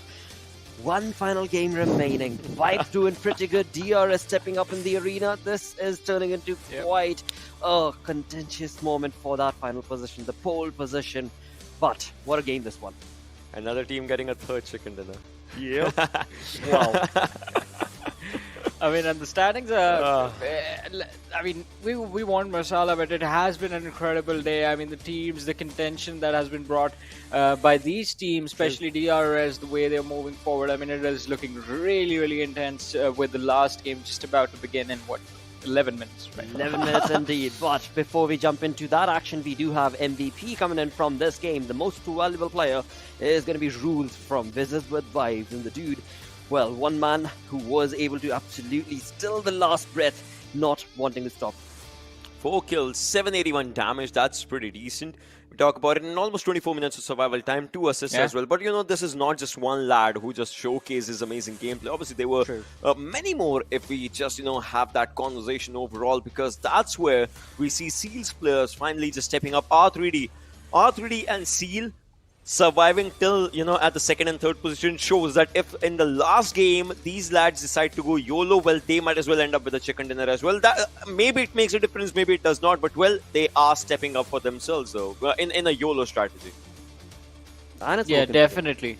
Exactly, it did work out in this game, and props to the players of R3D as well. They were holding quite a difficult position because they were right next to the players of DRS, but they survived for a decent number of time. They got a decent number of points from them for themselves from this game. And this game, in the very end, I mean, we knew DRS, they had it in the bag. I mean, the only cover position available and 2 players just holding their ground. They were just perfectly waiting for the last few individuals, like the one player from the side of Stalwart Esports and the other one from the side of R3D, to just peek them so that they could get those kills. The best part for DRS was their entry in the circle. They were so far away from the fights for a long time. You know, I was even talking about it. DRS had such a lovely place inside the zone for themselves that just helped them deliver and deliver and deliver. And well, they did it for themselves this time. If we talk about it, Zaki, Rul, Suyog, Nima. You see Nima just with 3 kills. That's highest kill. That's in the highest kills, and he is like a highest striking player from his team for this match. So this shows, you know, how comfortably DRS wanted to play. Like they had their own comfort zone for themselves. They never wanted the pressure to be on them. Absolutely, and as we move on forth from the match summary to the match ranking, it was quite a killer affair for so many of the teams this time around in the second last game, and that is of course going to be dictated based on just the kill department right there. Yeah, 21 points for DRS Gaming. Stalwart Esports moving up to the 9th with the 19th points that they've gotten for themselves. But along with these teams, I mean, R3D in the final match itself, they've showcased that, alright, why they made it this far. I mean, it is an incredible performance they delivered. Finally, though, but I was hoping this would happen in the early days. I was hoping they would perform like this on day one, but still, it's good to see that the team is still fighting for the contention. But as we move forward to the next page, things are getting really interesting because Deadeyes guys, team on the top is, well, on top in this game as well. The rest of them, we find them at the bottom. Stalwart, I8, Future Station. I love how you skipped ZEUS, right? Because they are not performing good today. overall again, if we just talk about it. Well, BABLU Clarity is there as well. Ruthless, Aggressive Warrior. So this was also one of the teams that we were hoping would keep on delivering, but it kind of faltered down as well here and there. This is the final day pressure that we were just talking about. Indeed, but along with that, as we move on forth, let's have a look at the rotations that were made from the side of the Real Soldiers. Ocean, take us through the map. I mean, if we talk about DRS and the way these lads were rotating, I was so happy because look at this where they are, and look at this movement by these lads. Just think about it, right? The spread that these guys are just, obviously they drop down, they're trying to find up a vehicle, and now they're moving, they're scouting up the areas. One lad's here, two lads here, and one lad just takes up a vehicle and moves down. But then comes the next to next circle slowly and steadily, and in those circles we'll see them just slowly and steadily trying to find good areas for themselves and water treatment. This is such a good area right now because Johnny, look at this. They had kind of a city, not exactly a city, but an area with a lot of loot. Yet they decide to move to the back lines. Yet they decide to move and stay behind, stay away from the fights for the starting moments. I would say this is a really good decision. I mean, it is Miramar, right? You will always want to get the necessary loot as much as you need and then move to a high ground as soon as possible. Look at this especially again. if I mean, there is going to be quite an open area about, surrounding you as well. And then they took their sweet time coming into the second circle as well, because it was, the third one as well, because it was quite important that they did that. Had they moved in a little bit earlier on, maybe a team coming in from the back lines would have reached the high ground area and spotted them out, took a few players down. But if you are moving in late, you can make sure that your backs are going to be clear and you will have quite a comfortable position moving forward as well. True that. Actually, they had such a good area around the zone for themselves, and well, it did help them a lot. It helped them a lot, so much so that they got those 15 points for themselves there. Exactly, and that was crucial as well for the side of the Real Soldiers as they are trying to climb up a ladder, but still shy of that Vibes points. But alongside that, the fights that did take place have been summarized through the Oppo F19 Pro moment. So let's have a sneak peek at that. Oh, this S686 just coming up, both the weapons, and in close range we know this weapon is just really useful. Kind of, I would say it's not exactly the underrated weapon, but well, obviously no one likes to use shotgun in the final moment. So yeah, everyone just if you get it, it's a movement that just helps you if you get it. But A1 Esports, I mean, 6ix9ine boy today has been just popping off a lot with some amazing classes. I mean, definitely, he has been putting up amazing performances throughout the day, and it is really amazing to see how A1 Esports have been doing as well. But as we were talking about this, I mean, R3D from the start, they had a really nice position. They were doing really well for themselves up until the very end. I mean, the collision that happened, it was an incredible moment for them. But again, it is Miramar. You need to be extremely careful while moving around the map. Yeah, I mean, that is important, right? With so much open areas, I get it. There are a few ridges here and there, but then, sometimes those ridges can't even save you if it's just going down. And we saw M249 skirmishes. We saw those bolt action skirmishes as well just coming in here and there. And, well, DE. Yesterday as well, if you guys remember, starting from the map of Sanhok, the nades were something that were pointing down to their misery. And, well, today as well, it's the nades that are just, that are just taking the players down for DE. I mean, you said this yesterday. I mean, this team needs to avoid throwables at all costs. Do. Yeah, whenever throwables are involved, whenever they're in a situation from where the grenades are going to be coming their way, it seems like Deadeyes guys, their chances to survive, they take a tumble. But in this one, I mean, T2K, they tried their level best, but it was sort of the terrain that was there. Towards the ending stages of the game, that was definitely a challenge for a lot of these individuals to traverse. But DRS, with this chicken dinner, with this win, I want to see what they're going to be looking like as far as the storyboard is going to be concerned. Exactly, they're still going to be a little shy of that second position, but again, I mean, that's why that is going to be ruling that. But of course, the points are going to be so very close. As we move on through to the damage drop now, well, so many teams are not looking good. I mean, as Varun also mentioned, so did Ocean. From FS to BABLU to ZEUS, IH, Stalwart, not the kind of performance for them on this Miramar. As much as I would love to talk about these stats, I still want the final game to start up as soon as possible. But well, so true talking about this one, right? Seal is here, R3D is here, DRS. These teams did really good. DRS played smartly. To be honest, they played really smartly for this game. Kudos to this team. And now, think about it, right? Vibes, think about DRS, think about DE. How safely they would want to play the final game for themselves. I mean, there will be there might just be 13, 14 teams trying to go YOLO, and then there will be these 3 teams for sure who would You just know not what? want to. Yeah. I'm liking the fact, like, if you look onto the virtual studio that we're in, right? This Yeah, you see TTK, audience, TTK sorry. all across. TTK Yeah. is all across. So maybe. Well, maybe that- But that's might vibes. want to- yeah. Hey, that's vibes actually. Oh yes, that is vibes. But wow, what a play! Well, what a now play they're this doing. right So here. the audience, all right. So the audience is they're supporting every team. We're like, what is this audience? Come on, that's And it's where's I don't see- I don't see saw the- this guy pick up a vibes I banner don't see earlier. D. Where is D? well, Come on, I mean- they're all so partial with that. Let's Oh, move there on are to the Ds as well. storyboard before we get hogged down by the crowd right here. But before all of that, when it comes down to the points, Yes, play. I love it. Nice. Wow. Yes, this is what we wanted. Yep. Fixus, here's your masala. Come and get it. This is incredible. For the final game, I mean, it's still so doable. For Vibes, it's doable. For DRS, it's doable. You know, I want to see if any team actually wins, because for Vibes as well, if they have a chicken dinner or something, well, they'll be getting those 15 placement points, and that'll be a 100-point marker. If any team gets a triple digit in placement and or kills from the top 3, something like that, if that happens. True. Well, I mean it. I don't know. I mean, it's like 7 points for Vibes. Then for DRS, it's 13 points. It is going to be so close. I don't think. I mean, I would love to see, as Ocean said, a chicken dinner finish in the last match. But even if that does not happen, it is going to be incredible to witness what these teams are going to do. Because remember, Blair and XP pointed out what happened the last time in PMPL South Asia Season 3, right? Yeah. The difference was not that much. It was 2 points after the game was over. 2 points, and DRS took the trophy. And it was by surviving, because ZEUS Esports in that last game, they just went nuts. They went berserk and started getting a lot of kills for themselves, just trying to get the first position away. But it was Nima who secured the trophy for his team. Exactly. Now, this time, it is 3 teams in contention. So I mean, last time it was 273 points coming down for the side of DRS with 4 chicken dinners, and 271 for ZEUS with 3 chicken dinners, 115 kills for DRS, 142 kills for ZEUS.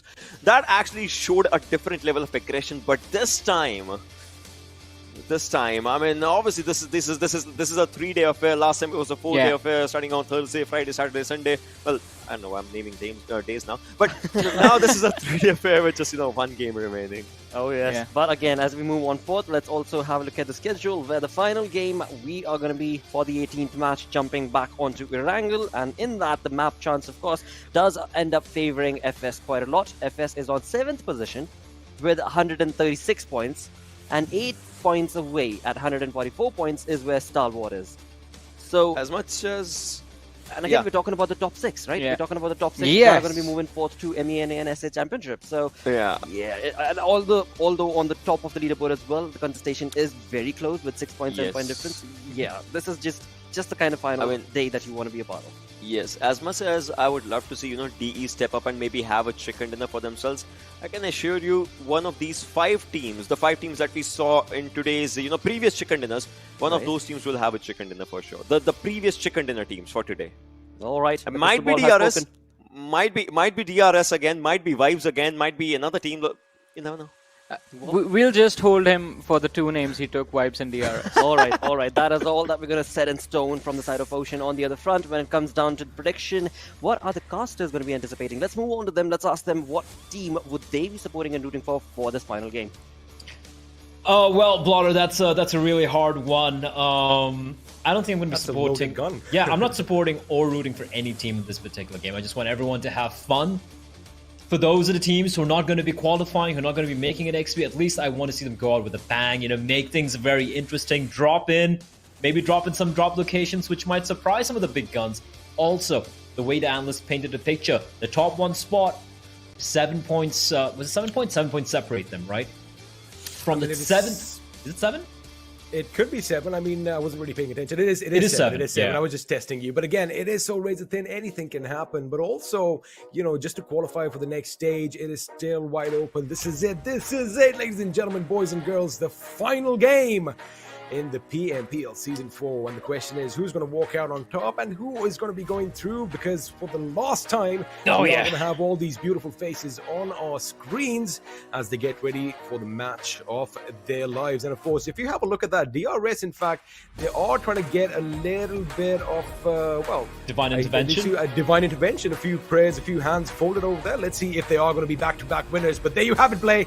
The plane in the sky, one last time over the plains of beautiful Erangel. Ladies and gentlemen, boys and girls, children of all ages, we are jumping in to the final one, the final map, the final battleground here in the PUBG Mobile Pro League South Asia Finals. And oh boy, that's a lot on the line for a lot of these teams. Looking at the final plane path, it's going to be from Kameshki XP heading towards Hospital, meaning the military island is quite a distance away for a couple of teams who we will be talking about, teams like Stalwart Esports and I8, who are currently in the 5th and the 6th place respectively. Now, before I throw it to you, XP, I just want to point out, there we go, the points are right there, perfect.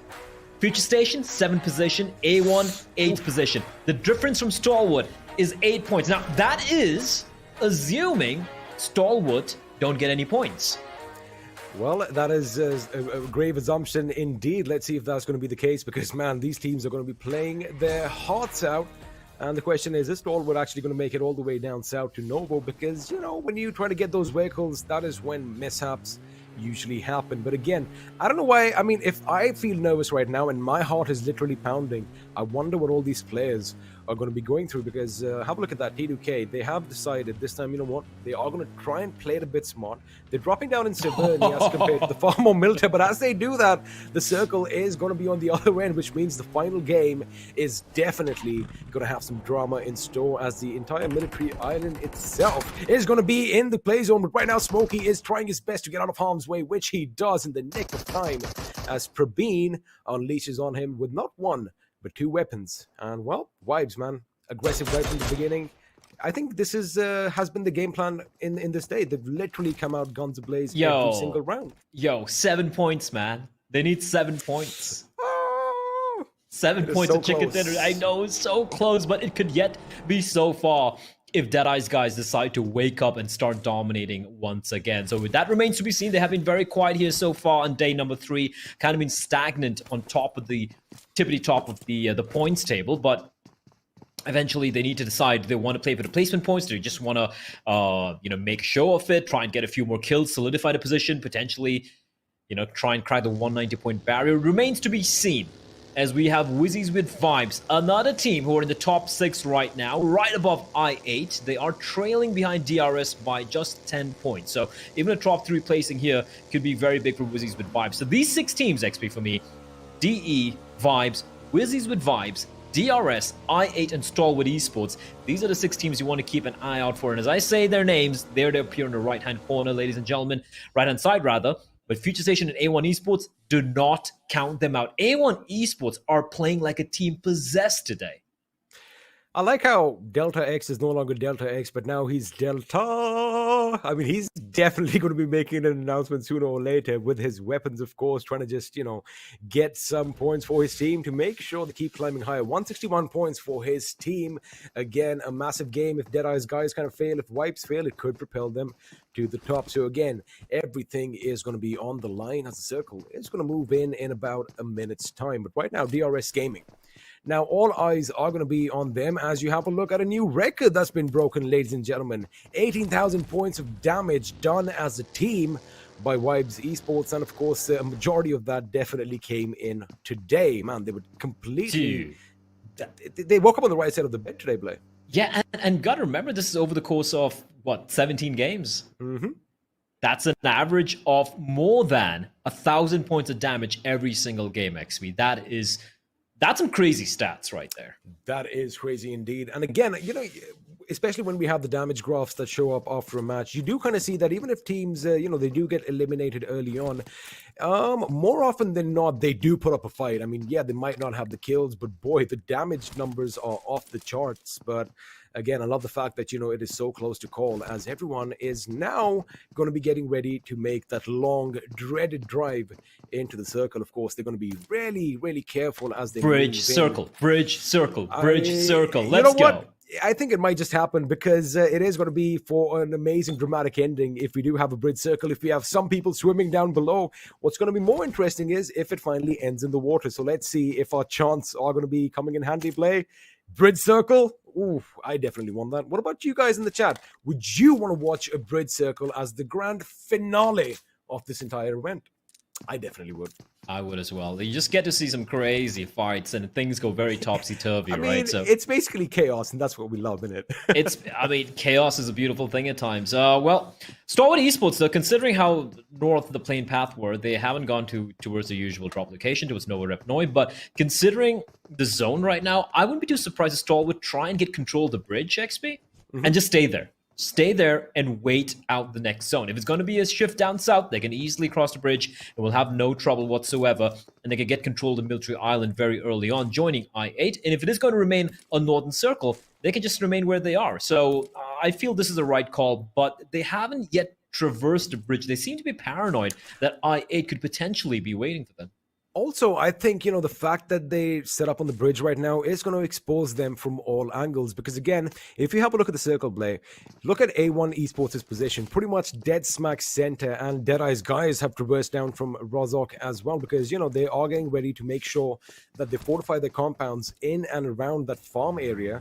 And, they're going to unleash hell from there. For Stalwart Esports, if they are going to be high on the bridge or, exposed, they could get shot if they don't have that 360 vigil. So what I think that they're doing is they're definitely going to have that gas station just north of the bridge under their control.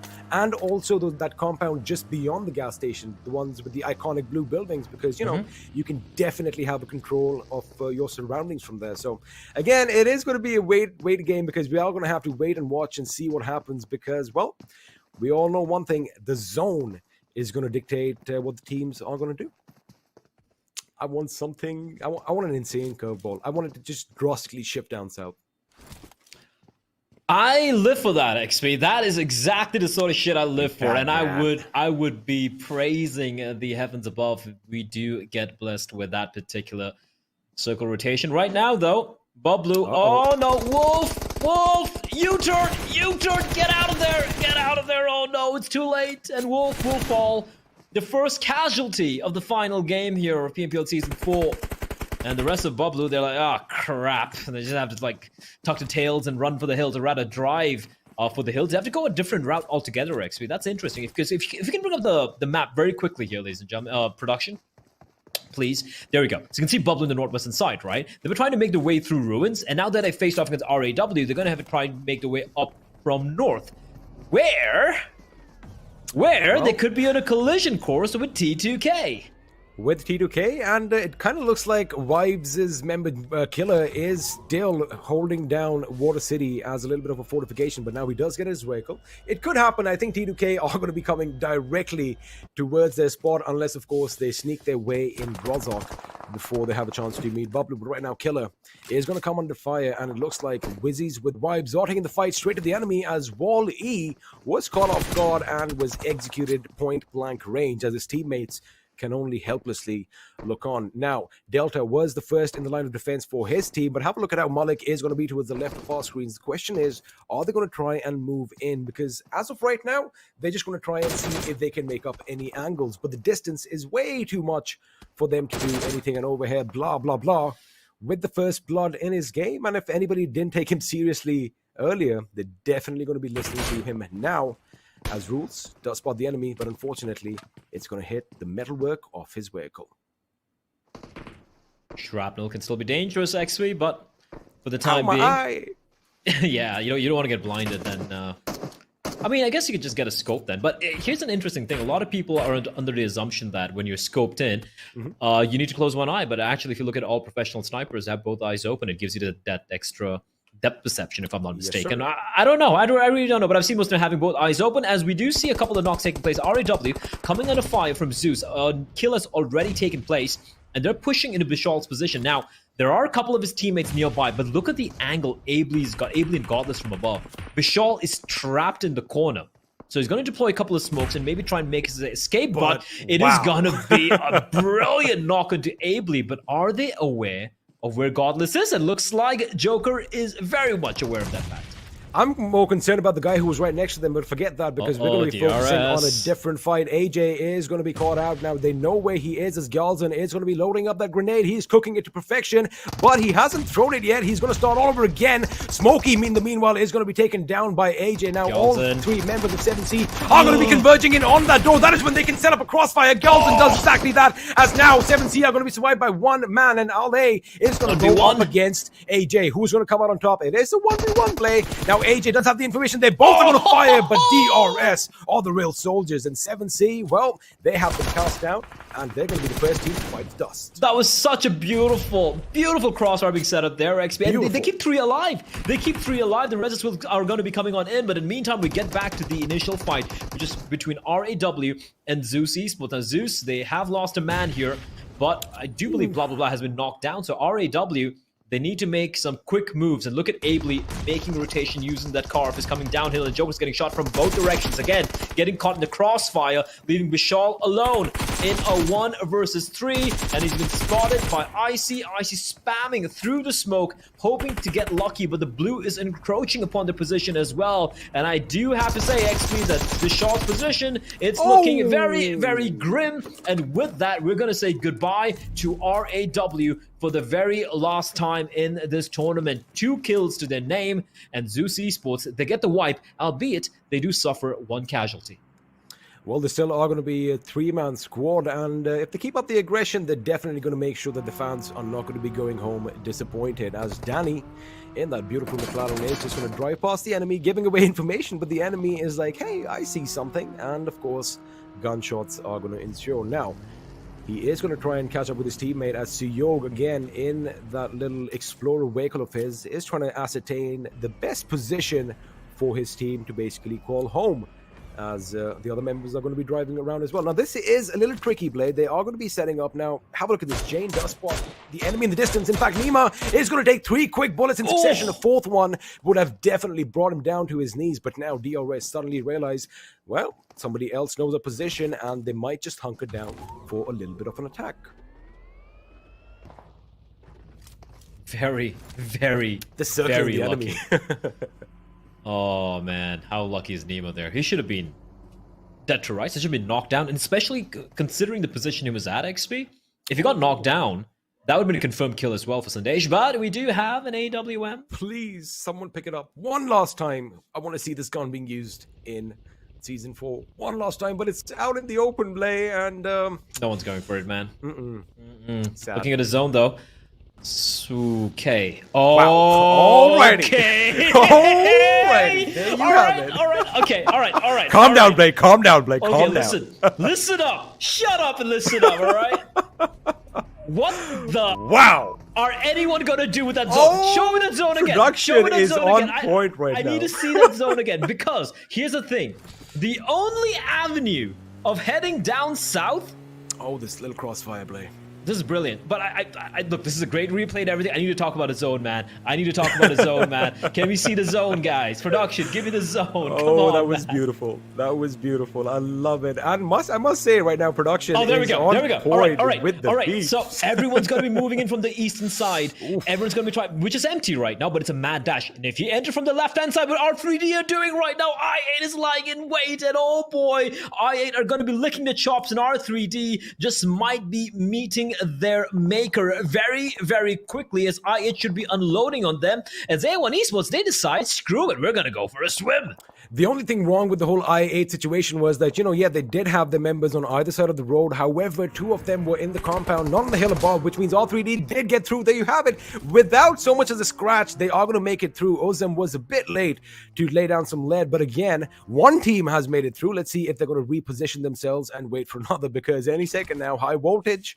They are going to be a little careful. They're going to make sure that they stop their vehicles at the midpoint of the bridge and, scout out ahead. But I8's Blade is going to be in a good position. However, I do want to have a scope on. There you have it. Extreme realizes, you know what? This is going to be a bit tricky. He's like, let's not take a chance right now. As, of course, his car is going to spin out, and Extreme is going to take a drastic jump in the cold, frigid waters down below. But again, that was a golden opportunity that was missed by I8. However, Blade, Godless went to an airdrop and looted it.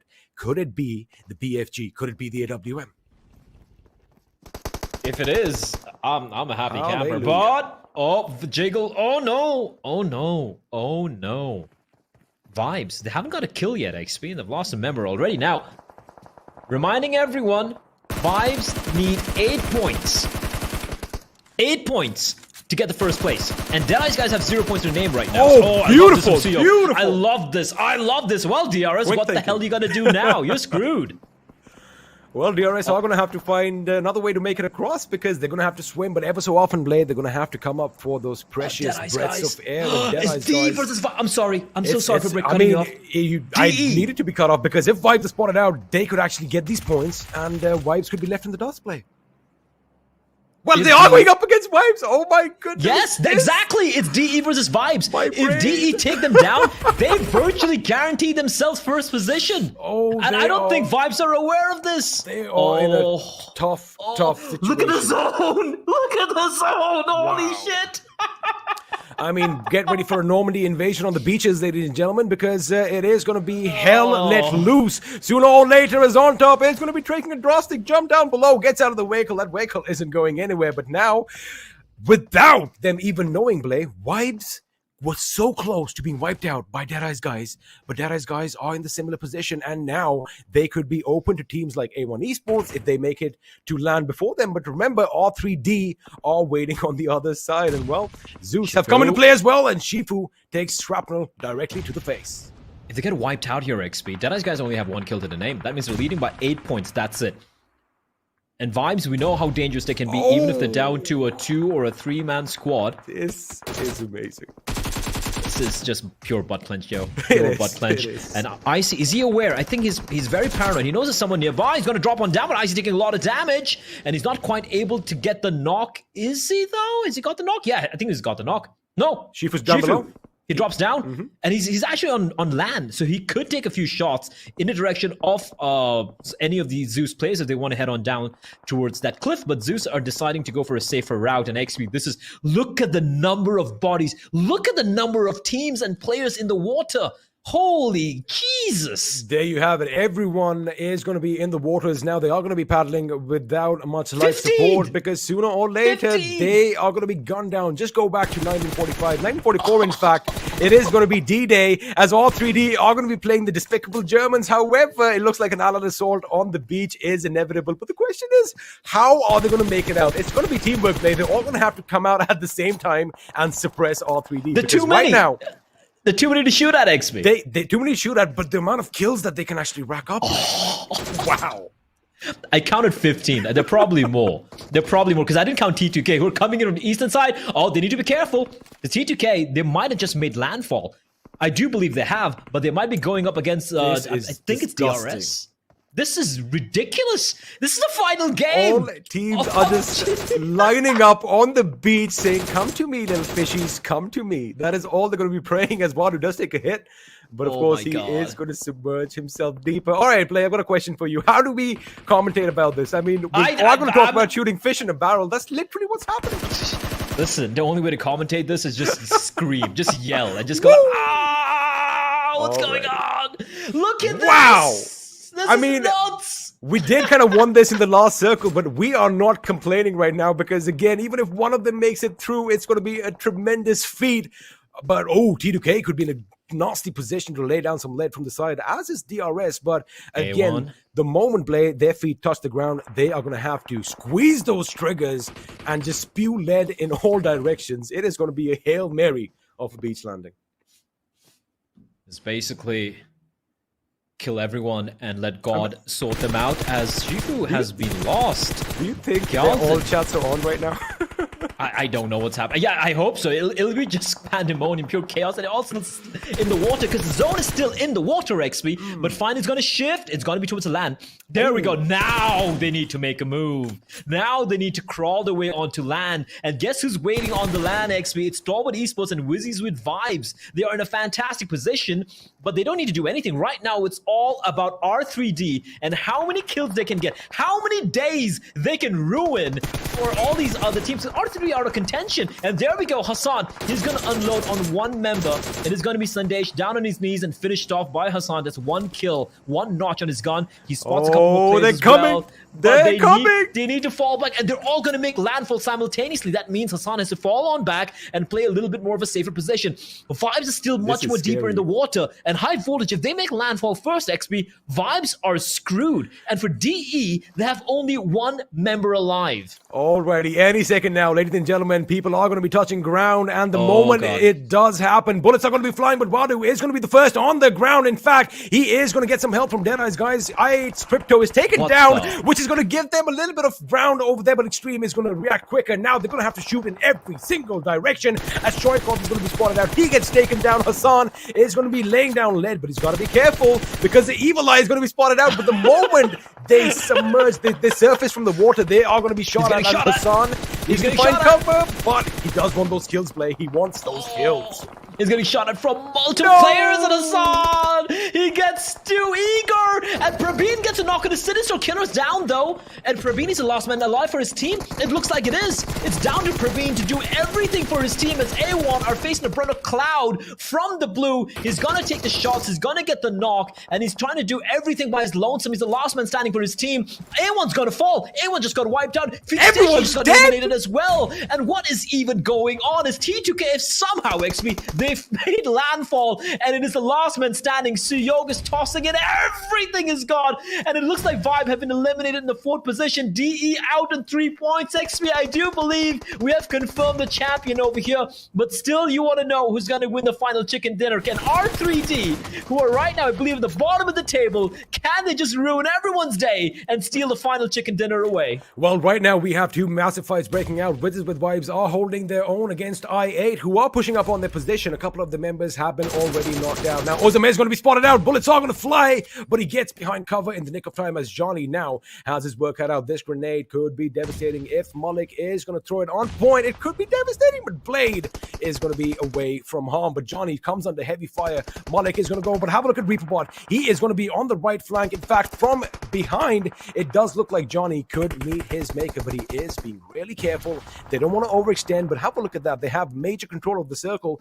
Delta is way on the other side. Of course, that grenade comes in finally from Reaperbot, and well, Johnny is going to find himself down on his bloodied knees, which means I8 is the last man standing. Well, not for long. There you have it. A Grenadier is going to be crowned as Wizzes with Vibes have wiped out I8. And on the other front play, looks like Delta is having a fight with Stalwart Esports. Delta, well, let's see what he's got though. Wizzes with Vibes in a great position. Okay! Wow! All right, Delta! With the nade, he finds 2. 2 birds with 1 very, very powerful stone, and Stalwart Esports now down to a 1-man squad, and they don't have a single kill in the name yet. P hiding, and Rules is just going to run over them. Absolutely no mercy being shown. He's going to go around for 1 more circle, looking for another kill with his buggy. Is he? Maybe not this time around.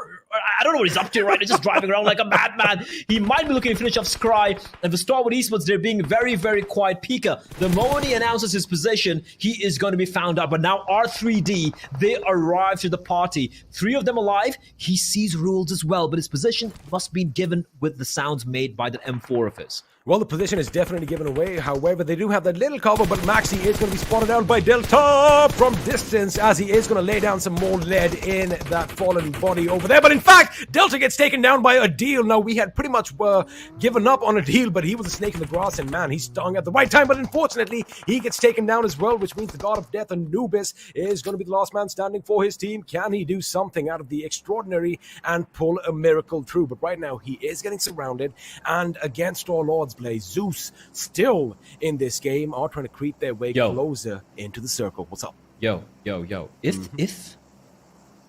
Wizzes get about 30 points, they can win. I was thinking that they need those kills. They need those kills, Blake. They need those kills, and that's why they're going for it. Okay.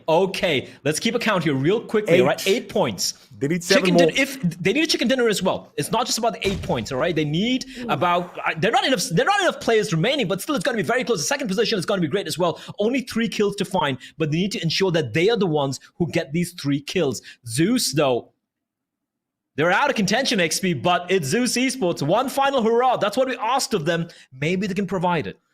Well, it looks like Delta could be the game changer. He does throw a grenade in Anubis' direction, a Molotov, in fact. In fact, it's on the other side of the vehicle as Anubis is going to creep in. I love this little bird's eye view as everyone is flinging whatever they have in their backpacks at the enemy, be it smoke, be it shrapnel, be it fire, as Delta is going to try and make his move. Now, Anubis has to make a little bit of an adjustment because of the blue zone. In fact, he spots him out. Delta is going to be spotted out. Of course, those hit markers giving his position away, and now the sound is going to be coming in. Beautiful Molotov by Anubis. It might just push Rules a bit back. However, it failed to hit its mark, which means Delta could still be in this game, but this grenade could be the deciding factor. It is, as Delta is brought down to his knees once again, with Rules barely surviving. And there you have it. Anubis, still the last man, does not back away from a fight. Spots out the enemy as well, but is just a second too late to pull the trigger.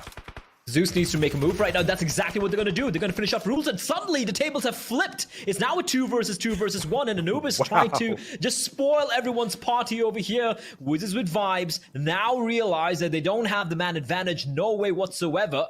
Because Godless, you can see him, he's proning, he's getting up, proning, getting up. He knows where Anubis is. He has an idea, an inkling as to where he is, but they don't know exactly where ReaperBot and Malik are. Now, the smoke is a dead giveaway. It's the fact that there could potentially be one player there, but Malik, Crosshair trained on towards Godless's position. Everyone's in the zone though, XP. And apart from a couple of trees for cover, there's absolutely nothing else. Everyone's going to be lying prone and waiting for the other to make a move. Godless doing the right thing, sipping on some energy drinks, making sure he is well boosted for this fight up against Malik. Now, Malik technically is going to spot him just a little bit earlier. However, he's going to have to get up to shoot down. Now, when that happens, if Godless is quick on the trigger, it could be devastating for the Wizards. But it is still in their advantage. Now, I do see that one guy creeping in the distance. Now, he could be a game-changer play. As again, everybody knows where the enemy is. Malik is going to make sure he is going to keep his focus on this end. Now, he doesn't know that Godless is in front of him, but he does know that someone is lurking in the tall grass down below. But Anubis play. Now, again, everybody knows where everybody is. If ReaperBot gives a little bit of his position away, he could be shot in from the side. But again, it's going to be a waiting game as the circle is going to decide which one of these 5 boys on our screens is going to have to move first. But look at Malik, man. That is steely demeanor. He is concentrating hard as Godless is just trying to scrabble out. But wait a second, something has been flung in the grenade, and ReaperBot almost knocked down to his knees. Look at Malik. Malik knows though. He spots out Godless. He's able to somehow calculate trajectory, and that's a quick and easy knock. He's going to go for the finish as well, and that's going to be Godless bidding us goodbye. ReaperBot able to heal himself in the meantime, and once again, the man advantage back for Wizzes with vibes. They need all these kills. A second place position is definitely within the realms of possibility. In fact, they might just have got it if they can get the chicken dinner. Now, Ably hasn't made a move yet. Ably's been very, very quiet, and so has Anubis. Anubis just near that tree. And the next zone, well, Ably spotted out, finished off a 1 versus 2. Wizzes with vibes, 10 kills to their name. They're looking for the 11th. They won the chicken dinner XP. They won the 26-point game, which could really shoot them up all the way to the 2nd position. Anubis will born alive, still somehow stays alive with a sliver of HP, but ReaperBot's coming in for the finish and a jumping UMP spray. And Wizzes with vibes will snatch that final chicken dinner. What a play from them, XP. And that was probably the best map we have had so far across the entirety of PMPL South Asia Season 4. No one's going to be disappointed. The analyst desk is going to be elated. Fixes and Necro are going to be happy with that last circle. All of you watching at home are going to be happy. But Blay, Wizzes with vibes, just walked away with 26 points. Is it going to be enough to dethrone Deadeyes, guys? Well, we're going to have to wait and find out. But what a finale. We couldn't have asked for anything better. I think the gods of PUBG finally listened to us play. And, well, I have an announcement to make, ladies and gentlemen. Ladies and gentlemen, your champions. You're not going to believe this. South Asia, Wizzies with vibes. They did it in the final goddamn game. Wow. They steal it away from Deadeyes, guys. The champions deserved. Brilliant play, brilliant map. What a performance, XP. I did not see that coming. I don't think anyone saw that coming. Well, just like the fireworks behind, they really lit the place up in these last few games, getting the job done with precision, staying strong as a squad, vibing right till the end. And there you have it, ladies and gentlemen, boys and girls, your winners for PMPL Season 4, Wizzies with vibes. Boy, oh boy, take a bow. They did it in style. Oh man, like, I'm still recovering. I'm still recovering. I don't know how they did it. I think one thing though. How did they get it? You know, they did. They were still on the main island. You know, when everybody was swimming in the water, they got through. They made sure, you know what, forget the free kills right now. They went and secured the final circle. And like you said, they were on a hunt.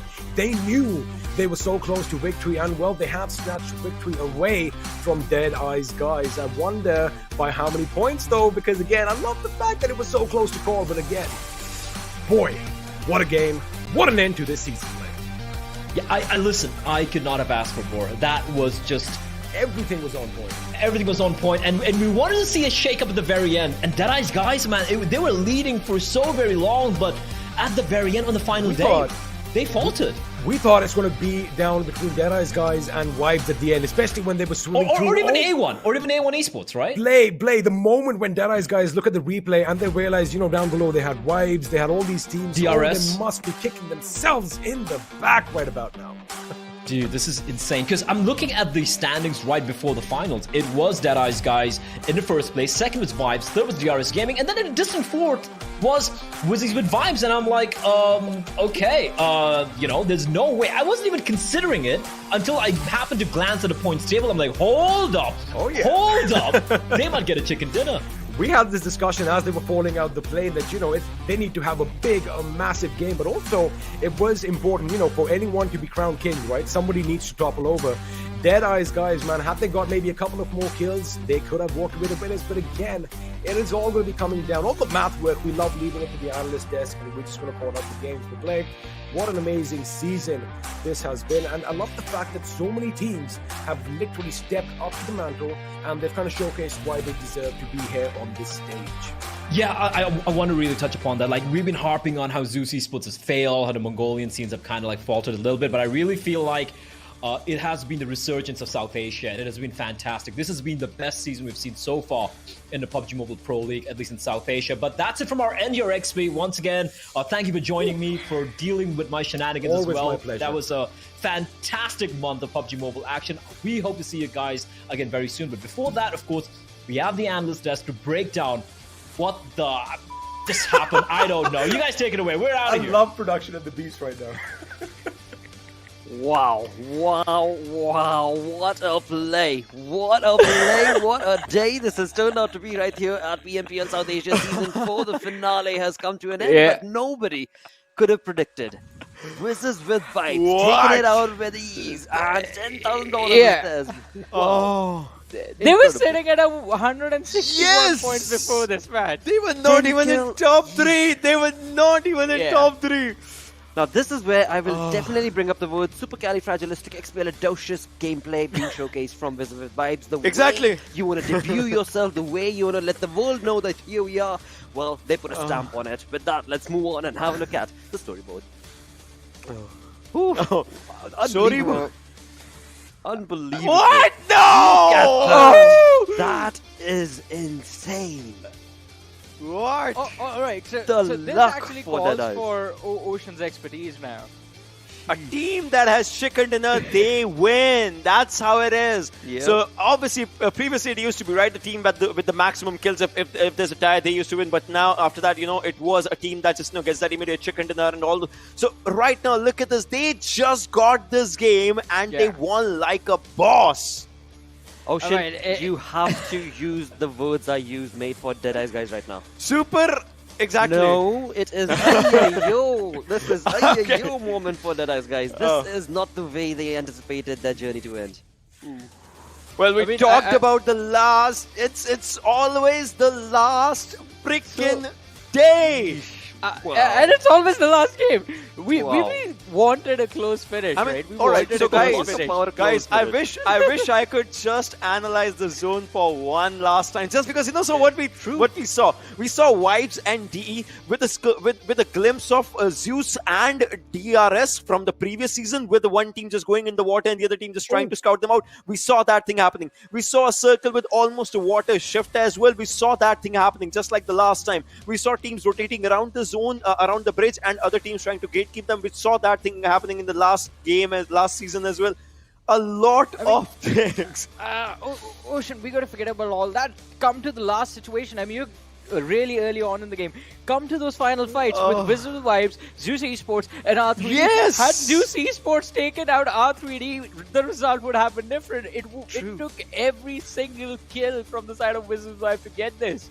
This is such a good time to be a PUBG Mobile fan, to be honest. An Indeed. esports fan at this point. Along with that, I would also like to congratulate the top 6 teams. We do have Stalwart Esports on that 6th spot, still maintaining that position for themselves. I8 on the 5th, along with DRS Gaming, Wizzes Esports, Deadeyes guys, and the winners, the champions, with Vibes, because these 6 teams are going to move on forth to MENA and SA Championship.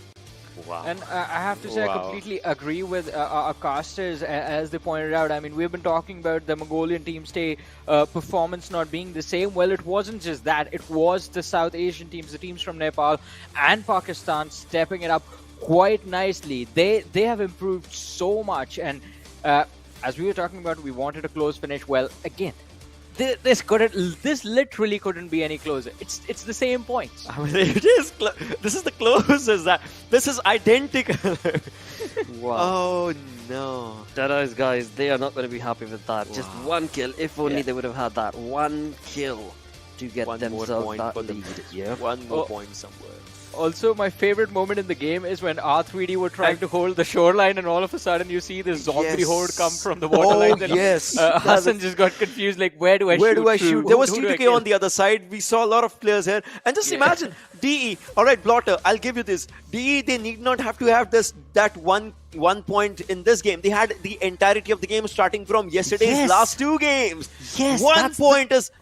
And you know, in certain sense, what your perfect crystal ball ends up saying ends up happening, dude. I mean, honestly, your spoilers are ludicrously awesome, because this team, you had pointed it out and mentioned it out as well again and again, that when it comes to the final day, they do not end up performing that well. Perfect debut. Yep. Perfect debut indeed. Wizzes with perfect vibes. debut. All right. This is where I would want to see, you know, the other casters' reaction from the other regions that there are, to be honest. Like, what would be their reactions? Also, I have to say, I mean, Wizzes Vibes, they did well. Congratulations to the team. Let's not forget R3D. Props to this team as well. They've had a pretty wonderful day. They have improved within the day itself. And this last game, again, I have to say, that favorite moment is always going to remain the same. It's going to be that beach shoreline situation that happened. Oh, no. You know, at times, those YOLO approaches end up working, and it definitely did work for R3D. I'm analyzing this game for sure. I'm analyzing this game. What happened, everything else. This was, again, I mean, it was all thanks to the circle itself. But, of course, with that, we do have a champions for Season 4 right here for PMPL South Asia, and that's going to be Wizzes with Vibes. So, without further ado, let's move on and have an interview with this team right now. Congratulations to you lads. You guys come in for the first time to showcase the world what you bring into the table, and what a destructive performance you guys have had. How are you feeling right now? Just one thing. How are you feeling right now? Yeah, Malik. Yeah. How are you guys feeling? How are you guys feeling with the performance? We are feeling very great. Like, I can't express. No words to describe. Of course, no words to describe. Just incredible debut being from side of this team. I mean, my question was simple. So, Malik, that is the perfect response right there. But again, it took us a while to realize that you guys had the first position. Did you guys figure it out? Like, after this match, you got all those kills and got the chicken dinner. Did you guys figure it out? Like, you were sitting on the first and are the champions? Yeah, we counted the points, and we counted the points, and it was equal, and we don't know who's gonna win. So, and we asked to the Discord server admin, and we got our result, and we are like $10,000 in the bank. All right, what's the first thing you guys are gonna do after this interview ends? What's the first thing you guys are gonna do? Are you guys gonna party or scream or like call your parents? What's the first thing you guys are doing? We're gonna celebrate like while like what? That's nice. Definitely a perfect play, a perfect season to you guys. Again, it was perfect that you guys were able to participate and showcase that Wizzes with Vibes is here with a bang, and to the entirety of the regions all across. You guys are creating history right now. So once again, congratulations. A lot of celebration is, of course, going to be waited from your side as the journey progresses on. This is just the start. But to close the interview, what do you guys have to say to your fans? Keep supporting us. That's it. You can use your local language. That's Anything in absolutely Nepali, fine. anything in Nepali, Yes. that would be good. Okay. सबैजना support गरिदिराख्नुहोस् हामीलाई. हामी यसरी नै अगाडि बढ्दै जान्छौँ र thank you all. Well, thank you once again. Thank you. What a team. What a play that was. Nobody could have predicted this to be the result. I mean, we all right here on the desk could not have anticipated that. But I am so elated with this performance from you guys. Thank you so Keep much. up the good work. Best of luck as you move on from this journey onwards. Thank you so much. All right. Well, that, of course, is Wizzes with Vibes right there. Our champions for PMPL South Asia Season 4. An incredible turn of events that... Oh, wow. Wow. You saw, I mean, actually, in the interview, you heard a few phone calls as well. It was like, you know, it was already going on. So it's yeah, I mean, we were talking about chaos in the game, right? The chaos has carried forward to the post game as well, because I think the alteration, as Ocean mentioned, I mean, it happened last year itself that the kill system was sort of switched up a little bit, and the placements were given a more priority in terms of the tie, and that is why, I mean, Wizzes Vibes, the champions right now. Very happy, and I guess Ocean celebrations are definitely going to be underway. Oh, they are definitely. Like, there's no other thoughts for them. Like, the way these lads have told us as well. Every one of them just playing the entirety of the matches for themselves. That shows a synergy. If we talk about each and every lad, Delta, Reaper, Malik, Rules, we've seen these lads, you know, popping in. If we talk about the previous Super Weekends as well, you know, the Super Weekends that they were, Malik, you know how many times this lad has survived solo to get his team to the second position and to go for those heal battles. Reaper, there were 1 or 2 days when he was just popping up really good. Rules, just a really aggressive player. And then there's Delta as well, just, you know, being the perfect backbone with those survival times and even in the finals as well. So these lads have done such a brilliant job for themselves with 21, 24, 23, 17 kills. They have done such a good job, and well, what a debut. I mean, XP mentioned it, right? Delta X changed his name to Delta. Yeah. And that definitely His brought scream. up that momentum. Yep. Yeah. I mean, you need a war cry, right? You need a war cry before you jump into a match like this, and that was it. Wow. Incredible journey throughout the 4 weeks that we've been part of. But, of course, the money giving away is still not yet done, because we still have the MVP leaders to talk about, and the dude who's going to be walking away with the $1,000. $1,000 in the bank is going to be top 2. Wow. He made it, Ocean. Ocean, you were talking about it, dude, and he has come on top of on top. And he heard what Ocean had to say, because from that match, the last match we saw the MVP ranking, he hasn't gotten a kill, but his damage and survival time has gone up. Yes, exactly. That's exactly what I was going to say. His skill numbers are still not, you know, with contestation 2 on top, but his damage stats, 6,000 plus damage, that's ludicrous coming down there. That is definitely quite ludicrous, as you said. I mean, it was an incredible run from top, and on top, and Deadeyes, guys, they put up an amazing performance as well, but barely missing out on that extra moolah. I mean, yeah. That's true, but I want to say something to you, Blotter. You know, once we are done with this MVP conversation, I want to say something. Just remind me once we are done with this conversation. I have a really weird stat in my mind, though, but that will happen after the MVP. All right, well, we are going to be moving on to the head-to-head coming in the top players, of course, so maybe perhaps that would be the moment that you might want to share, Ocean? 33-26, that's, you know, that's the difference that we see right now. Look at the way this lad was performing. We were talking about the minute survival time difference. It's 5 seconds. 5 seconds. And so the maximum difference of 40% weightage comes from the damage dealt. This survival time is something, because that damage dealt with these skills, he needed just 1 extra second of survival time, and he got it. Had On Top Sir had 20 minutes and 7 seconds of survival time, he would have still been the MVP.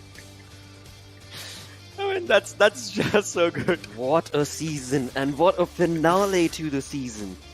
Wizzes with vibes, taking a chicken dinner, exact same points as Deadeyes, but they get the final chicken dinner, thus nail the $10,000 as the prize. Now, as you move on to the MVP, you're talking about that 2-second difference, 5-second. Wow. Just the perfect PUBG Mobile Pro League season, this one. And remember the first game when Wizzes got second position because they were charging in on T2K, but they could not accomplish that? Well, I would say they did everything good in the last game. Just think about it. That first game, they were almost at the second position with a few points remaining because they charged in the open. That we were calling like it was a very big blunder. It was a big mistake. Well, now they have it for themselves. And it worked out in the end. Oh, yeah, I'm done. Incredible. Incredible. Varun, again, dude, this entire journey for Season 4, would you agree, has been absolutely ludicrous from the start till the end? As we move on to, of course, let's have a look at the day summary as well. I mean, I agree with you completely. It was absolutely insane this season. First of all, I mean, starting things off in the league stage, we saw the fall of the Titans, the biggest teams falling down, and the young blood, the new names, the new rosters, the new banners that we were seeing doing really well. Transitioned to the finals, again, the same thing going on. The Titans fighting really hard to keep up with the changes that were made by the veterans and the newcomers alike. And in the end, it is a banner, Wizzes Vibes. It is a team that is representing themselves for the first time on a stage this massive, that walk away with the trophy and the crown. And in what fashion as well. An incredible, incredible journey. But it's not over. No, this is just the start. Over. This is just the start. We are definitely going to be hearing a lot from this team of Wizzes with Vibes. Of course, as we did mention earlier, top 6 teams are going to be moving on to MENA and SA Championship, where we are going to be introduced to this team as well as the others in the top 6. Of course, DRS is going to be there. But moving on forth, let's have a look at the final summary for the 3 days that were the finals. Oh, ZEUS again, just a one-day affair for them. This is where, we draw the line. No doubt they were in the last game there, but hey, it was a lot too late for them. If we talk about it, DE, well, their impact on the first day and first half of the second day, that's where it all just ended. That's where the charm kind of ended. Wizzes with Vibes, slow and steady does win the race. Yep. I mean, yeah, definitely. I mean, because I remember, as we talk to the lads right now, they had to get the confirmation, but we had the opportunity to witness the post-game with our lovely casters in this massive virtual arena. And I'm looking at the winner chicken dinner pop up, and I see the Jumbotron in the backlines, and I'm like, wait, what? And my mind is blown completely. I'm like, all right, this just shakes things up to a whole another level. And it was, as Ocean said, slow and steady performance, the consistent performance of Wizzes with Vibes that brings the team to the first position, brings them the $10,000, the trophy, and also takes them to the MENA and SA Championship. Indeed, they definitely do. With that, as we move on from one start to the next, let's have a look at the MVP survival times once again, as this is where the correct start are going to be showcased. Previously, it was a bit off, but the survival, well, it is still going to be 8 minutes and 10 seconds. And previously we were talking about the entirety of the average survival, but overall it's still the same, and he still does walk away with $1,000. So a GG play to top 2A. He heard Ocean, and that definitely worked out in the dude's favor. I mean, hey, maths is the number cruncher. Maths is a beautiful language. Oh yes, it is a language. So true. Otherwise, he would have been thinking, all right, got to get more kills. This much is the damage. This guy just does all the calculations. You follow his instructions and, well, efficiently just get the $1,000 for you. I mean, we are analysts for a reason, right, Johnny?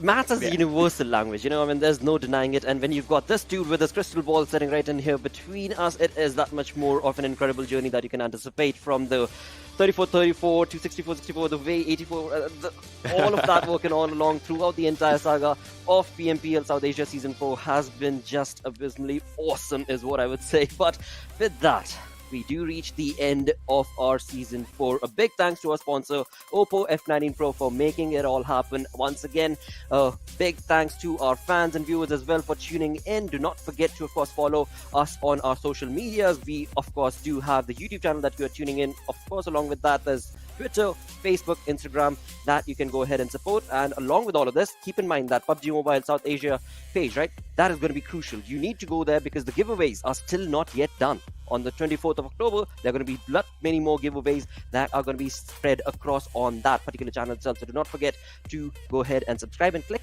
that bell icon as well. And with that, thanks to these dudes. I mean, it has been an awesome journey, and I have definitely loved sharing the desk with all of you as well. But with that, any final closing thoughts from you lads?